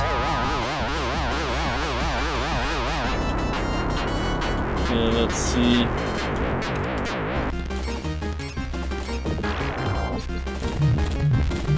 There was some way you could not get hit.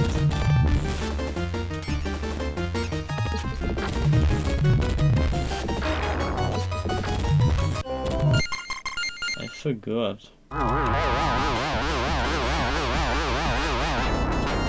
Or was it just being patient, maybe? It's usually in Castlevania that you just have to be patient. Wait out his attack or so and then get him over and over. Kinda like this.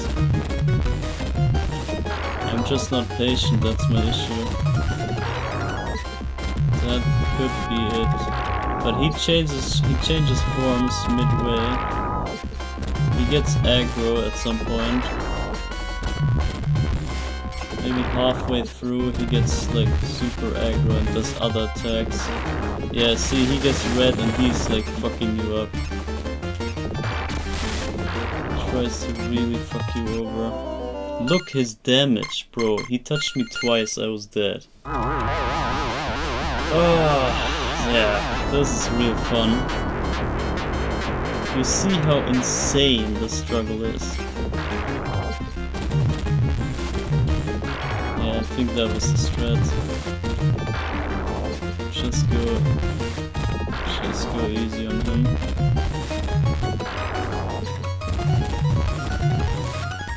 Shit. Get the hell away from me.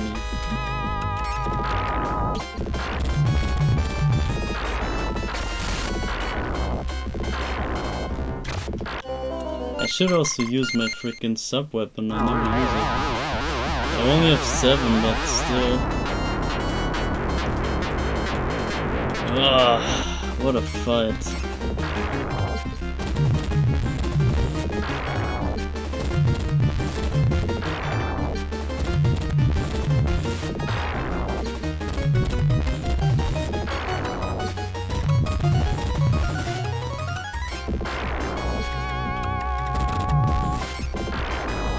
I think you just wanna be super patient.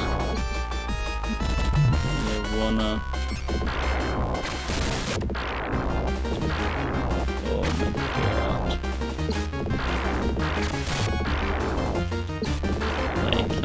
patient.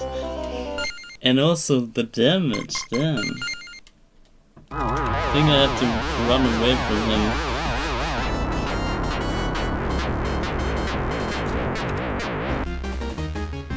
I mean for lemmings too, bro, read in order.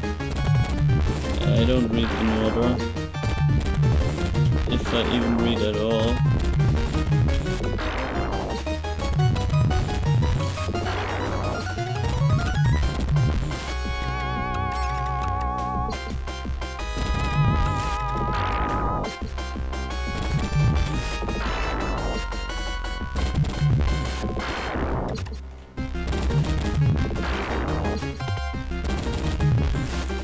I messed up.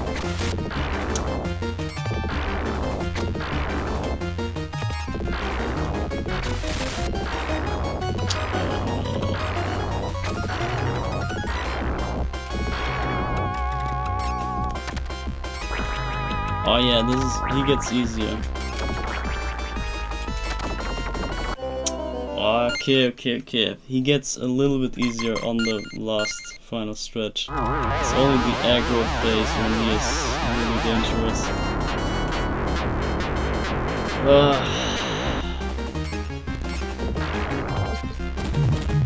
But yeah, you can see the insane struggle that John Morris went through.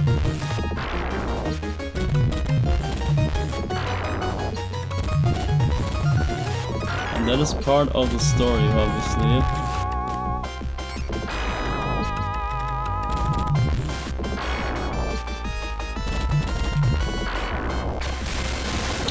Okay, you can dodge it.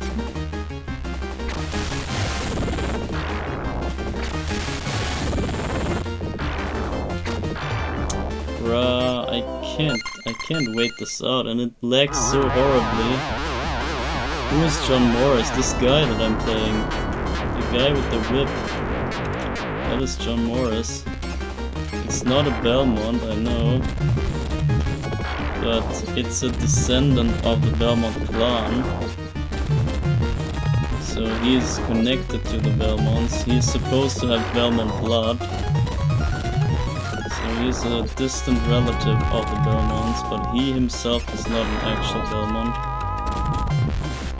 Oh no. And it's kind of weird, but this... Okay, I figured him out.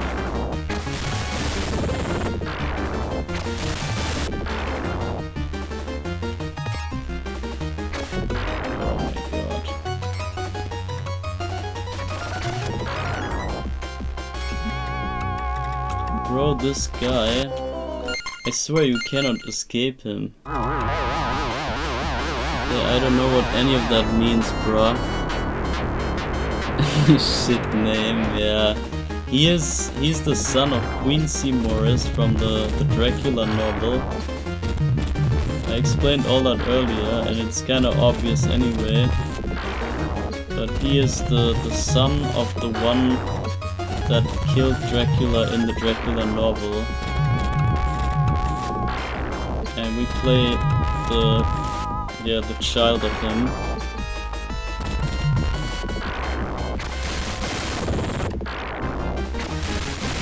Come on. You can't be serious. You cannot be serious. Oh my god, I hate this guy. I hate the name Morris. Yeah, they had to go with that name because the novel uses that name. The novel has the guy called Queen C. Morris. So they had to do something with the second name, the last name Morris. And so they came up with John Morris. Because it kind of sounds American, right?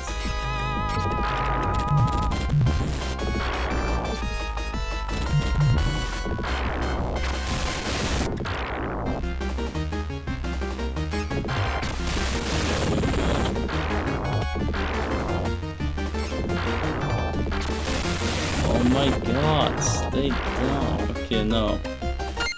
I could save, but I'm scared.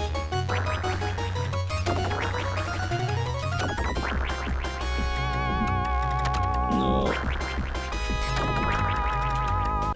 Bro, where do you go? Oh, fuck. I did this entire fight legit. I did that entire thing legit. That is why I'm even allowed to do save states here. But you gotta do all this legit. And this really gives you the extra deep understanding of this whole thing. I would say it's worth it. It's not too crazy hard, so it is doable.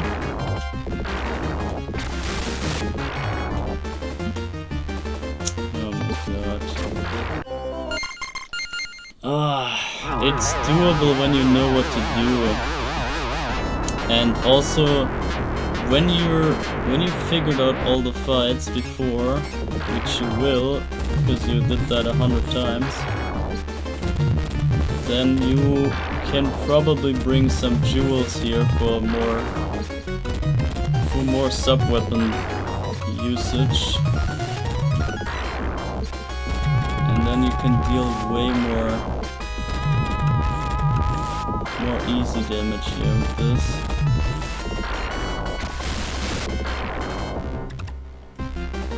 Bro, this guy, I swear. Can you... Fuck that, man. I can't believe it.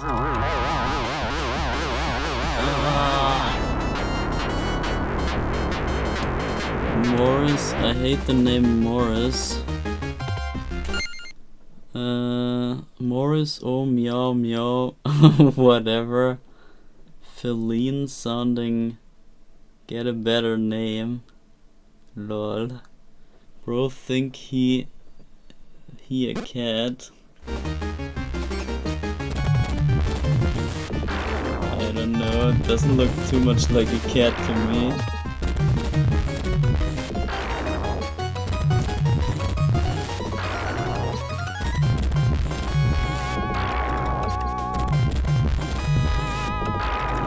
Screwed up.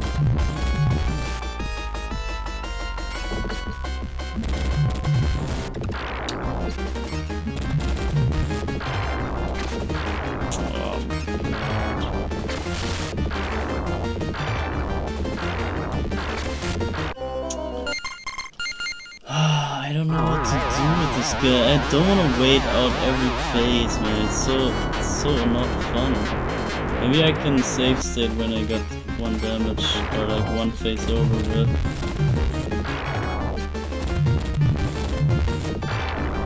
Maybe try that.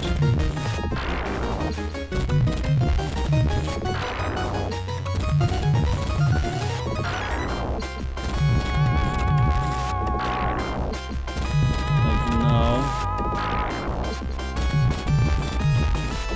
Yeah, there we go. So let's see if I can do this.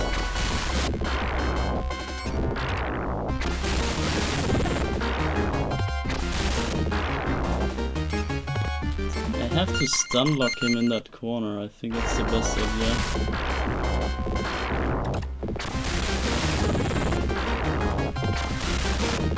See how much damage I can pull here.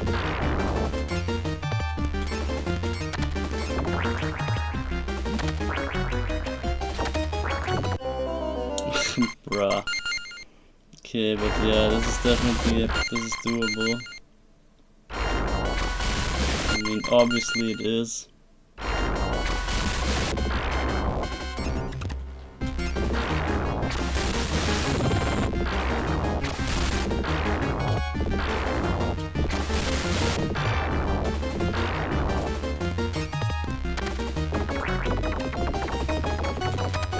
The lag is ridiculous, man.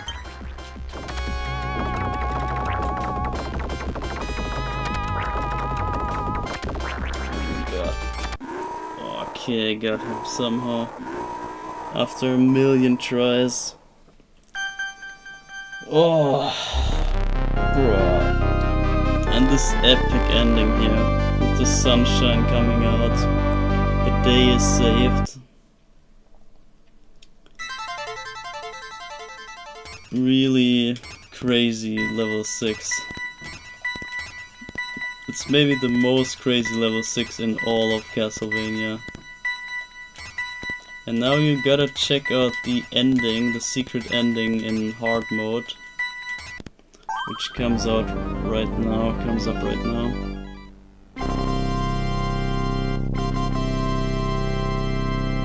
Oh, what a struggle, man. Final stage cleared. Now check out this cutscene. Got the castle crumbling with some weird water. I don't know what kind of islands that are, but yeah. The resurrection of Dracula has been averted, whatever that means. Stopped, I guess. And now this is the secret thing. However, the blood of the vampire hunter still courses through his veins. And now we have the striking pose here with the bats. He whips all the bats away. So that was the secret thing that you otherwise can't see. And now you see this also lovely made credits here. It's really well made. It really rounds out the whole thing. So overall, really great game. Absolutely can recommend this. Even though I hate it myself, but this is a splendid game. Absolutely marvelous.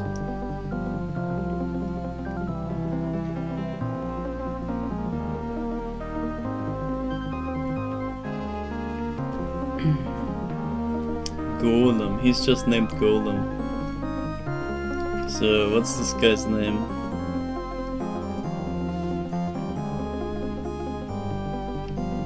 Who are you? Dragon of Pisa? Gargoyle, okay, lol. Not exactly special. Okay, what is this guy? The German robot. What the hell is this? Cogwheel bot. Gear steamer, yeah, that fits. This is the Princess of Moss or something?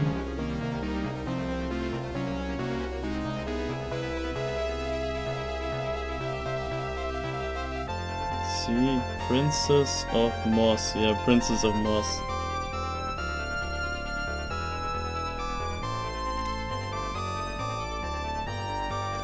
I guess moss is probably meaning moth, but they couldn't pronounce it in Japanese. And death, obviously. Gear Steamer, best character, yeah, I don't know. He screwed me up real bad. Quite literally. And Medusa, there she is. Kind of snake woman.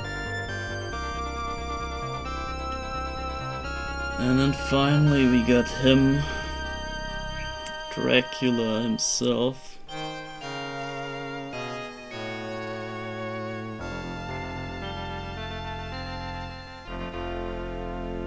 Was Elizabeth even there? Congratulations, you are master of the vampire killer.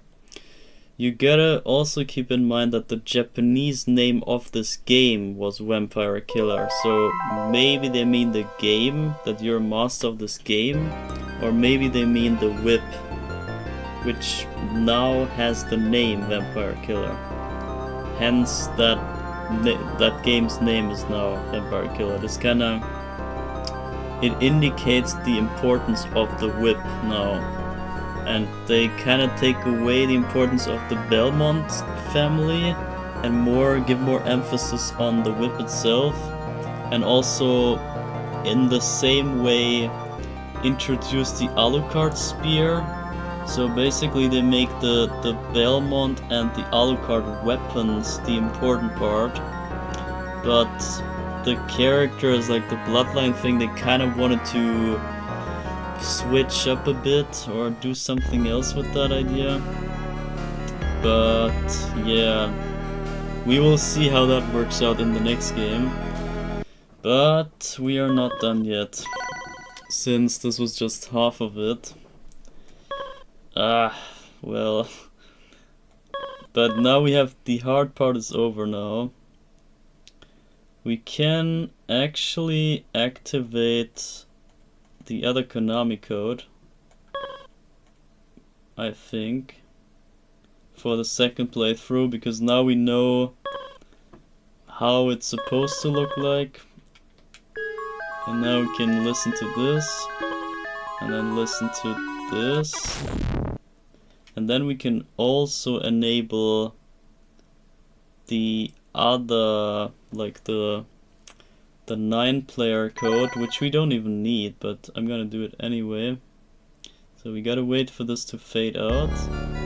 Then we press start. Then we Konami code, and then we can pump this up to 9 lives. See, 5, 9. 1, 2, 3, 4, 5, 9. So yeah, we didn't even game over a single time because of save states. So this is kind of useless anyway, but since we have the sound code now, we might as well just go for that code as well. Was that blonde one a girl or a twink?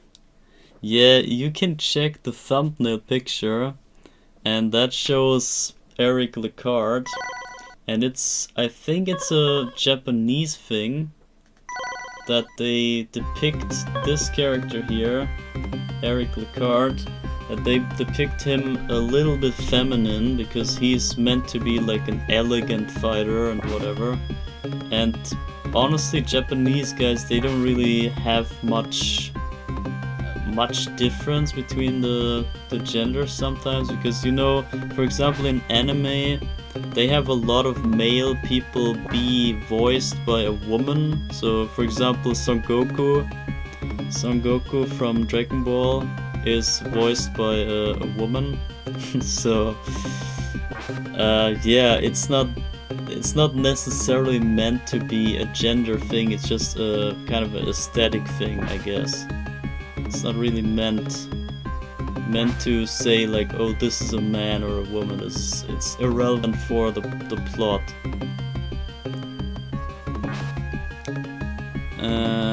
That's a man. This is not okay. I hate them all. I want him dead. Yeah, he will die a lot of times, no worries. But do I just do this right away? I don't know. I kinda wanna get new water, because I'm not yeah, I'm kinda out. The first cup here is empty. I gotta get new water.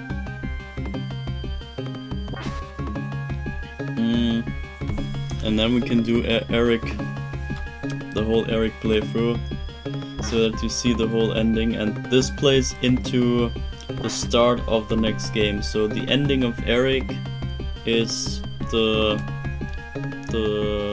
pre-story of the next game. Get water. You should have like 3 bottles by your side. Yeah, good idea, but I usually drink tea, and making the tea only gets me 1 cup if I do it in the cup. And so I can't really have a bottle or something, because it's just I have to brew up the tea and whatever. And yeah, I would basically have to make a new one now, but I can just get water, I guess. I mean, tea is kind of water, just leaf water.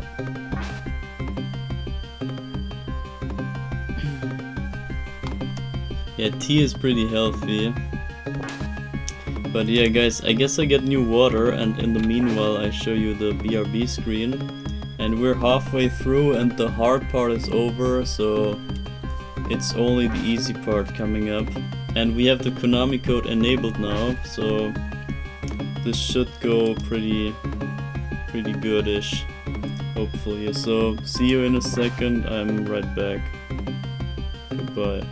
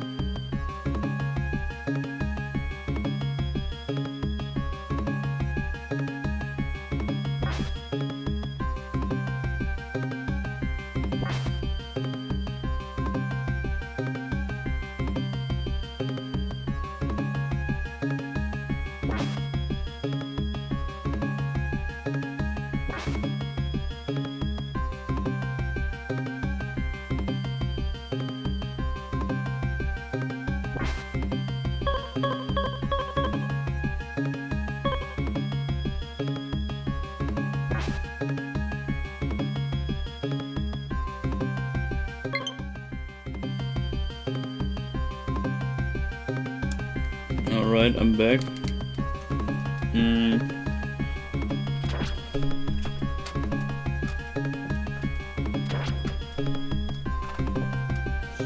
Yeah, let me plug in my controller real quick. This is running low. So, alright. It's plugged in, Konami code is enabled. Eric Lecard, the kinda helping character in the next game. Let's see what he's up to here.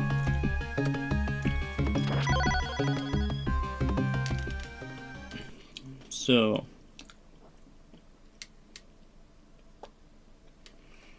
now we know all the stuff. We can basically just rush through. And it's also easier, because this guy is better. Well. Or maybe the game just crashes. Great. Great, the game just crashed. Nice. Yeah, wow. Alright, fine. Fine, then we just start again. We could also maybe try the Japanese version. I don't know if that's a good idea. Nah, we do it both on this version. We want to have the direct comparison. But yeah, let's check out this crazy intro again. I love this intro, it's so great.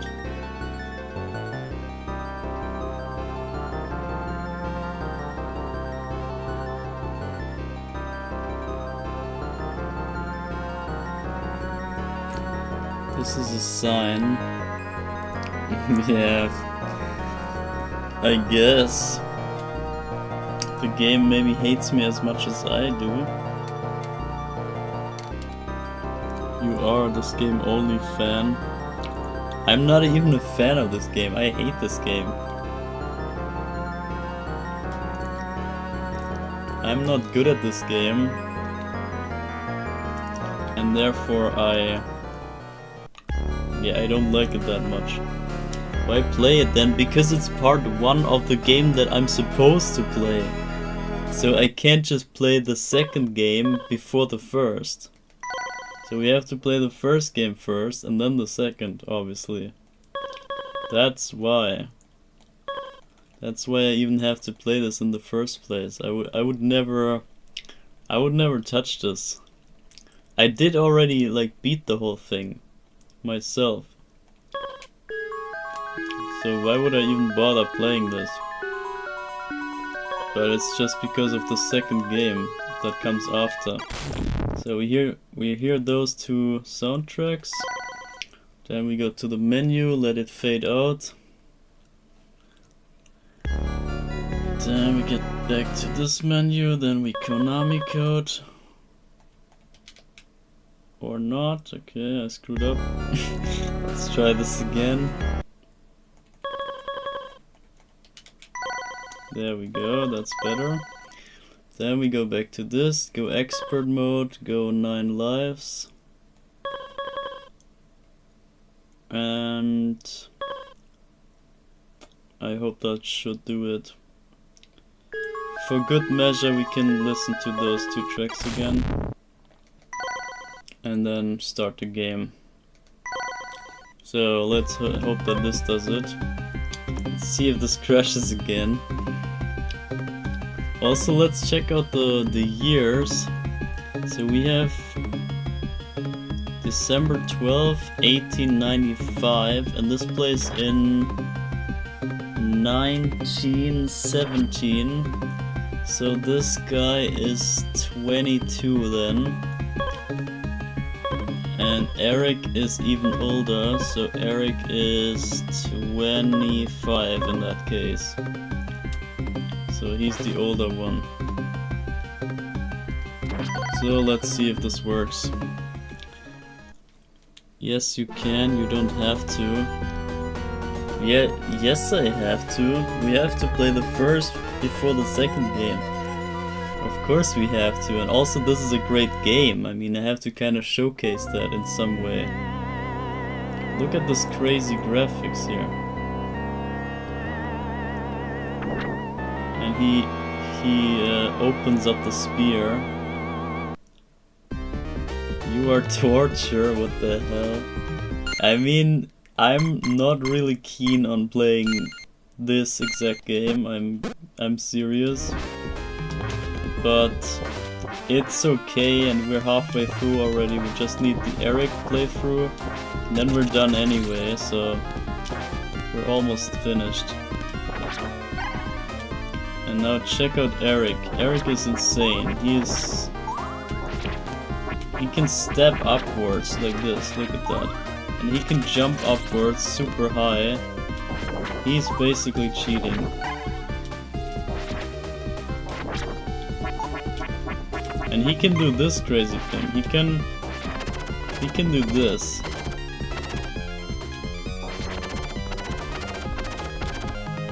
It's kinda nice, right?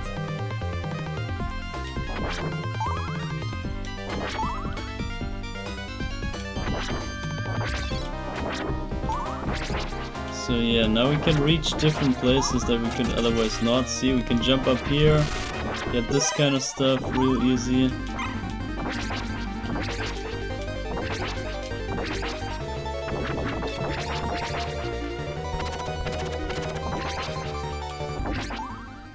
Or here, we can just jump up there.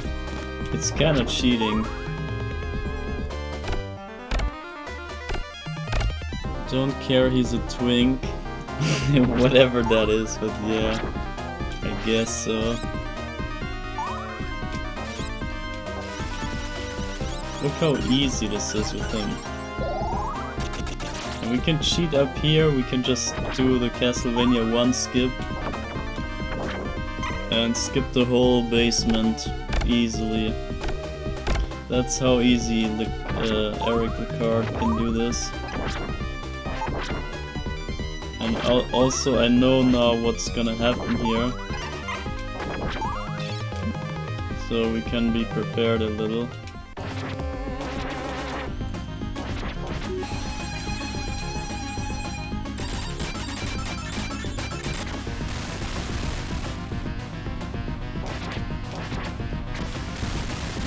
Okay, chill. There we go.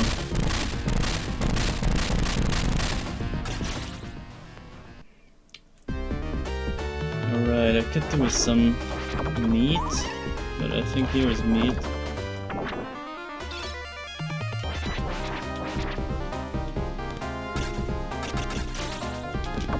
That was not a good idea. But yeah, he has the Alucard spear, so maybe that is why Eric is so powerful. Because Alucard is obviously more powerful, I would argue, than the Belmonts are. And now listen to this music, that's the Konami code music. We now have Castlevania 1 music for as long as we have this power up here. This will hold up until we lose the power up. So we have a bit of a different aesthetic here. See, now it's back to the normal music.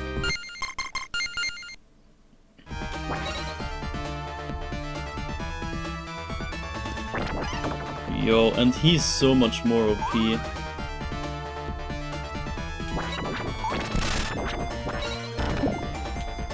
Yo, the sounds. The beeping sounds, they're so smooth. I don't know what that... I don't know how to put it, but it feels so much less edgy of a sound. I guess it's the 16-bit thing. It's usually 8-bit, but this is 16-bit, so... It sounds so smooth.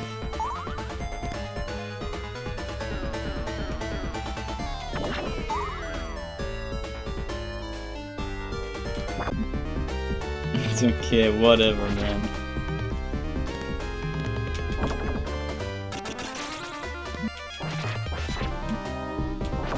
Okay, not whatever.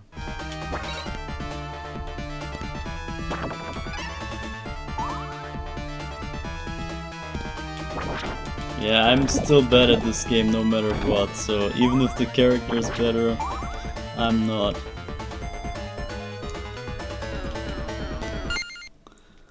Odd because 8 is so soft and round. Lol. Yeah, true. True. But still, you know what I mean. It just sounds super smooth.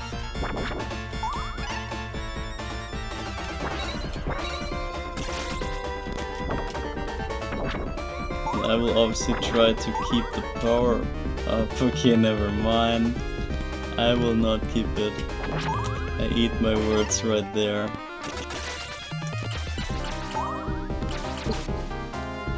Yeah, who wants to listen to that music, right? I don't want to hear that music.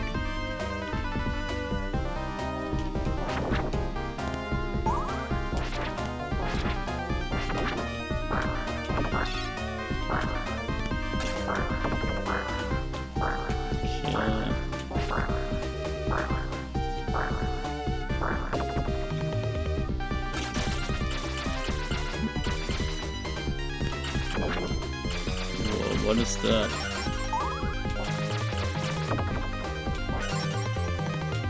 Yeah, honestly, the level music itself is kind of more fitting, I believe. So sure, it's kind of fun to have extra music from the first Castlevania game, from the Konami code. Did I get the? I did not get the 1-up. Whatever. Yeah, but the original music is fine already. You don't need any enhancements to make this good. Oh, the freaking random snake sucks.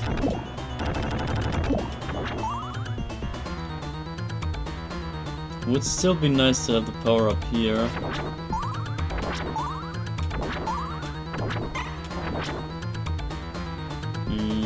Yeah, give me that.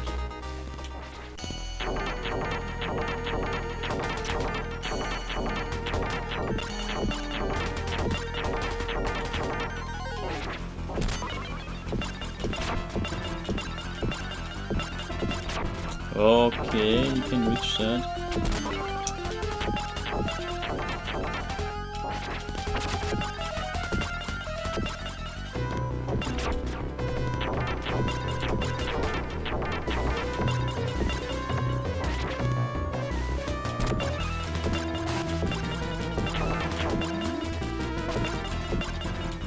He kicks with his foot.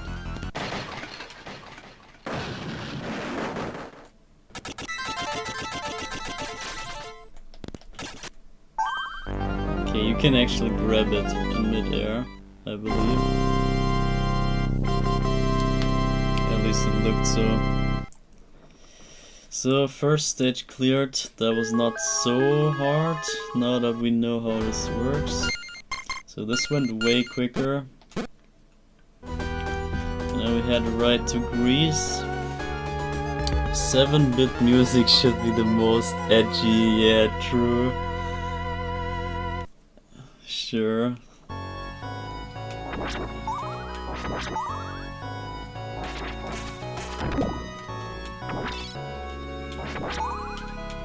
Oh shit.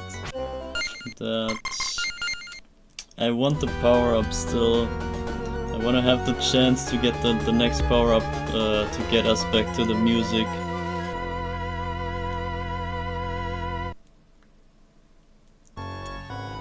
Yeah, it's safe here.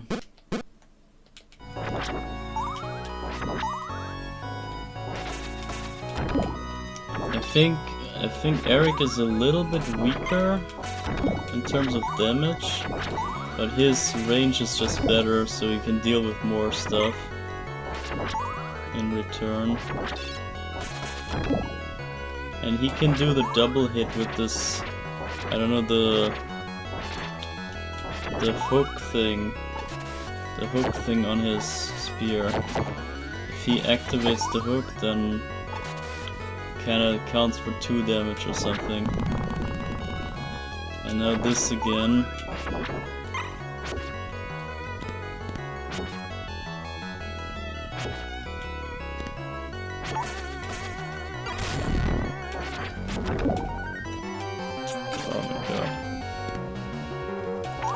Yeah, look how much easier this is. And there we go. Music enabled.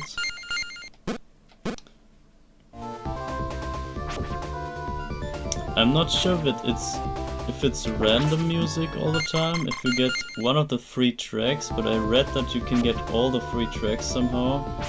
So maybe it's random.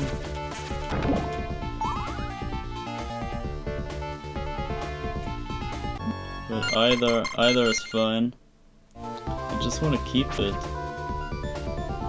It's kind of nice that they make it so that you lose it again, so you want to keep the power up.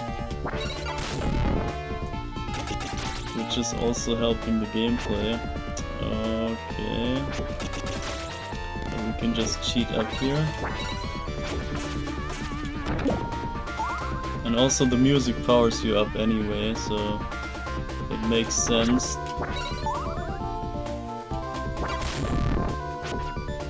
Music always powers up Belmonts. Especially this track.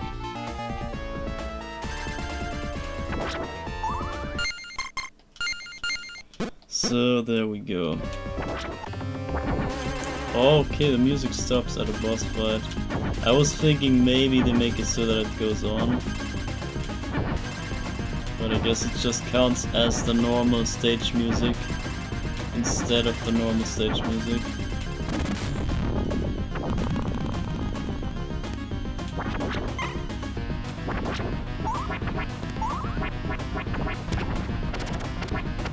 Ah, damn. Ah, the trick didn't work.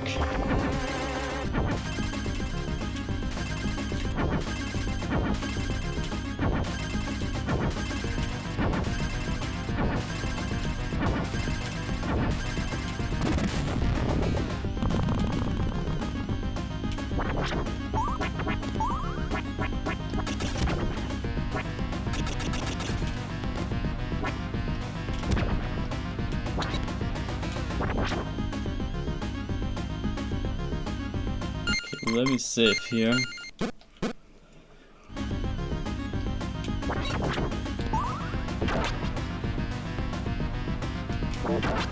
We don't even see what's attacking us.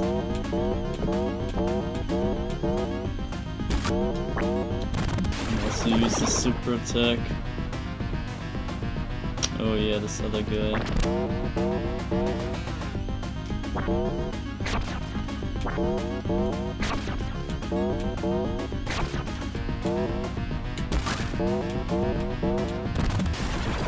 Okay, pretty easy with the max power. Okay, now the music starts again. I was wondering. Alright.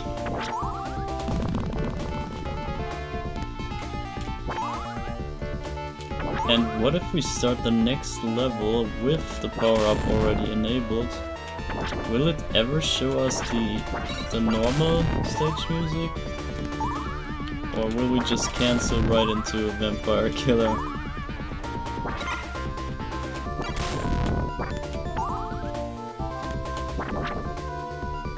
I don't know.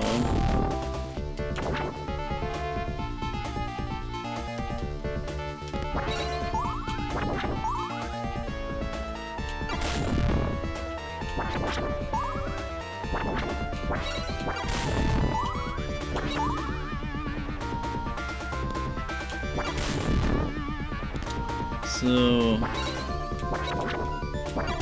tedious descent here. We made it. Let's see how quick this goes. With Eric, this is no big deal. Eric has the OP spear. Oh, what?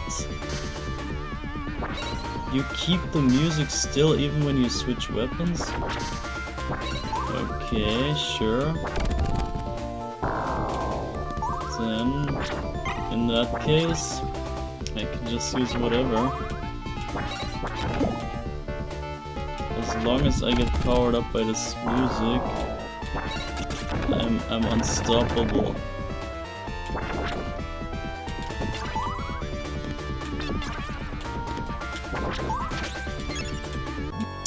Okay, not powered up anymore. Yeah, it's whatever.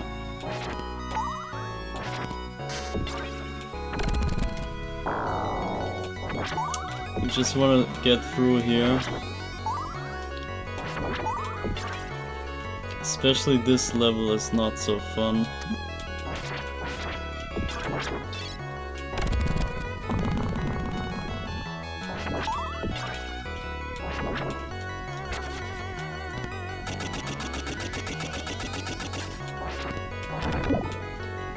Okay. Hope that's it now. This is probably the last ascent here, last descent.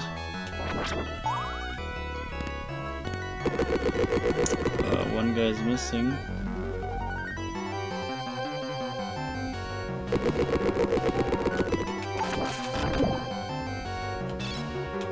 Alright. What's in the background? That's a ship? Never saw that ship here. Interesting. What does a ship have to do with Greece?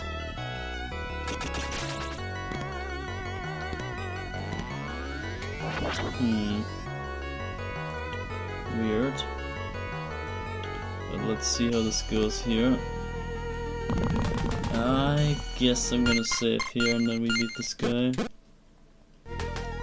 Shouldn't be too hard. We beat him so many times already.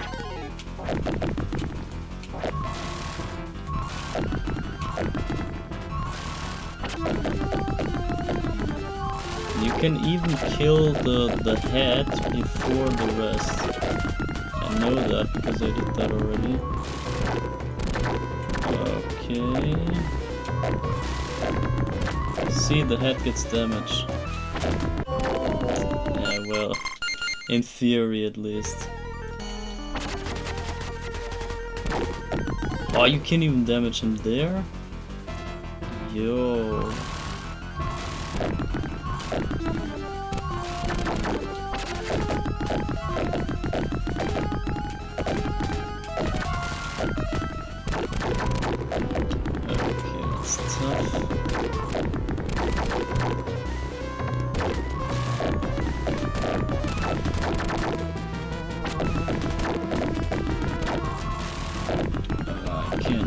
I can't react with that leg.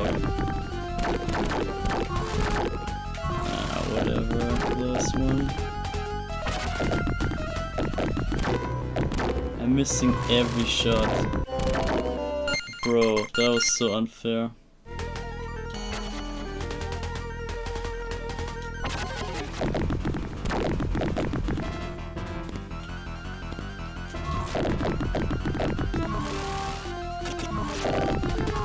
Imagine. Yeah, there's probably speedrun tricks for that. I'm pretty sure there's some trickery that you can beat him earlier or whatever. I got 3 damage, okay. I think we can attack. Ah, yeah, we can attack straight up diagonally. I just remembered that. That's also a pretty crazy feature that you have diagonal attacks.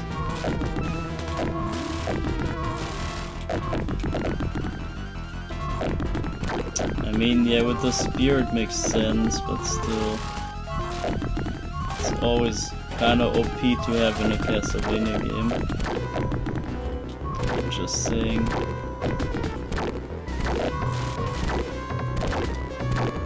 Don't hit me.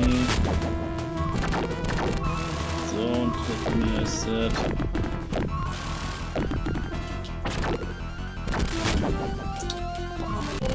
Wow, that was so unfair. He bumped me up and I had to... like, he forced me to jump.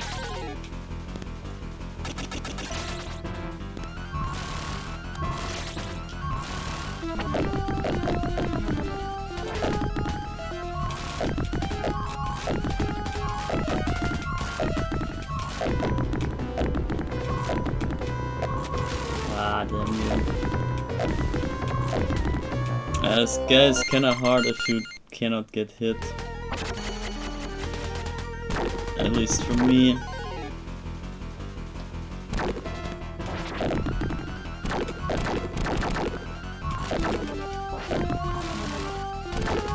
The lag is sometimes not helping you. Ah man, it's tough to react.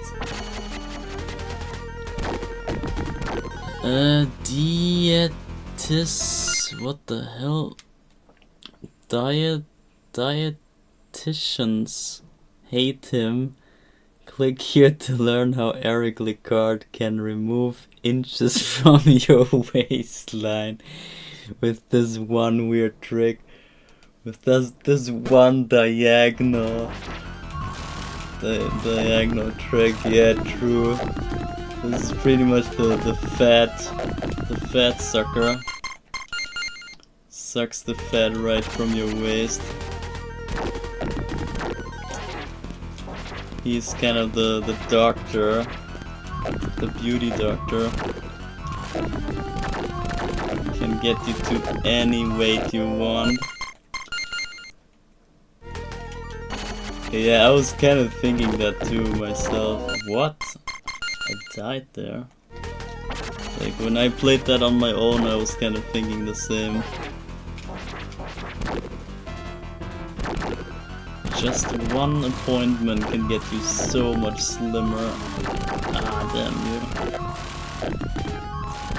Yeah, I need all my health. Ah, maybe I should die.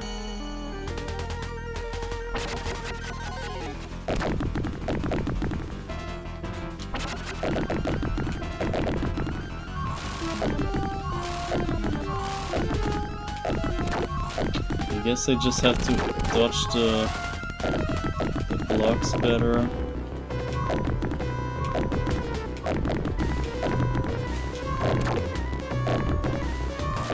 But yeah, reacting is something else.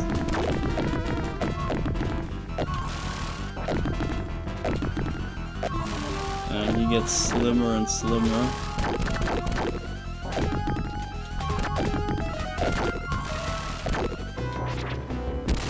Yeah, see, he makes me jump up. That's so unfair.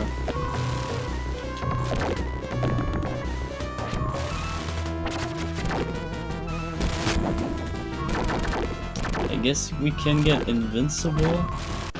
Okay, never mind. I think we can get invincible if I do this trick here, this jump. But yeah, whatever. Got this fatty down.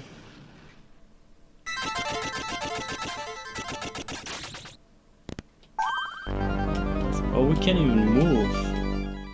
That's nice. I didn't know you can move after that.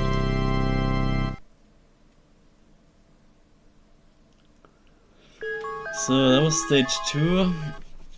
And now it gets fun from here on. Even though Pisa is maybe not at the most fun level, but still. I still like the whole aesthetic and the idea.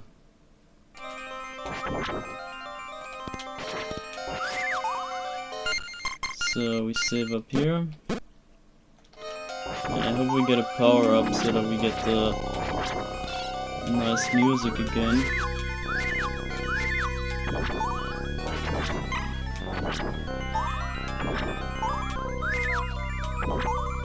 Yeah, Eric really is weaker. He takes three hits on the Minotaurs.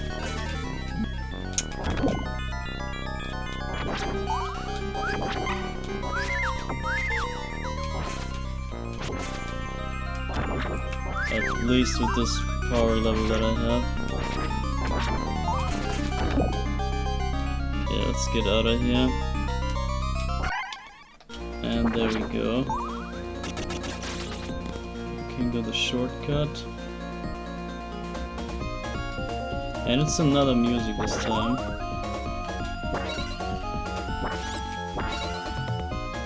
Okay, see, and we go this way now.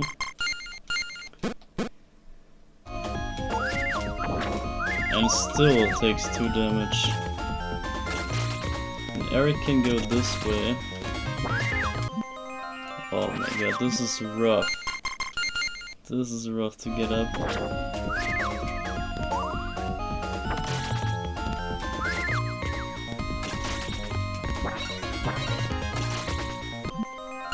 Yeah, no chance.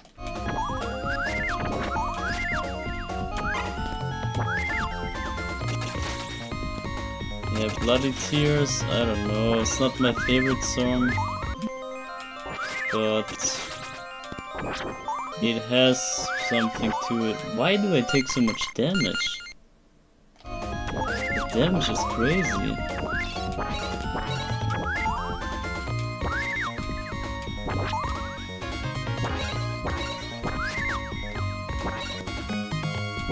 Okay, come on. Oh, I can't get up there. I wanted to say hi before I go to bed. I hope you're having some level of fun. Yeah, it's decent, I guess. Fun is not exactly it, but yeah. It's better than I expected, honestly. I remember this way worse, but it's kind of fine. Especially with the Konami code, which now also got deactivated. But that makes it a bit more, there's like something to find that I haven't seen at least.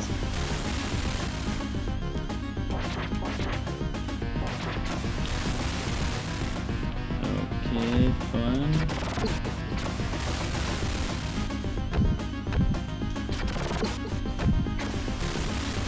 Freaking snake. Alright, I cannot heal up again, that kinda sucks. I think we have to make the whole tower with this one health bar. This might be tough.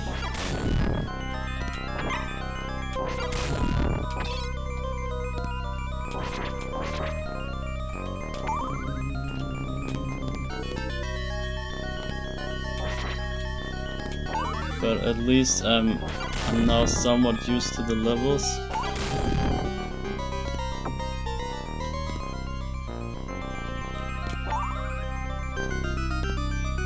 And we're almost halfway through the game already.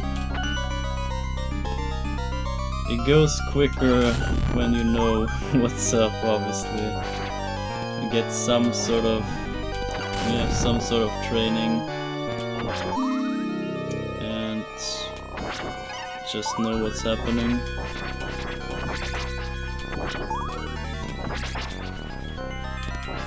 I wonder how long the boss fights will take later on.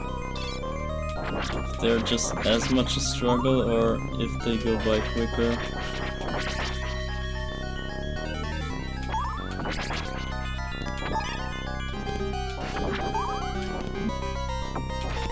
Okay. Wasn't here?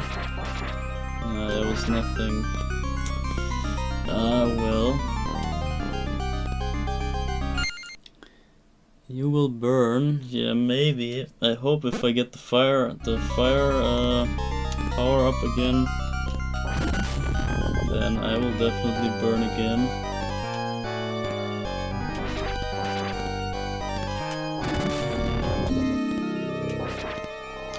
But yeah, we will see.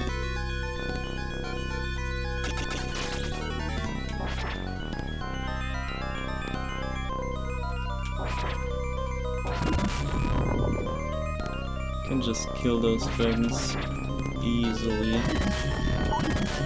The spear is just so rangy.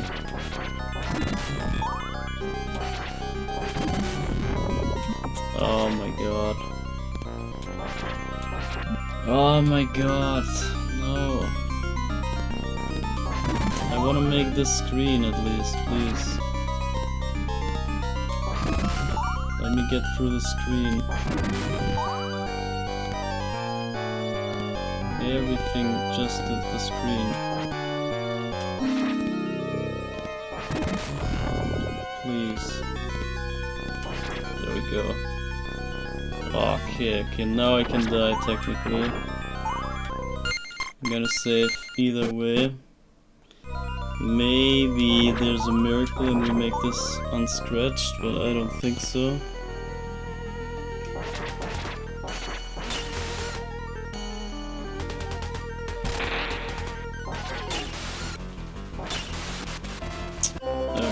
Okay. I think it's possible, I think I can do it, but it might not be worth it. But let me see the crystals. We have 0 crystals. Okay, we lose all the crystals if we die. That's not so great. But maybe we have to take it.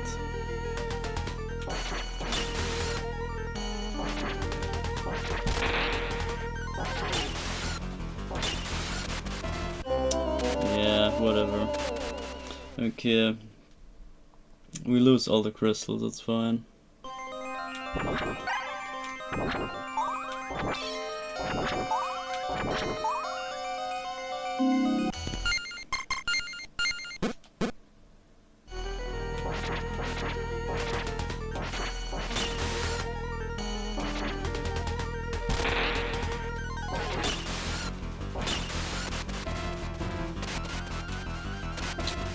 Almost fell down there.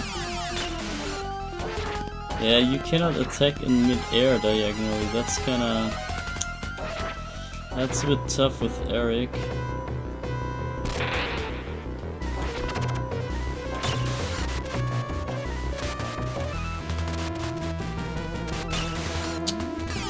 And I'm falling for every trick here.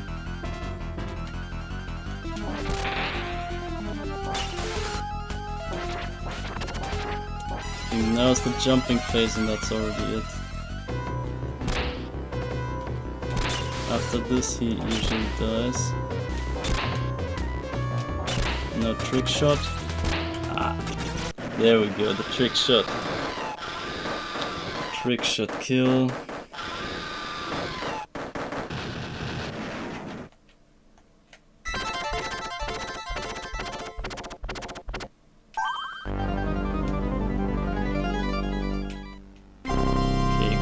Jump and attack. It's kinda like Castlevania 1. Finish with style, yeah, kinda.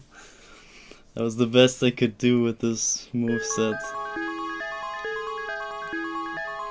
This is painful. I don't know what that means, the other thing. And we're already in Germany. It only took us like 30 minutes. To travel half of Europe. And now we can save this.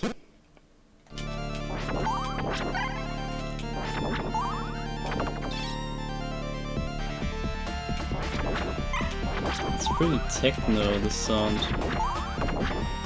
At least here.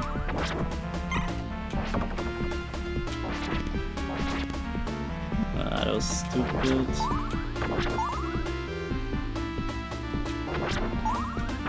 Yeah, but Germany is tough.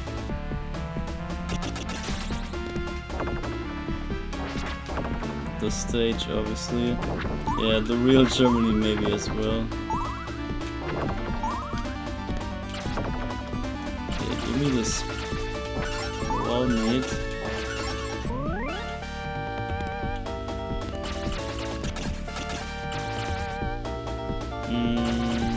Oh yeah, we can just jump down. Never considered that.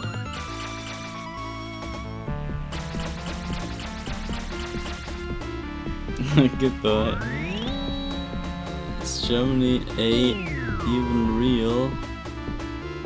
Real Europe? Is Germany even real? Yeah, well, Kinda. At least it used to be real back then.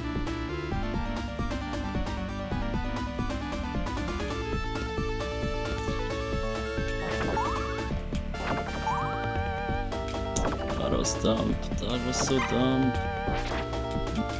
Oh my god, what a waste.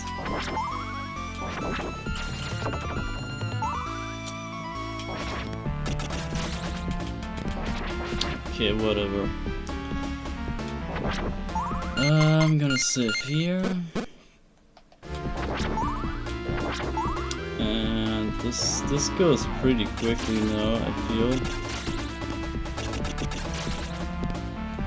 And yeah, we can cheat so much with this guy. And there's the music.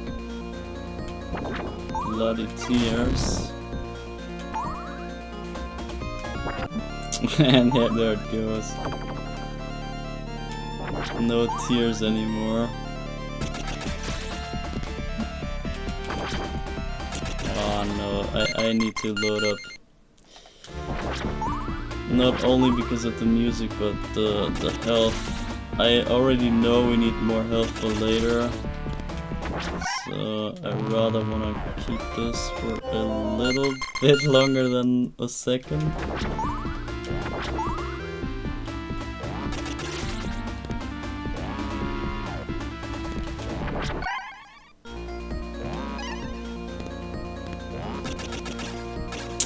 Oh my god. What a freaking glitch.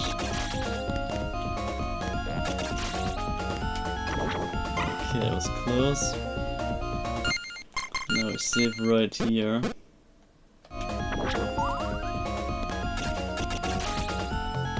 Oh, we can just cheat up all the way. Almost. Actually, yeah, we can. All the way.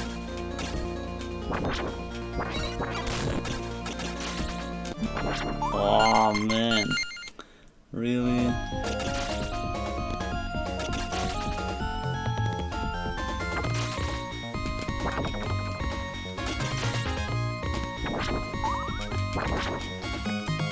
We're gonna go here.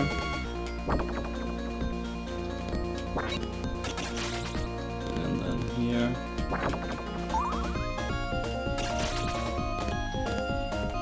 Yeah, Eric is cheating. Oh my god.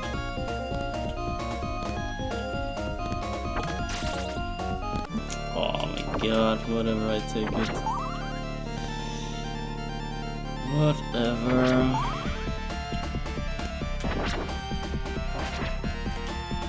He's so weak.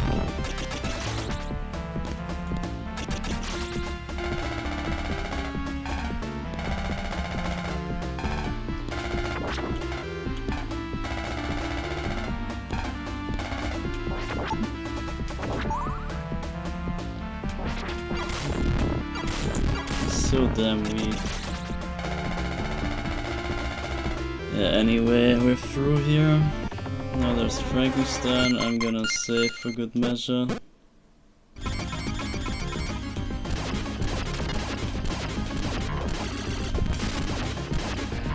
Yeah, he takes way more hits.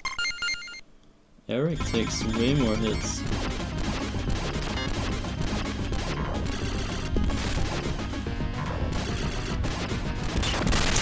I think it's the power-up issue. It's just, he's just weaker.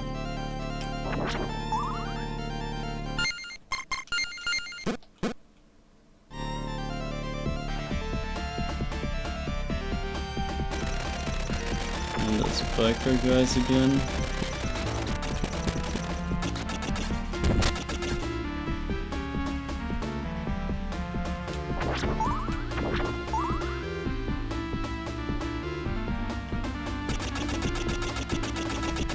Imagine super jumping into that.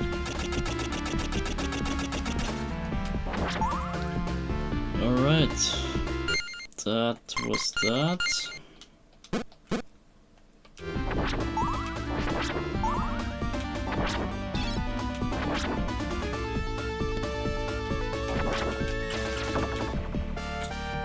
think you need to hit with that claw, that hook at the peak of at the tip of the spear.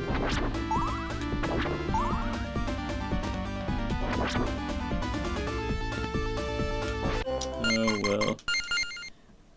What the hell? My pen died. Your pen died. Yeah, rip. Rip your pen.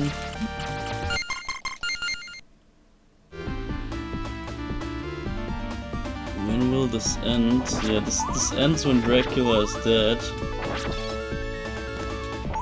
Obviously.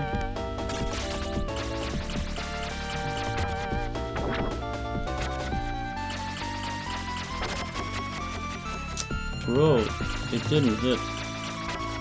3 times in a row. Really?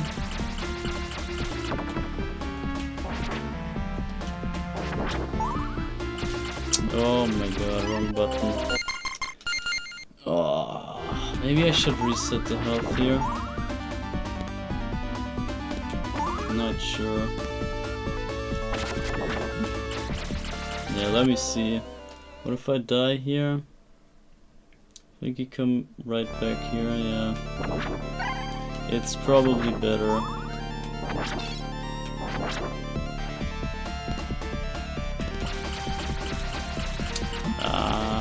Actually the spear has less range.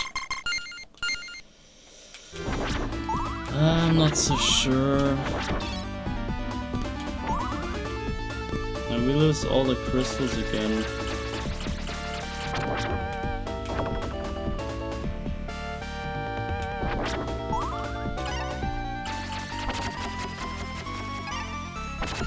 We can just waste them away because they go away anyway when we die.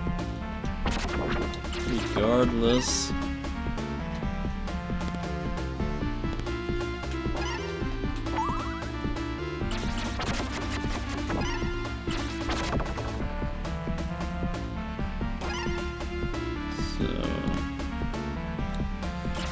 Oh no! Oh, I saw it coming. I saw it right coming.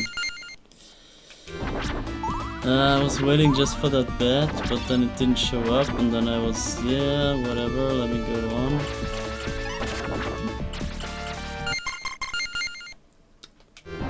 I should maybe save midway. Life over. I can't watch this anymore. How am I supposed to watch a stream without drawing? Life over.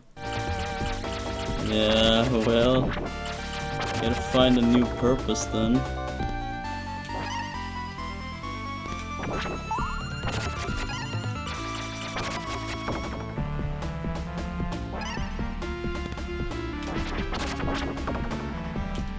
Whoa, my god. That was close. Okay, I'm gonna save right here. So that we got this. At least.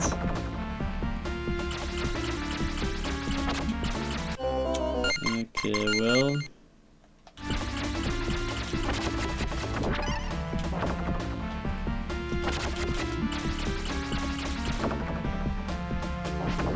I don't think it's a good idea to go on with one. Or is it? What if I die here? See, the spear kills me. When I die, the spear impales myself. I think we're better off dying here.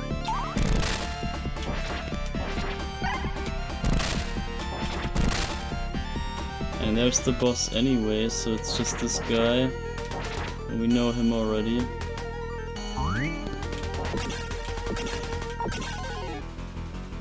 However, now we're even weaker. Every hit takes 2 hits.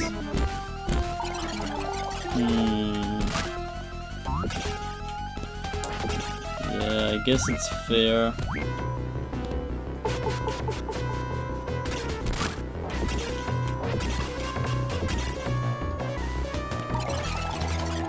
Yeah, this guy, the Gear Steamer or whatever his name was. He's not fun either way.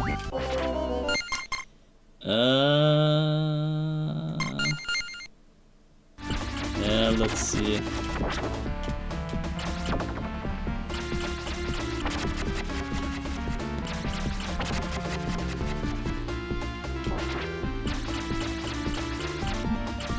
Okay, wow. Okay, wow. Bruh.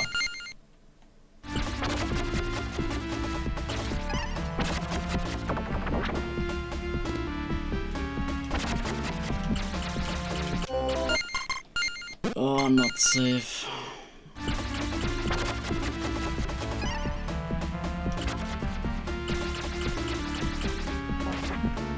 I can't believe it, man. I'm waiting extra freaking long. Still doesn't work.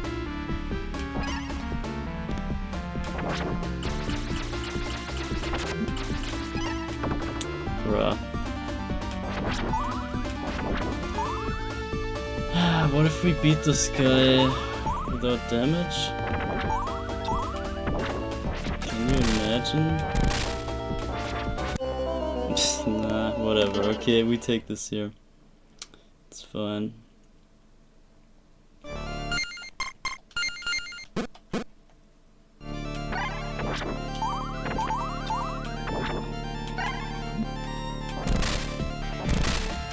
You don't even have to kill those things. You can just go. I don't know why I'm bothering.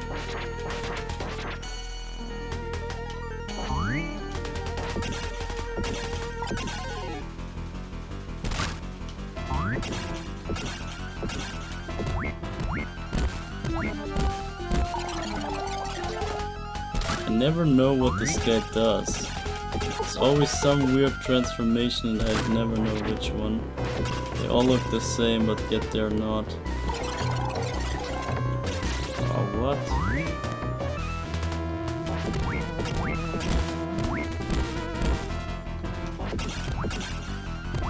Oh, stop it.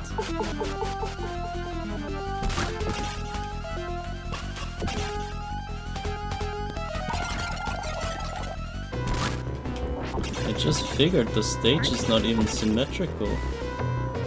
I didn't know that the one platform was more on the side. I never noticed.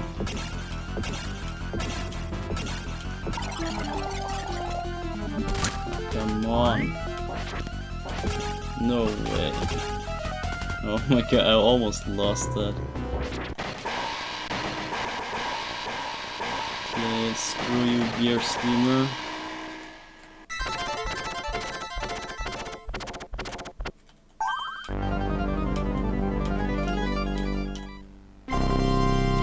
Alright, that was Germany.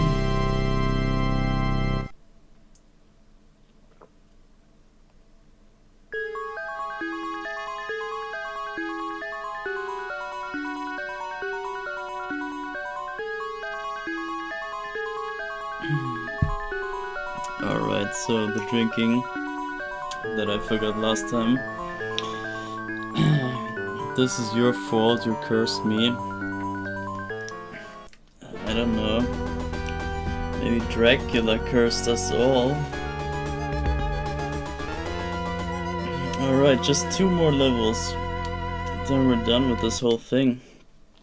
And then we see the key message. That is the ending of Eric's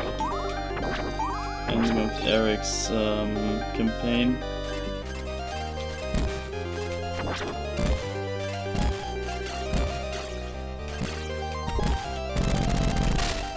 Ah, wow, I stepped into the last thing.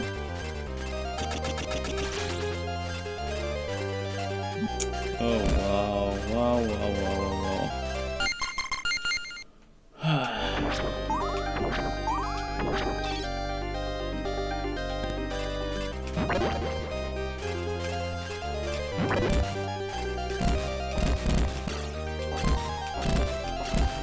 Yeah, he is kind of weak. I have to say. Even though he has the Alucard spear. Bruh.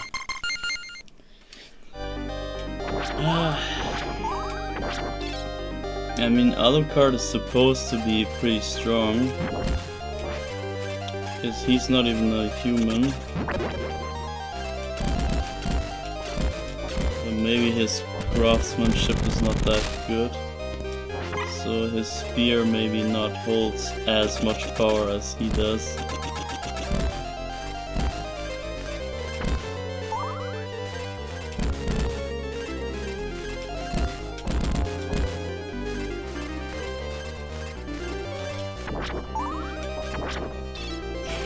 Ah, damn it.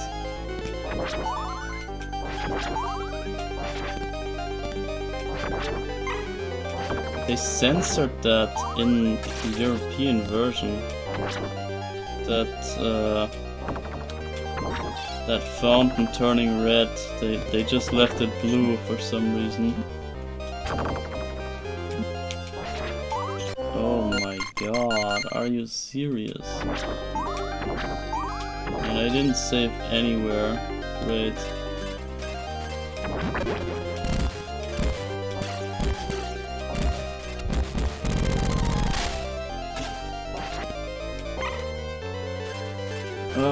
Okay.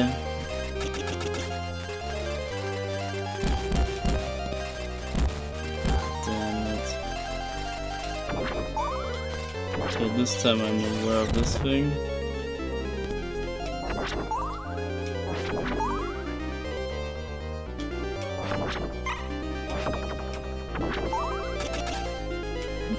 Oh my god.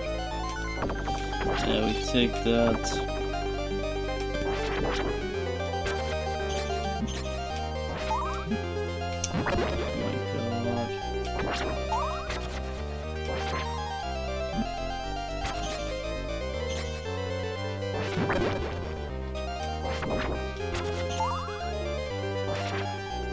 Yeah, we have to just to make the screen here.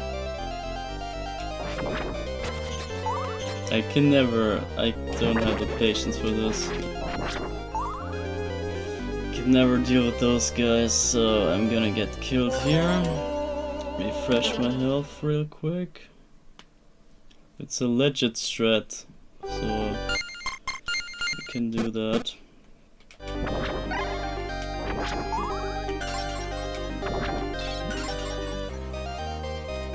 And we can lose the health right away.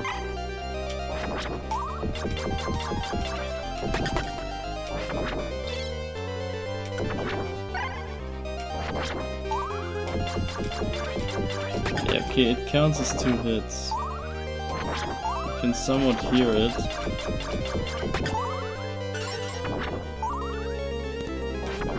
Ah, damn it.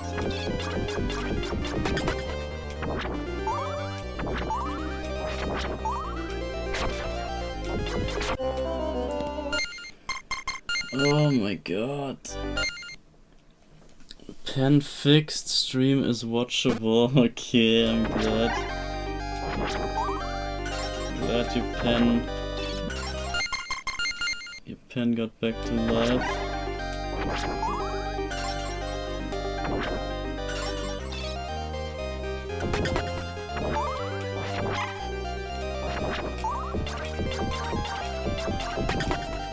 So let me try to not... Yeah, exactly that. To not get hit. Oh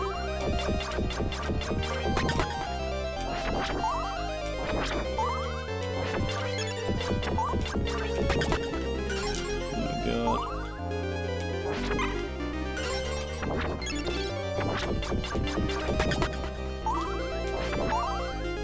I'm out of crystals. Okay, screw this guy, we just go on. This fun place. Let's see what we can do here. Can we cheat this? Nah, it doesn't look so.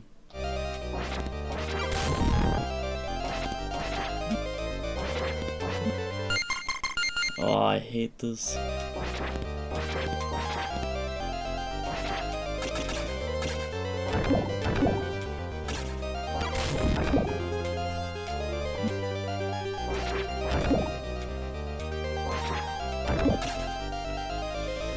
I hate this. Oh wait, is it here? Yeah, it's here. You can go up here. What even was on the other side?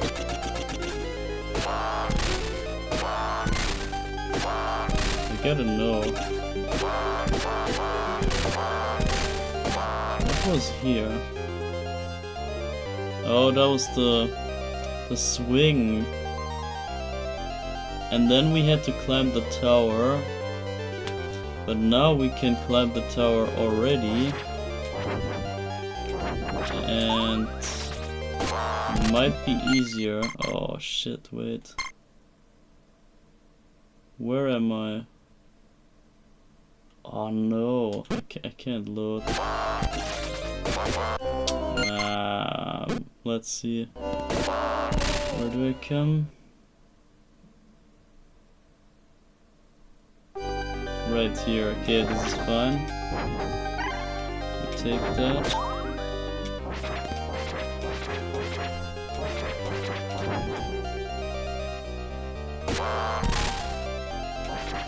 Oh, it doesn't reach, but this does.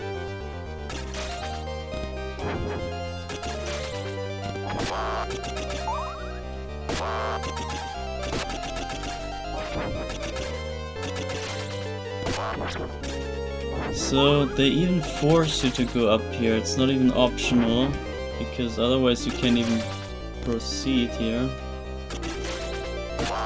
Ah, no. So yeah, to go all the way over the roof. It's also kind of a nice touch that they show you where Eric enters the place and where Johnny does, or John. In the Japanese he's called Johnny, I believe.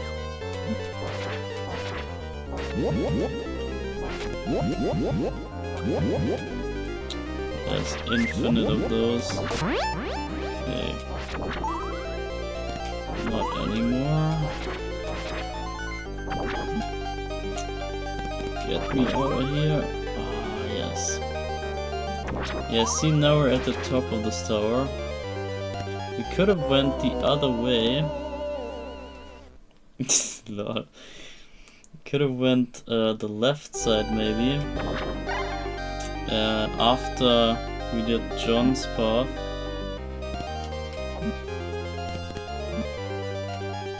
Where's the way even? Here? Yeah, okay. That was weird. I think... Where did I... Don't tell me I didn't save. I'm scared. I think we take the death rather. Might want to save right here.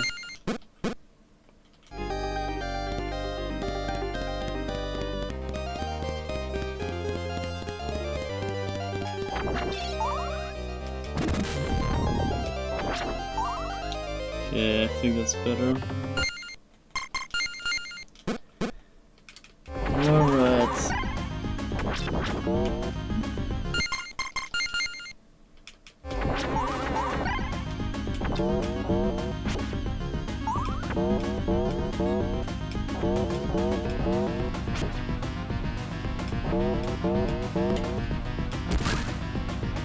Oh, what? What was that?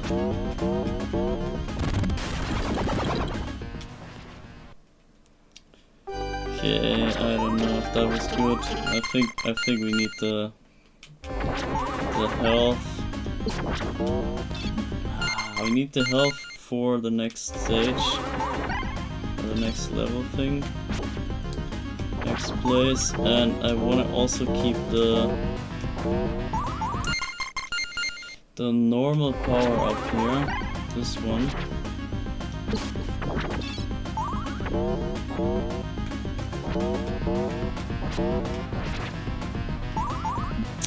Ah, man. Man.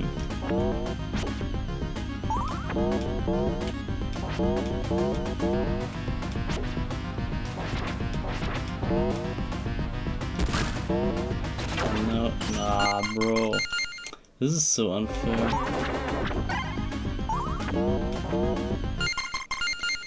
Ah, this game. Stop it.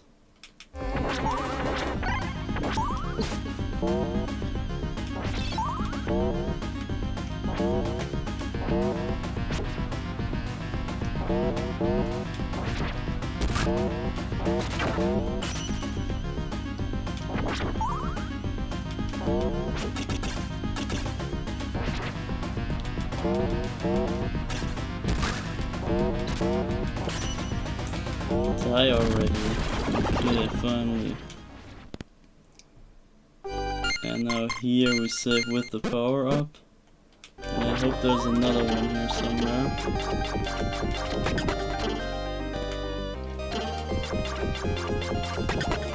Okay, if we really quickly damage them, they cannot even do anything.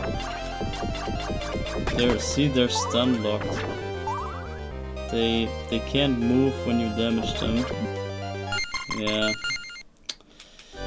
If you get it right. But if I attack frame perfectly, then you can't do anything. This guy can't swing the hammer on me if I do it right.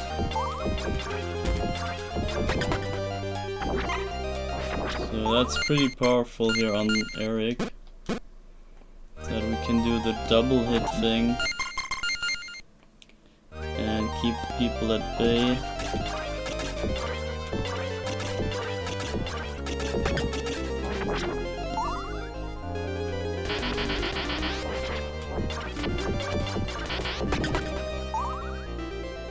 Okay, my favorite part again.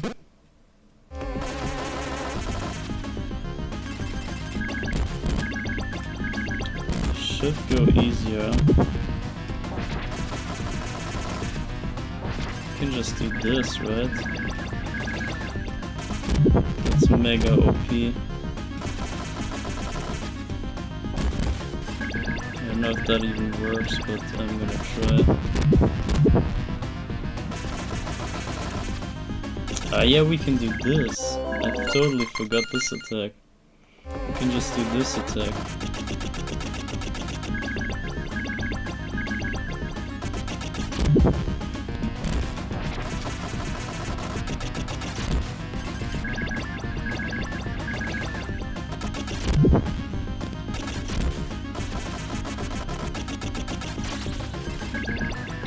I could have jumped.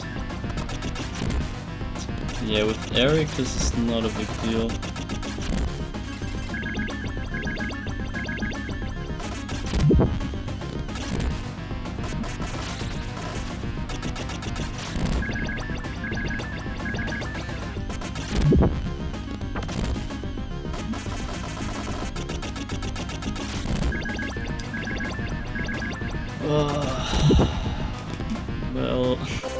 Well, it is kind of a deal still.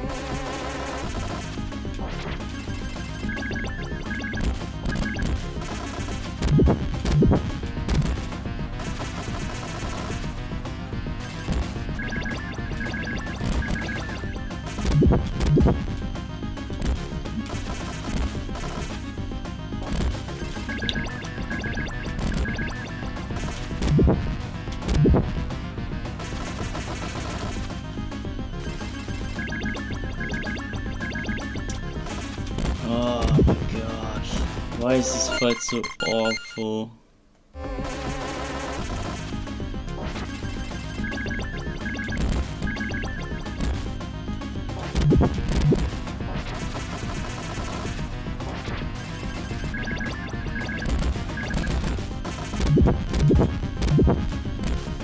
Okay, 3, almost 4 damage you can take, you can put on this thing. I guess you can do it 4 times if you're really quick. Oh my god, man. Please spare me this.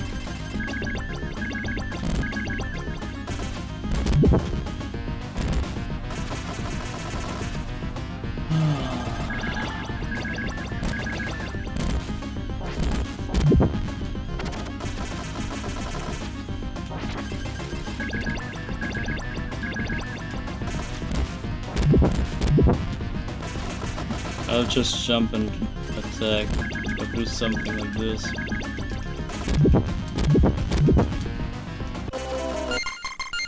Whatever, I have to damage boost this guy.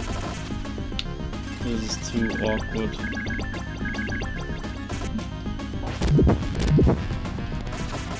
I hate this fight, man. What is this?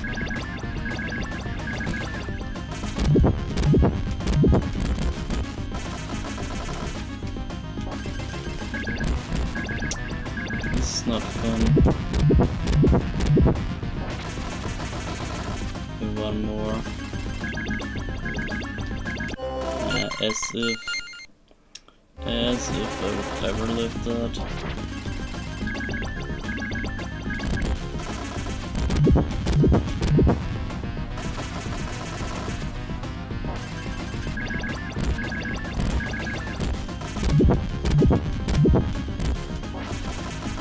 Okay, that was kinda good.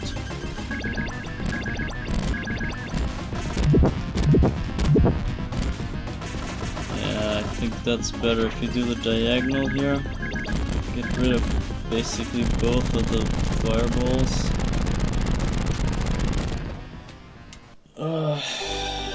Still awkward. Alright.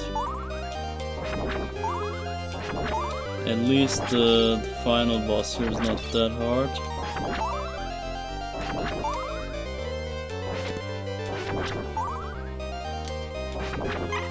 So let's clean up Versailles.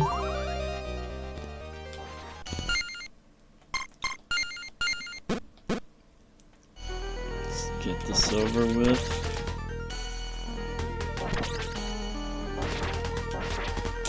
I can strike upwards, that's a bit weird.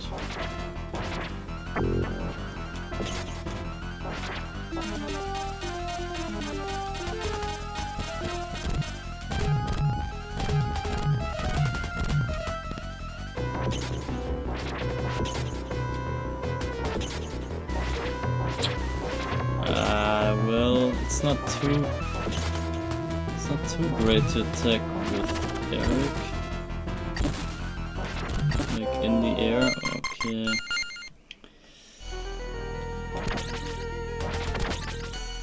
He's only good at certain angles.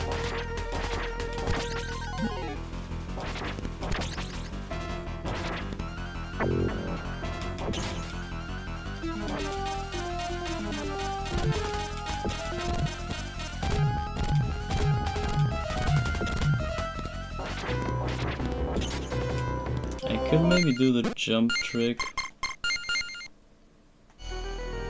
It's kinda stupid, but maybe it works.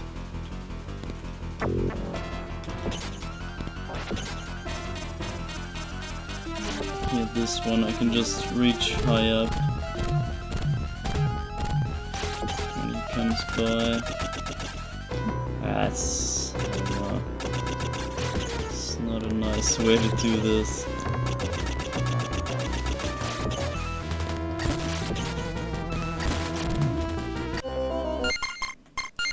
Yeah, it's not very effective and not fun either. Okay, that was good damage.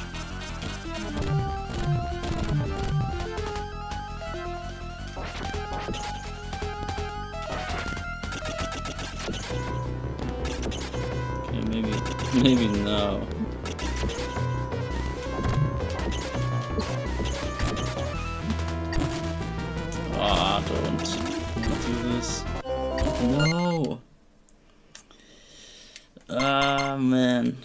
I was thinking I could use the spin attack, this thing, but didn't come to my mind early enough.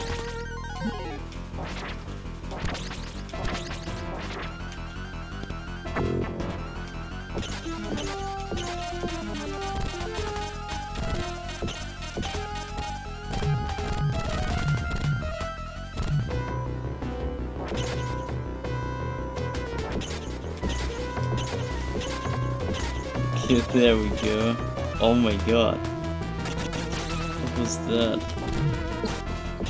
Double hit? Oh, close one, okay.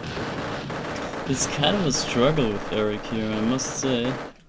This is way tougher with him than with the other guy.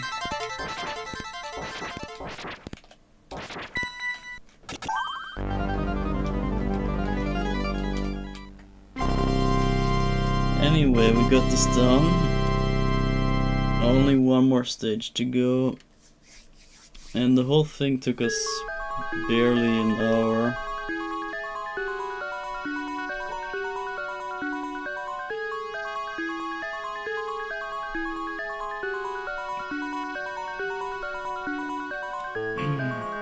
Look how many similar symbols. Only axes and the whatever that other thing is, the wings. So there we go. England, Proserpina, Castle Proserpina. So we save up here and we do the final ascent.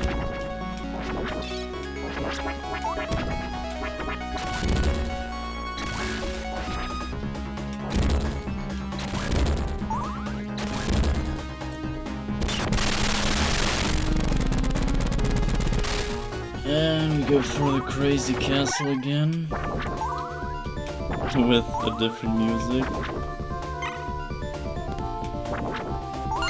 Let me see if I can keep that.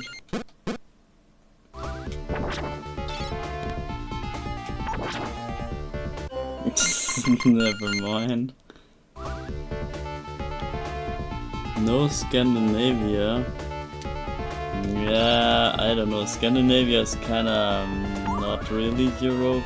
I mean, yeah, sure, but it's more about the nations that were involved in the war. And I think Scandinavia was not that big at that. They were just like the resource place, kinda. So all the oil and whatever they needed came from up there. Or a lot of it.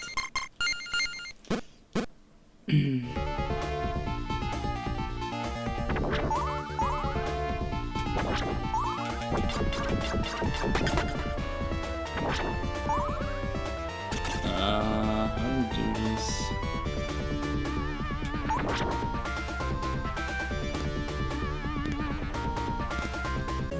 Damn you.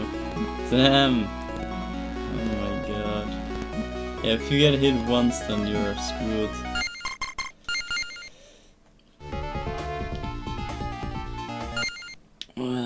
Watch yourself, be careful with your words. Scandinavia is what the rest of the world wishes they could be. Yeah, honestly, that's kinda true.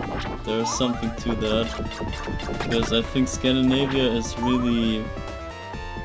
They do a lot of things right. They must do. They must do a lot of things right, because if you look at how it looked, at least from first impression, I don't know if it's actually good up there, but I can only tell from first impression. But my impression is pretty good of that. Like how they do things up there is looking pretty solid.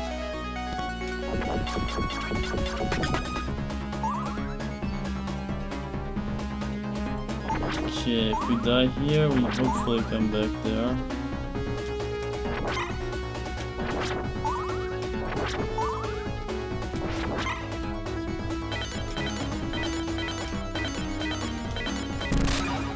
they go one hit. Holy crap.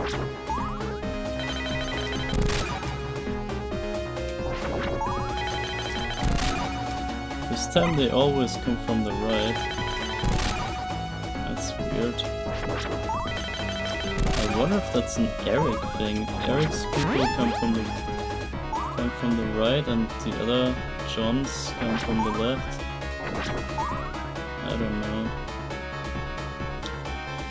So this is not looking very good here. This is the death fight, right? I forgot. I guess we die here. Yeah, definitely we die here.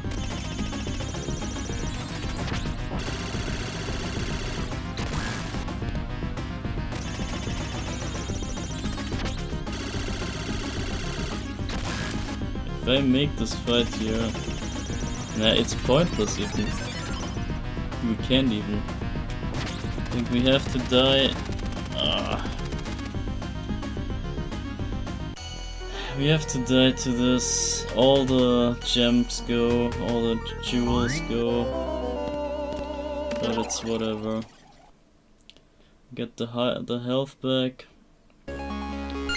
And that should get us through the rest here.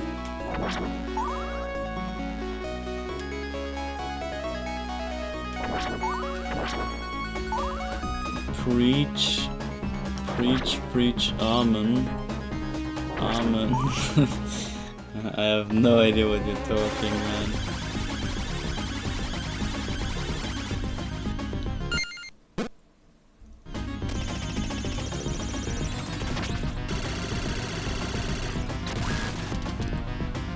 So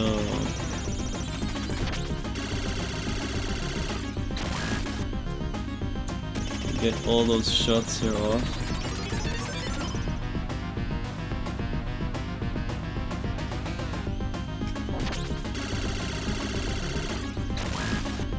So, and now we can save right here. And we start off with this awkward guy. Like always.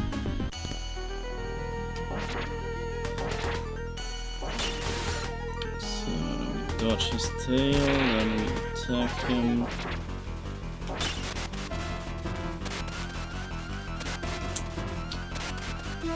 Okay, fine.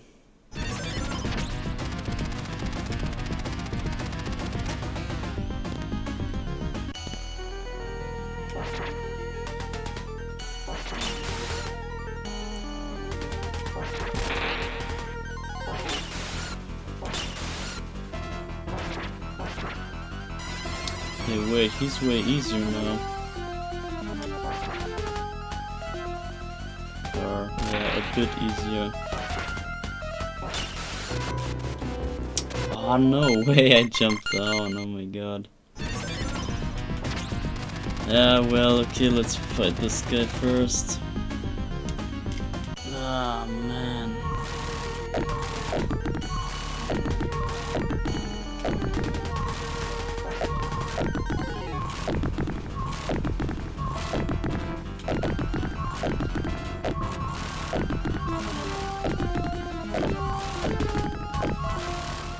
No. I can't get hit, I think. Yeah, let's fight the gear steamer.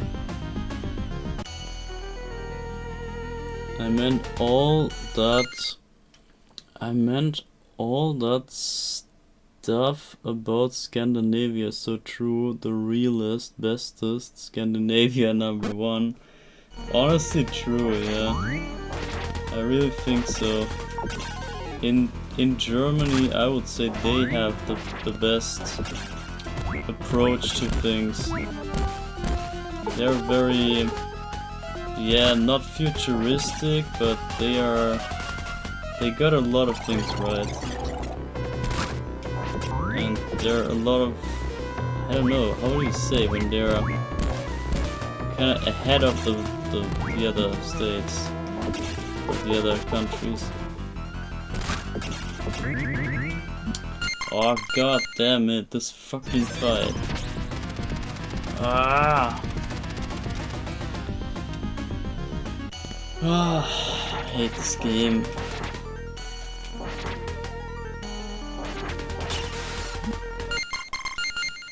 I hate this game.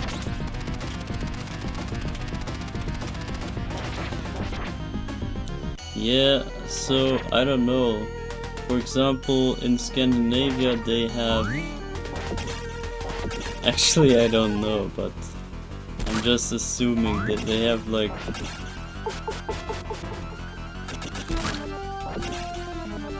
I know that one of their countries, I don't know if it's Finland maybe, one of their countries has like the... If you go to jail there, you're not locked up. They let you do whatever. They kinda let the prisoners do whatever. So you don't really get punished in that sense. And the prisoners get a good second chance. They're not treated like animals, but like people. And it's kinda... that makes the whole difference in terms of the humanity, whatever. It makes you feel like you can do better. And it's not like, you're scum anyway, so why would you bother even improving? And everyone treats you like an animal and whatever. Sure, some people deserve it, but you know, if there is a different system altogether, then everything changes anyway. And I think that's a good way to start the cycle from scratch and make it become better overall. And other stuff like that. They also did like whatever, free money for everyone and all that kind of stuff. I think that was just an experimental phase or something, but they tried all that stuff already.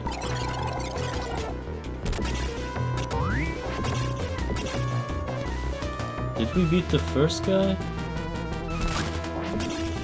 We didn't, right? I don't know. Yeah, whatever. We beat this guy with one hit. It's fine. Must suck being any other country. Yeah, true. At least your country made... What? Lidl?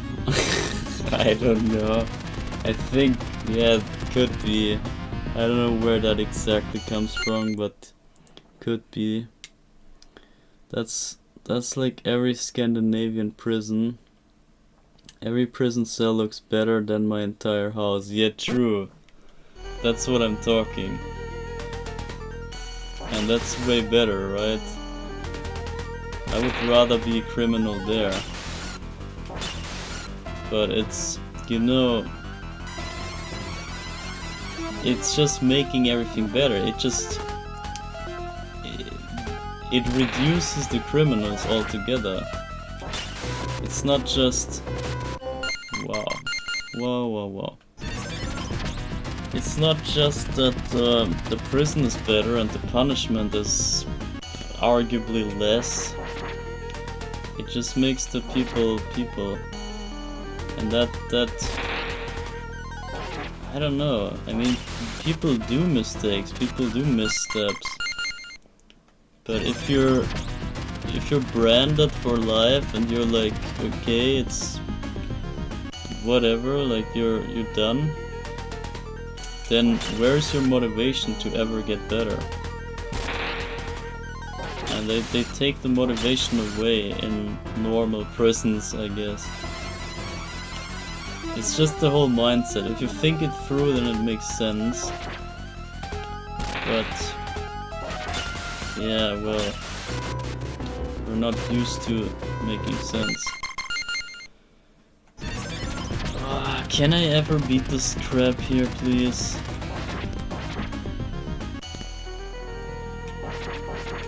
Why is this boss rush so infinitely long?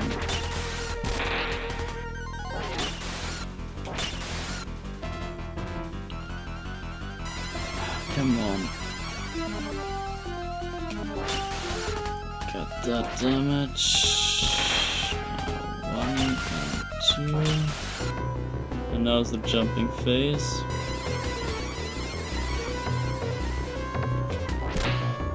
I missed my... What the fuck? I need this damageless, guys. I need this damageless. You don't know your own country? Nah, not really. I would commit crime just to have that fancy cell. Yeah, true. But actually, you would not. Because if you had the right mindset, like they have, you wouldn't even consider doing anything bad on purpose.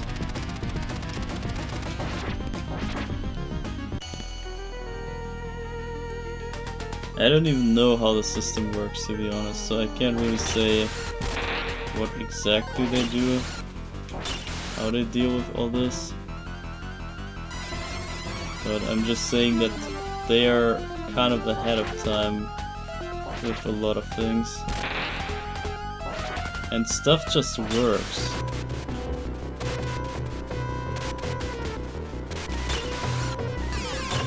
Bro. I hate this freaking fight, man. What is this? I guess we can take another death after this. We got 2 more lives left. It's not that big of a deal. I swear.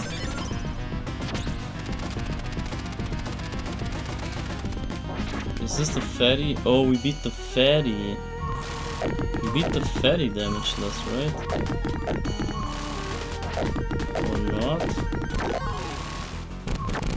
Maybe not.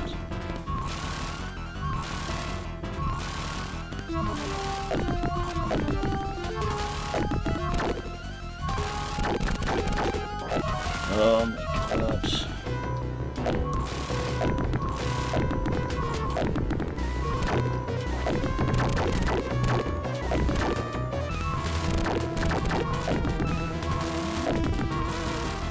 Ah, why? God fucking damn it. Fuck. Oh, I hate this fight so bad. Wanna bet? I'll do it. Yeah, I guess.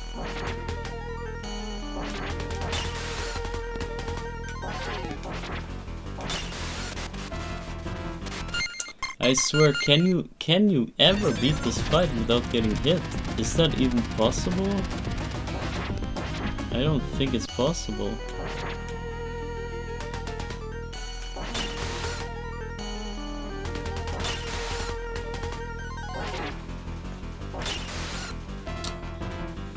Oh man, come the fuck on.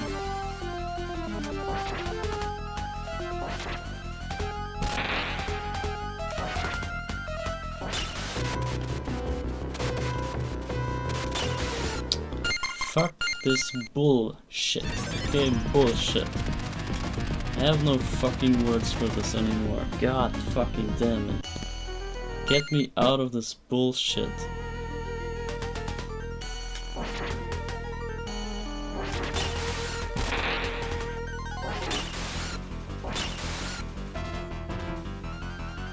So I'm gonna save right here. Fuck it. This game drives me insane.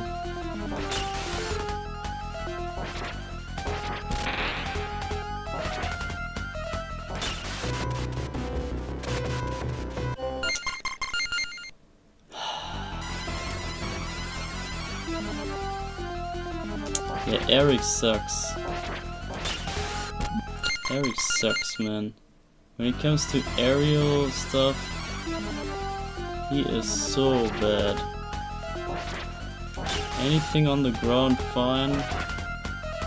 If anything ever gets in the air, he's screwed.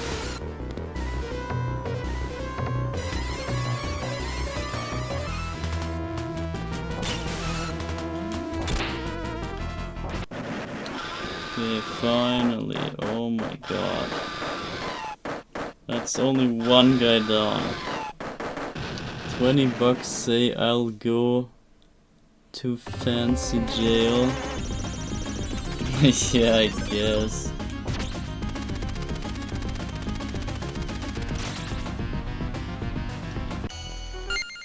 Okay, then we save up here. And we beat this guy.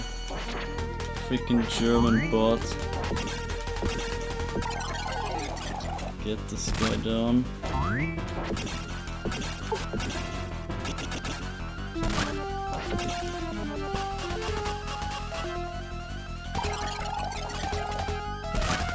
I hate this guy.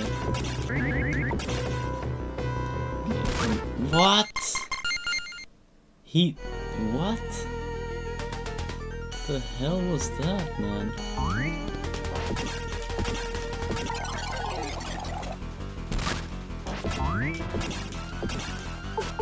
This guy invents new moves on the fly. Such a cheater.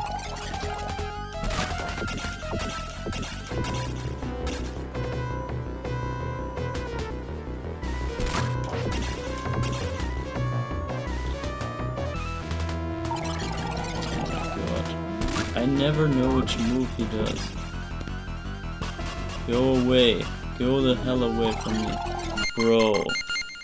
He was one hit and I couldn't get it. Couldn't get close to him.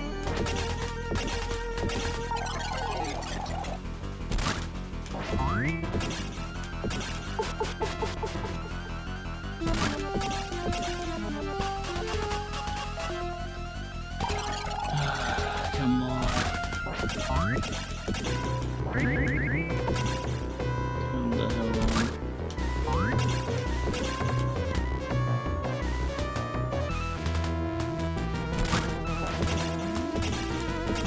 God. Finally.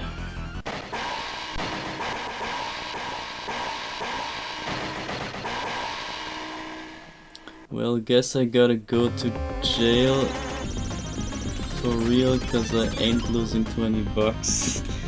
Yeah, I don't know what to comment to that. So let's save up here and let's not get hit by this guy.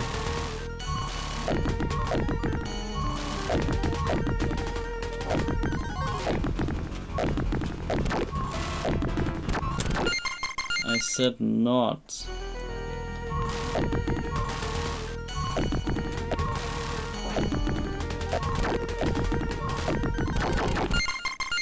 N-O-T, not.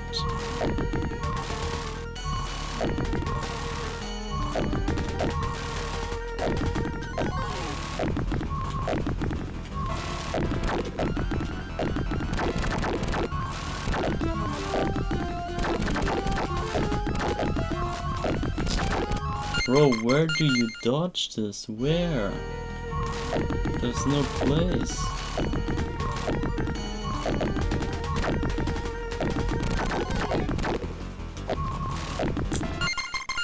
I hate this fucking fight. This entire boss rush is so dumb.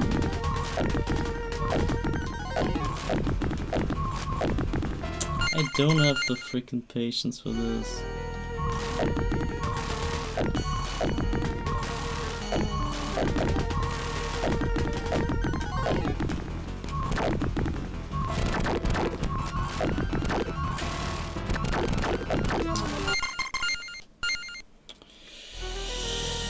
I don't have the patience. I don't have the patience. I don't have the patience.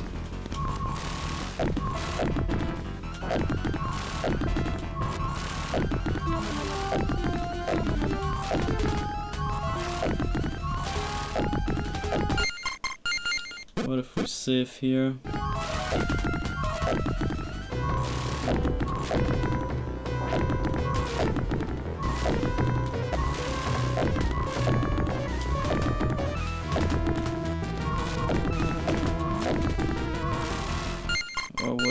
save here.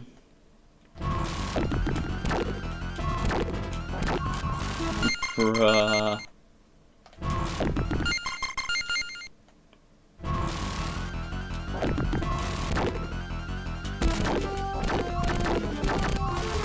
This is insane. This is absolutely unbelievable. Die already. There we go. Oh my god.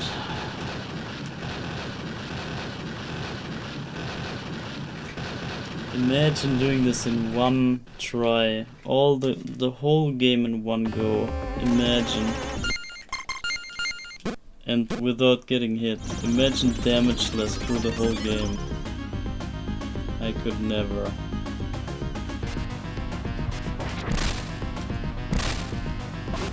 I could never.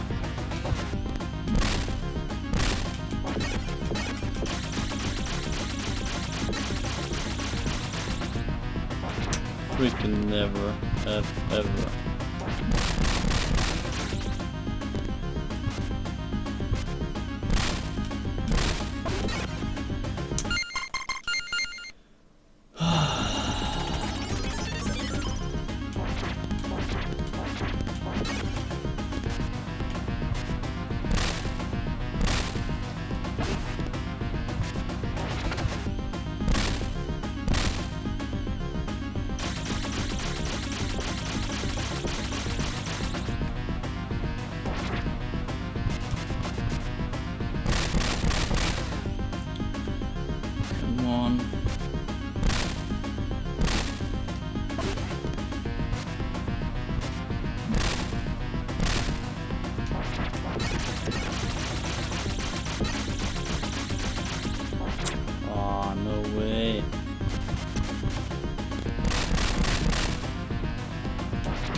Bruh. I can't do it. I cannot do this. Eric sucks so hard, man. I'm gonna just die now and just refresh health, it's fine. I don't care. We don't really lose much anyway. So sure, we have the second power up here, but it's so fine. We don't need this at all.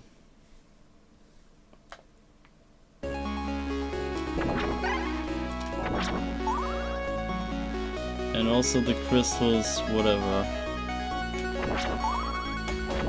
I don't think the range or anything changes much. So...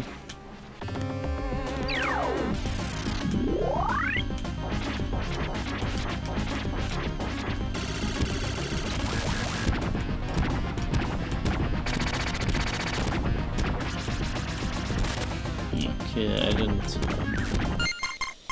I need to dodge that shot. That low blow.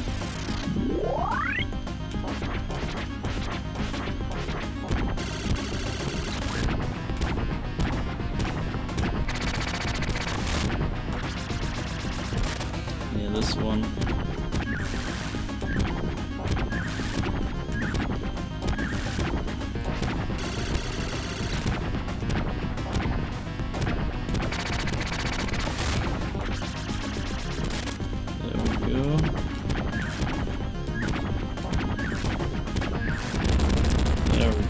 Okay. So, destroyed Medusa. And now we gotta save here. Now we're 3 bosses away from the end.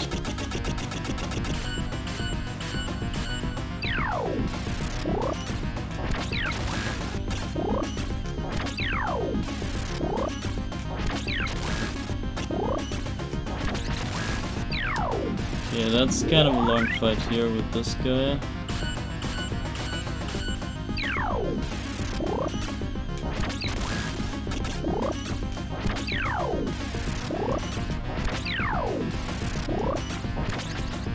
Yeah, I think I just bait her into the other side. And we got 5.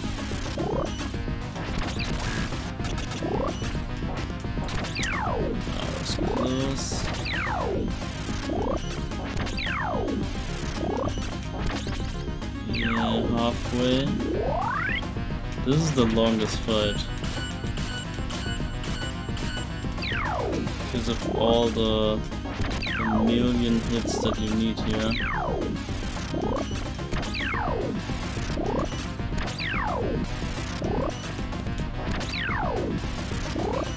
Oh, that was close.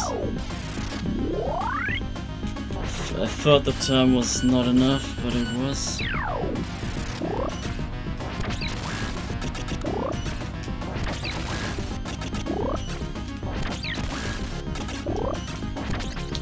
Okay, two more hits.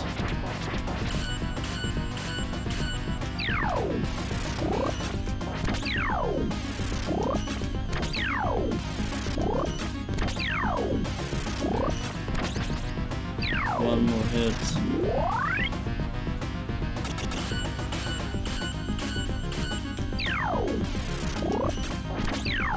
This is super boring. It's really not exciting at all.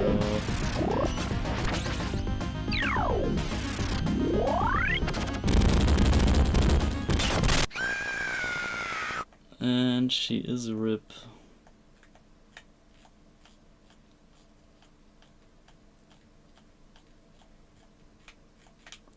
And we move on. And we have the big whip, the big lance or spear. We could have had the crazy big, like the fire lance. But whatever.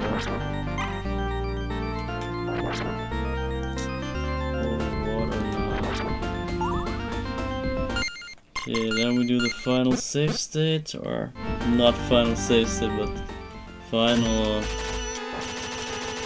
yeah, whatever, getting ready finally, the final time, and we are back at this fight, and from here it's kinda just the usual Castlevania, usual ending.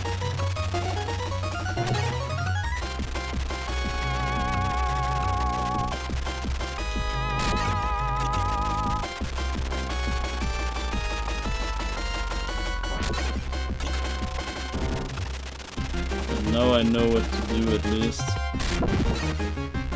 I dodged that shot.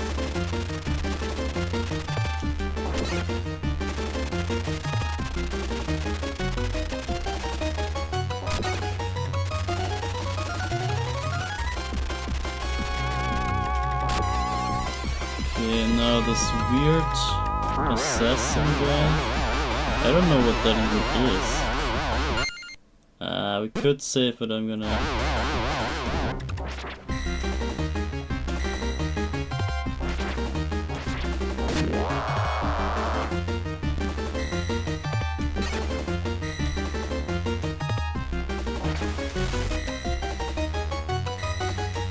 Wow. Wow. Just move inside me. Sure. He's dead. How can you attack, man? He's dead. Bro just attacked while being dead.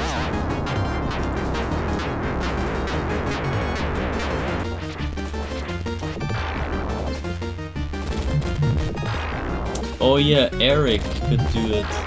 Eric had the stun lock, I believe. He could just like stun lock that guy forever.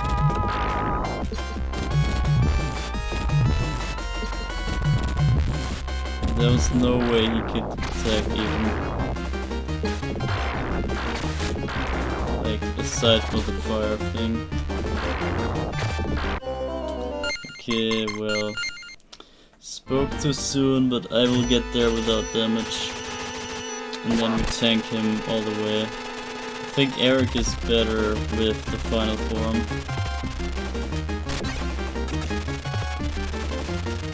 And we could even do the cheek jumping. Yeah, the spear jump.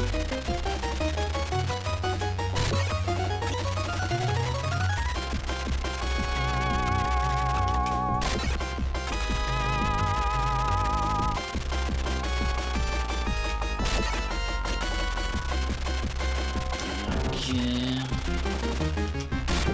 Almost wrong timing. That was close.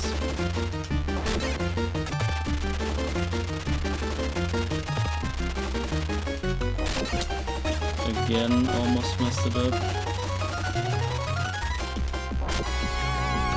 Okay, now we can save here. And get this weird assassin guy.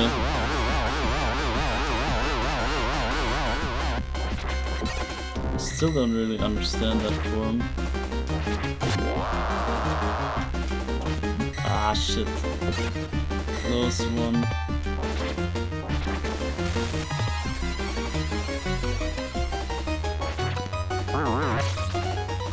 Alright, let's see. Let's see how this goes.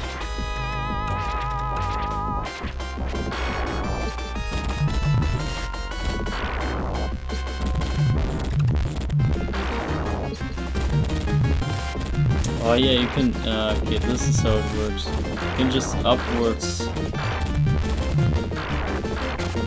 Attack upwards, yeah, this is the stun lock, there we go. That's how you do it.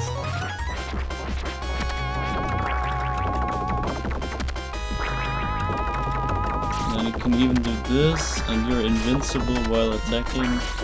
It's so OP. So yeah, this guy is just easy going. And we get the 6 sunlight again. And we beat the game all the way with both characters. So this only took 2 hours for the other one and 4 hours for the first one. Or 5 hours even, yeah, with all the intro and whatever. So 4 and 2. And now you can check out the other ending here. And this shall also kind of end the stream in a way. We can obviously talk a little bit more about the characters, but let's check this out first. So Eric kneels on that Beyblade island somewhere in a weird whirlpool ocean. Thus, Eric has fulfilled his destiny as a vampire hunter. Now he must venture forth into greater unknowns.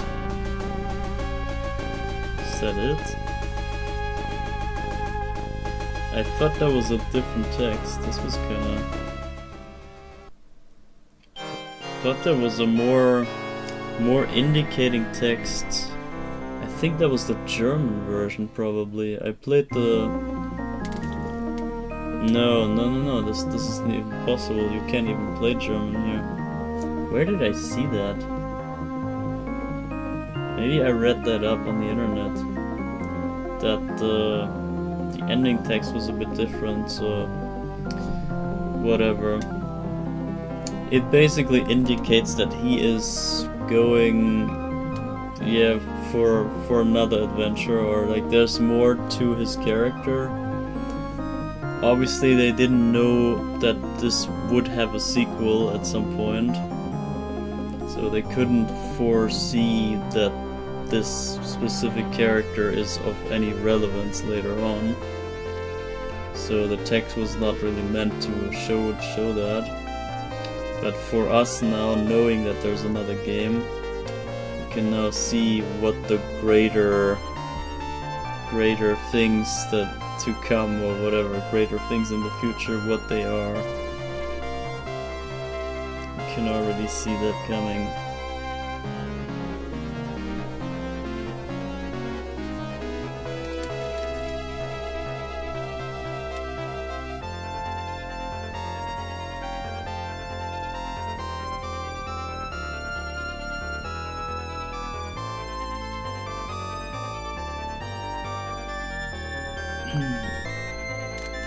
Yeah, but either way, really great game.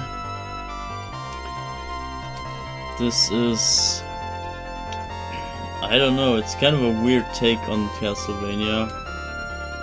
is, to me, it's not really fitting in, but it's also not too much something else either. So it's more, yeah, it's a different take on the same topic.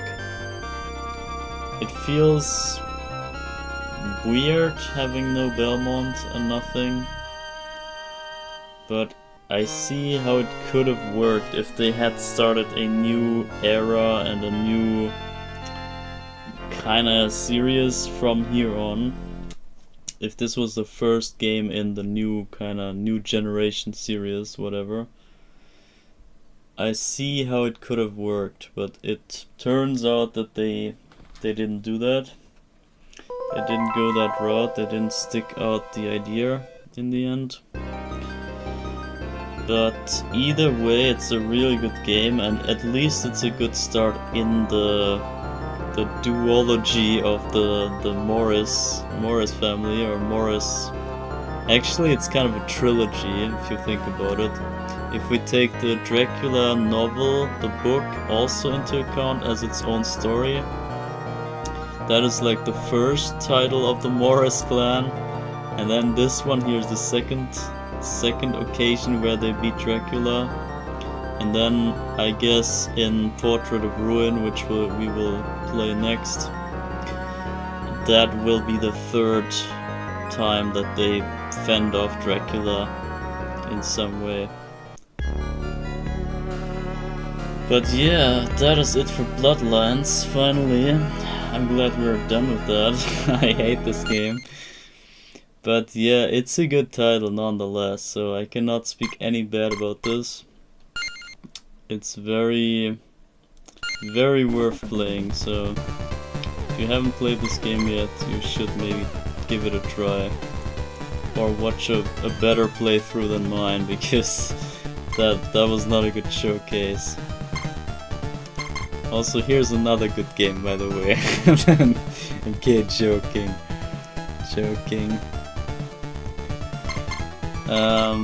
So we checked out the bonus book.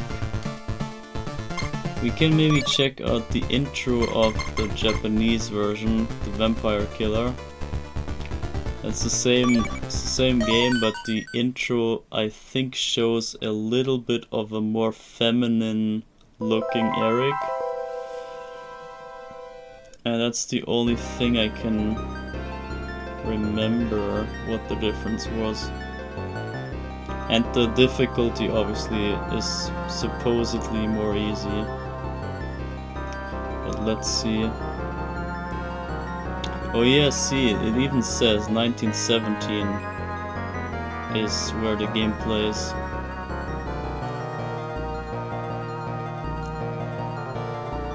But yeah.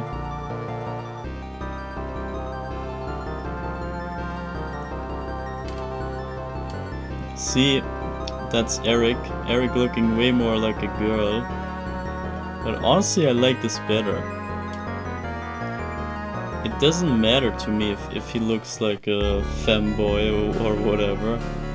I think it's the character maybe even fits better in that kind of role. But yeah, whatever. They felt the need to change that up in the US version. But yeah, anyway. So yeah, well, that was it. Vampire Killer, the new start of the new series. Yeah, I'm not gonna deal with that anymore.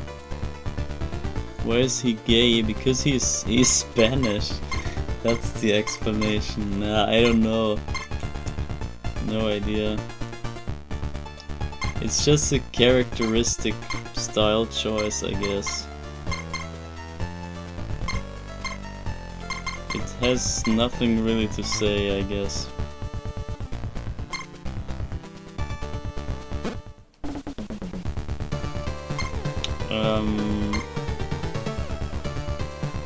Yeah, we can maybe check out the artwork once again. Design archives.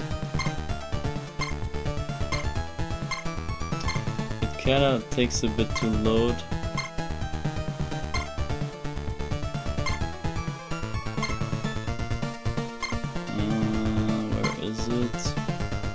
So here, Bloodlines. They only describe like the title screen. Then we have the... Look at Eric. That's freaking Eric right there.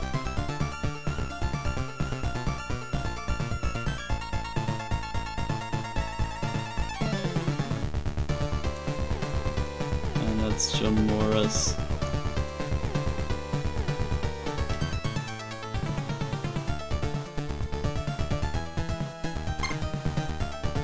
And here's the other design.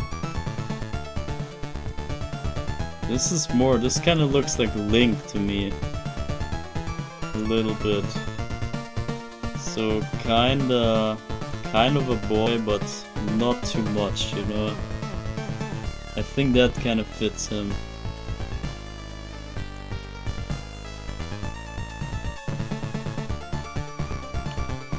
Yeah, it's a weird choice, but I think it fits.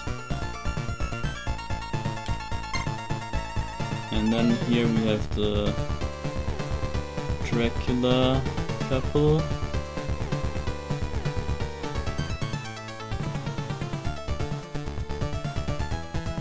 And here, see, they even say Elizabeth Bartley, since she is modeled after a real person, the production team prepared a great deal of material. So here's the proof that this is a real person. It's not just me making that up. And then there's the interesting part here. They even had more characters planned for this. They wanted to have Bolt Erickson with like a Morning Star hammer thing. But I guess they made Eric to do all those attacks, like the upswing and downswing. That's kind of what the spear does if you do the jump with the spear thing. So I think they used that idea up for the movement that Eric can do in the game. And the other one here, that's more of a wild take. This kind of looks like Grant the Nasty, with the wall clinging and shuriken and stuff. That's a bit weird. I don't know. Yoko Fernandez, whatever. I guess from Sci-Fi, some descendant of Sci-Fi. That would be interesting. Would have been interesting. But then here they also state that Yoko was also used in the Aria of Sorrow, the two Soma games that we still have to play. So I have no idea about the Soma games, and Aria of Sorrow is the first one. So I cannot tell you who Yoko even is in that game, so I have no idea what this is supposed to tell me here. But yeah, well. So... so what is chat up to? Can I be quiet? It's always the Spanish.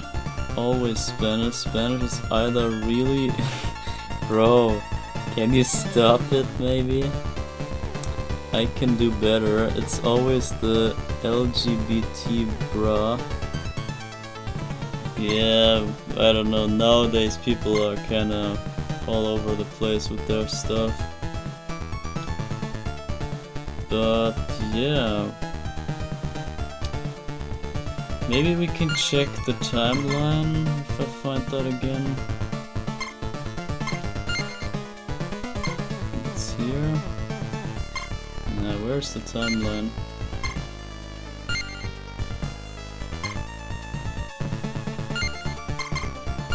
Is it here? There it is. So here again, this is the timeline. Wait, Eric's past? The weapon Eric wields is named the Alucard Spear. Could it be somehow connected with the Alucard of past titles? Yeah, obviously. That was the point of the whole thing. They wanted to make a new couple just like they had in the beginning here with Castlevania 0 basically. And they had they had Trevor Belmont, a Belmont guy, and they had Alucard, and yeah, the two other guys, but whatever. The point is to have Alucard as a big force and the Belmont as a big force, and then they had that same idea here in this game now, with the Morris being the Belmont kind of guy and Eric being the Alucard counterpart. And so it's kind of just a new beginning, just like the very first game was, but in a different way, in a real different twist. And I think they wanted to add the other two characters as the same, as you see, the Grant the Nasty was the wall clinging idea, and Saifa Belnadas, yeah, they kind of merged the two characters, I guess, and then they wanted to add another fourth character like they did in the first game here. So I can totally see the new beginning, the new start, the fresh restart of the series. But it didn't really work out, or they didn't follow through with the idea. But I'm honestly interested now to see what the next game brings. So what Portrait of Ruin makes of this setup. If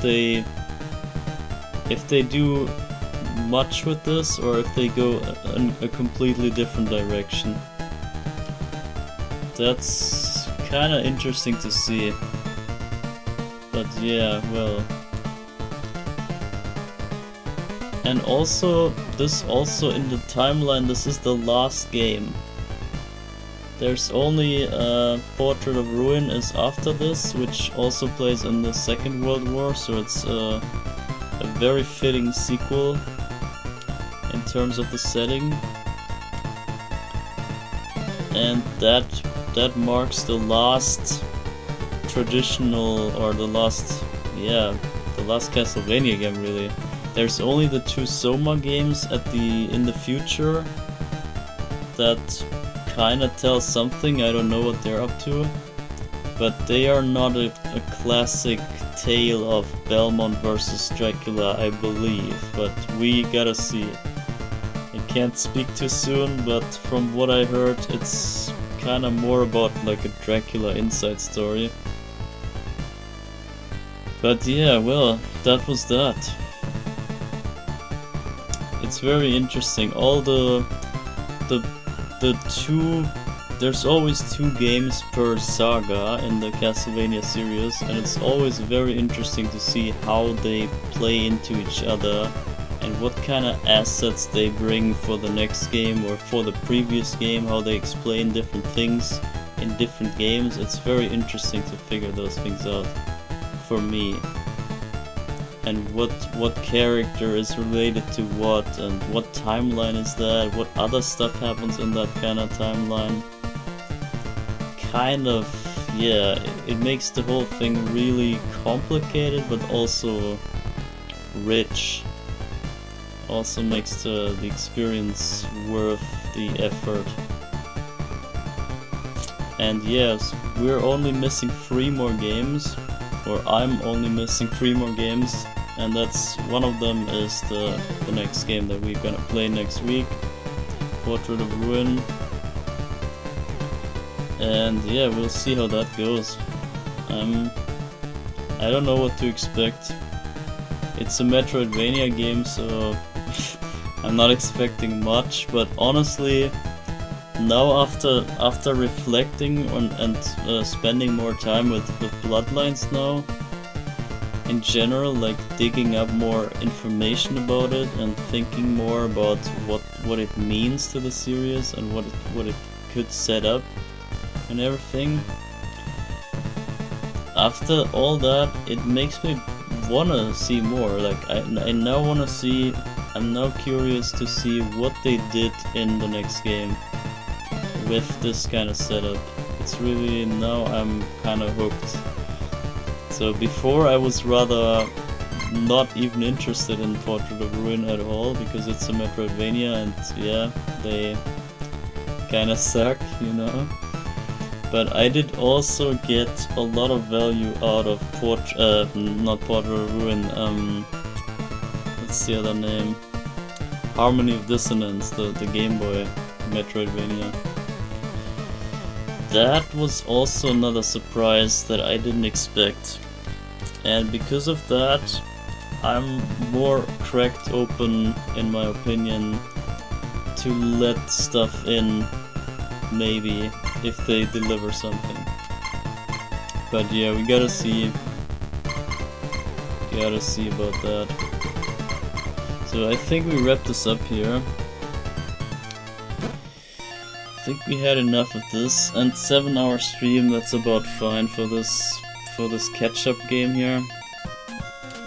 Wait, we can play the music inside of the game, like with the music player, because that is the same music but just in the better tone, you know, in a more fitting way. So we go background music number 14, yeah. So that's the same song beginning.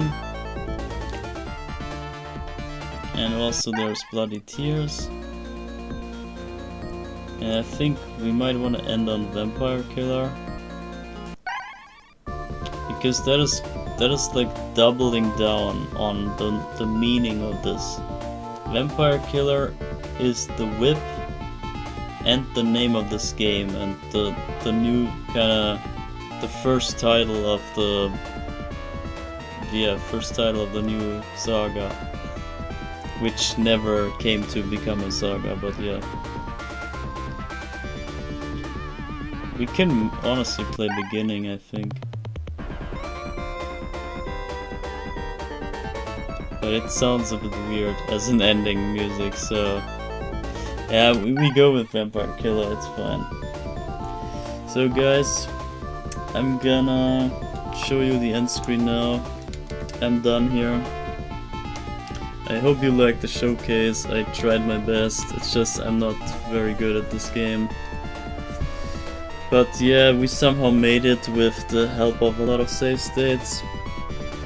But yeah, so be it. And then I hope I can get ready for the other game in 2 days. I scheduled it for Monday, but I cannot totally say if I can make that. We gotta see. So if it's not Monday, then it's gonna be Tuesday, but you gotta see. I try to be ready, because the thing is I have to also grind out the CVA level stuff. There's a lot of not level, score, I mean CVA score. I wanna grind some score for the Retro Achievements website, and that takes a lot of time. And so I don't know how exhausted I will be, or how my grind will end up on tomorrow's grind. I will do that tomorrow, and it could be that I have to maybe pause the whole thing, because it's like a 10-hour grind or something when I want to go for the real big high score. And so maybe I'm not set up and ready for the next stream already, so it could be that there is a chance that I push this to Tuesday maybe, but I will try for Monday. But yeah, either way you will see when you see, or not when you not. And yeah, I put you the end screen now, and I wish you all a good whatever rest of the day and rest of the weekend. So yeah, that's it everyone.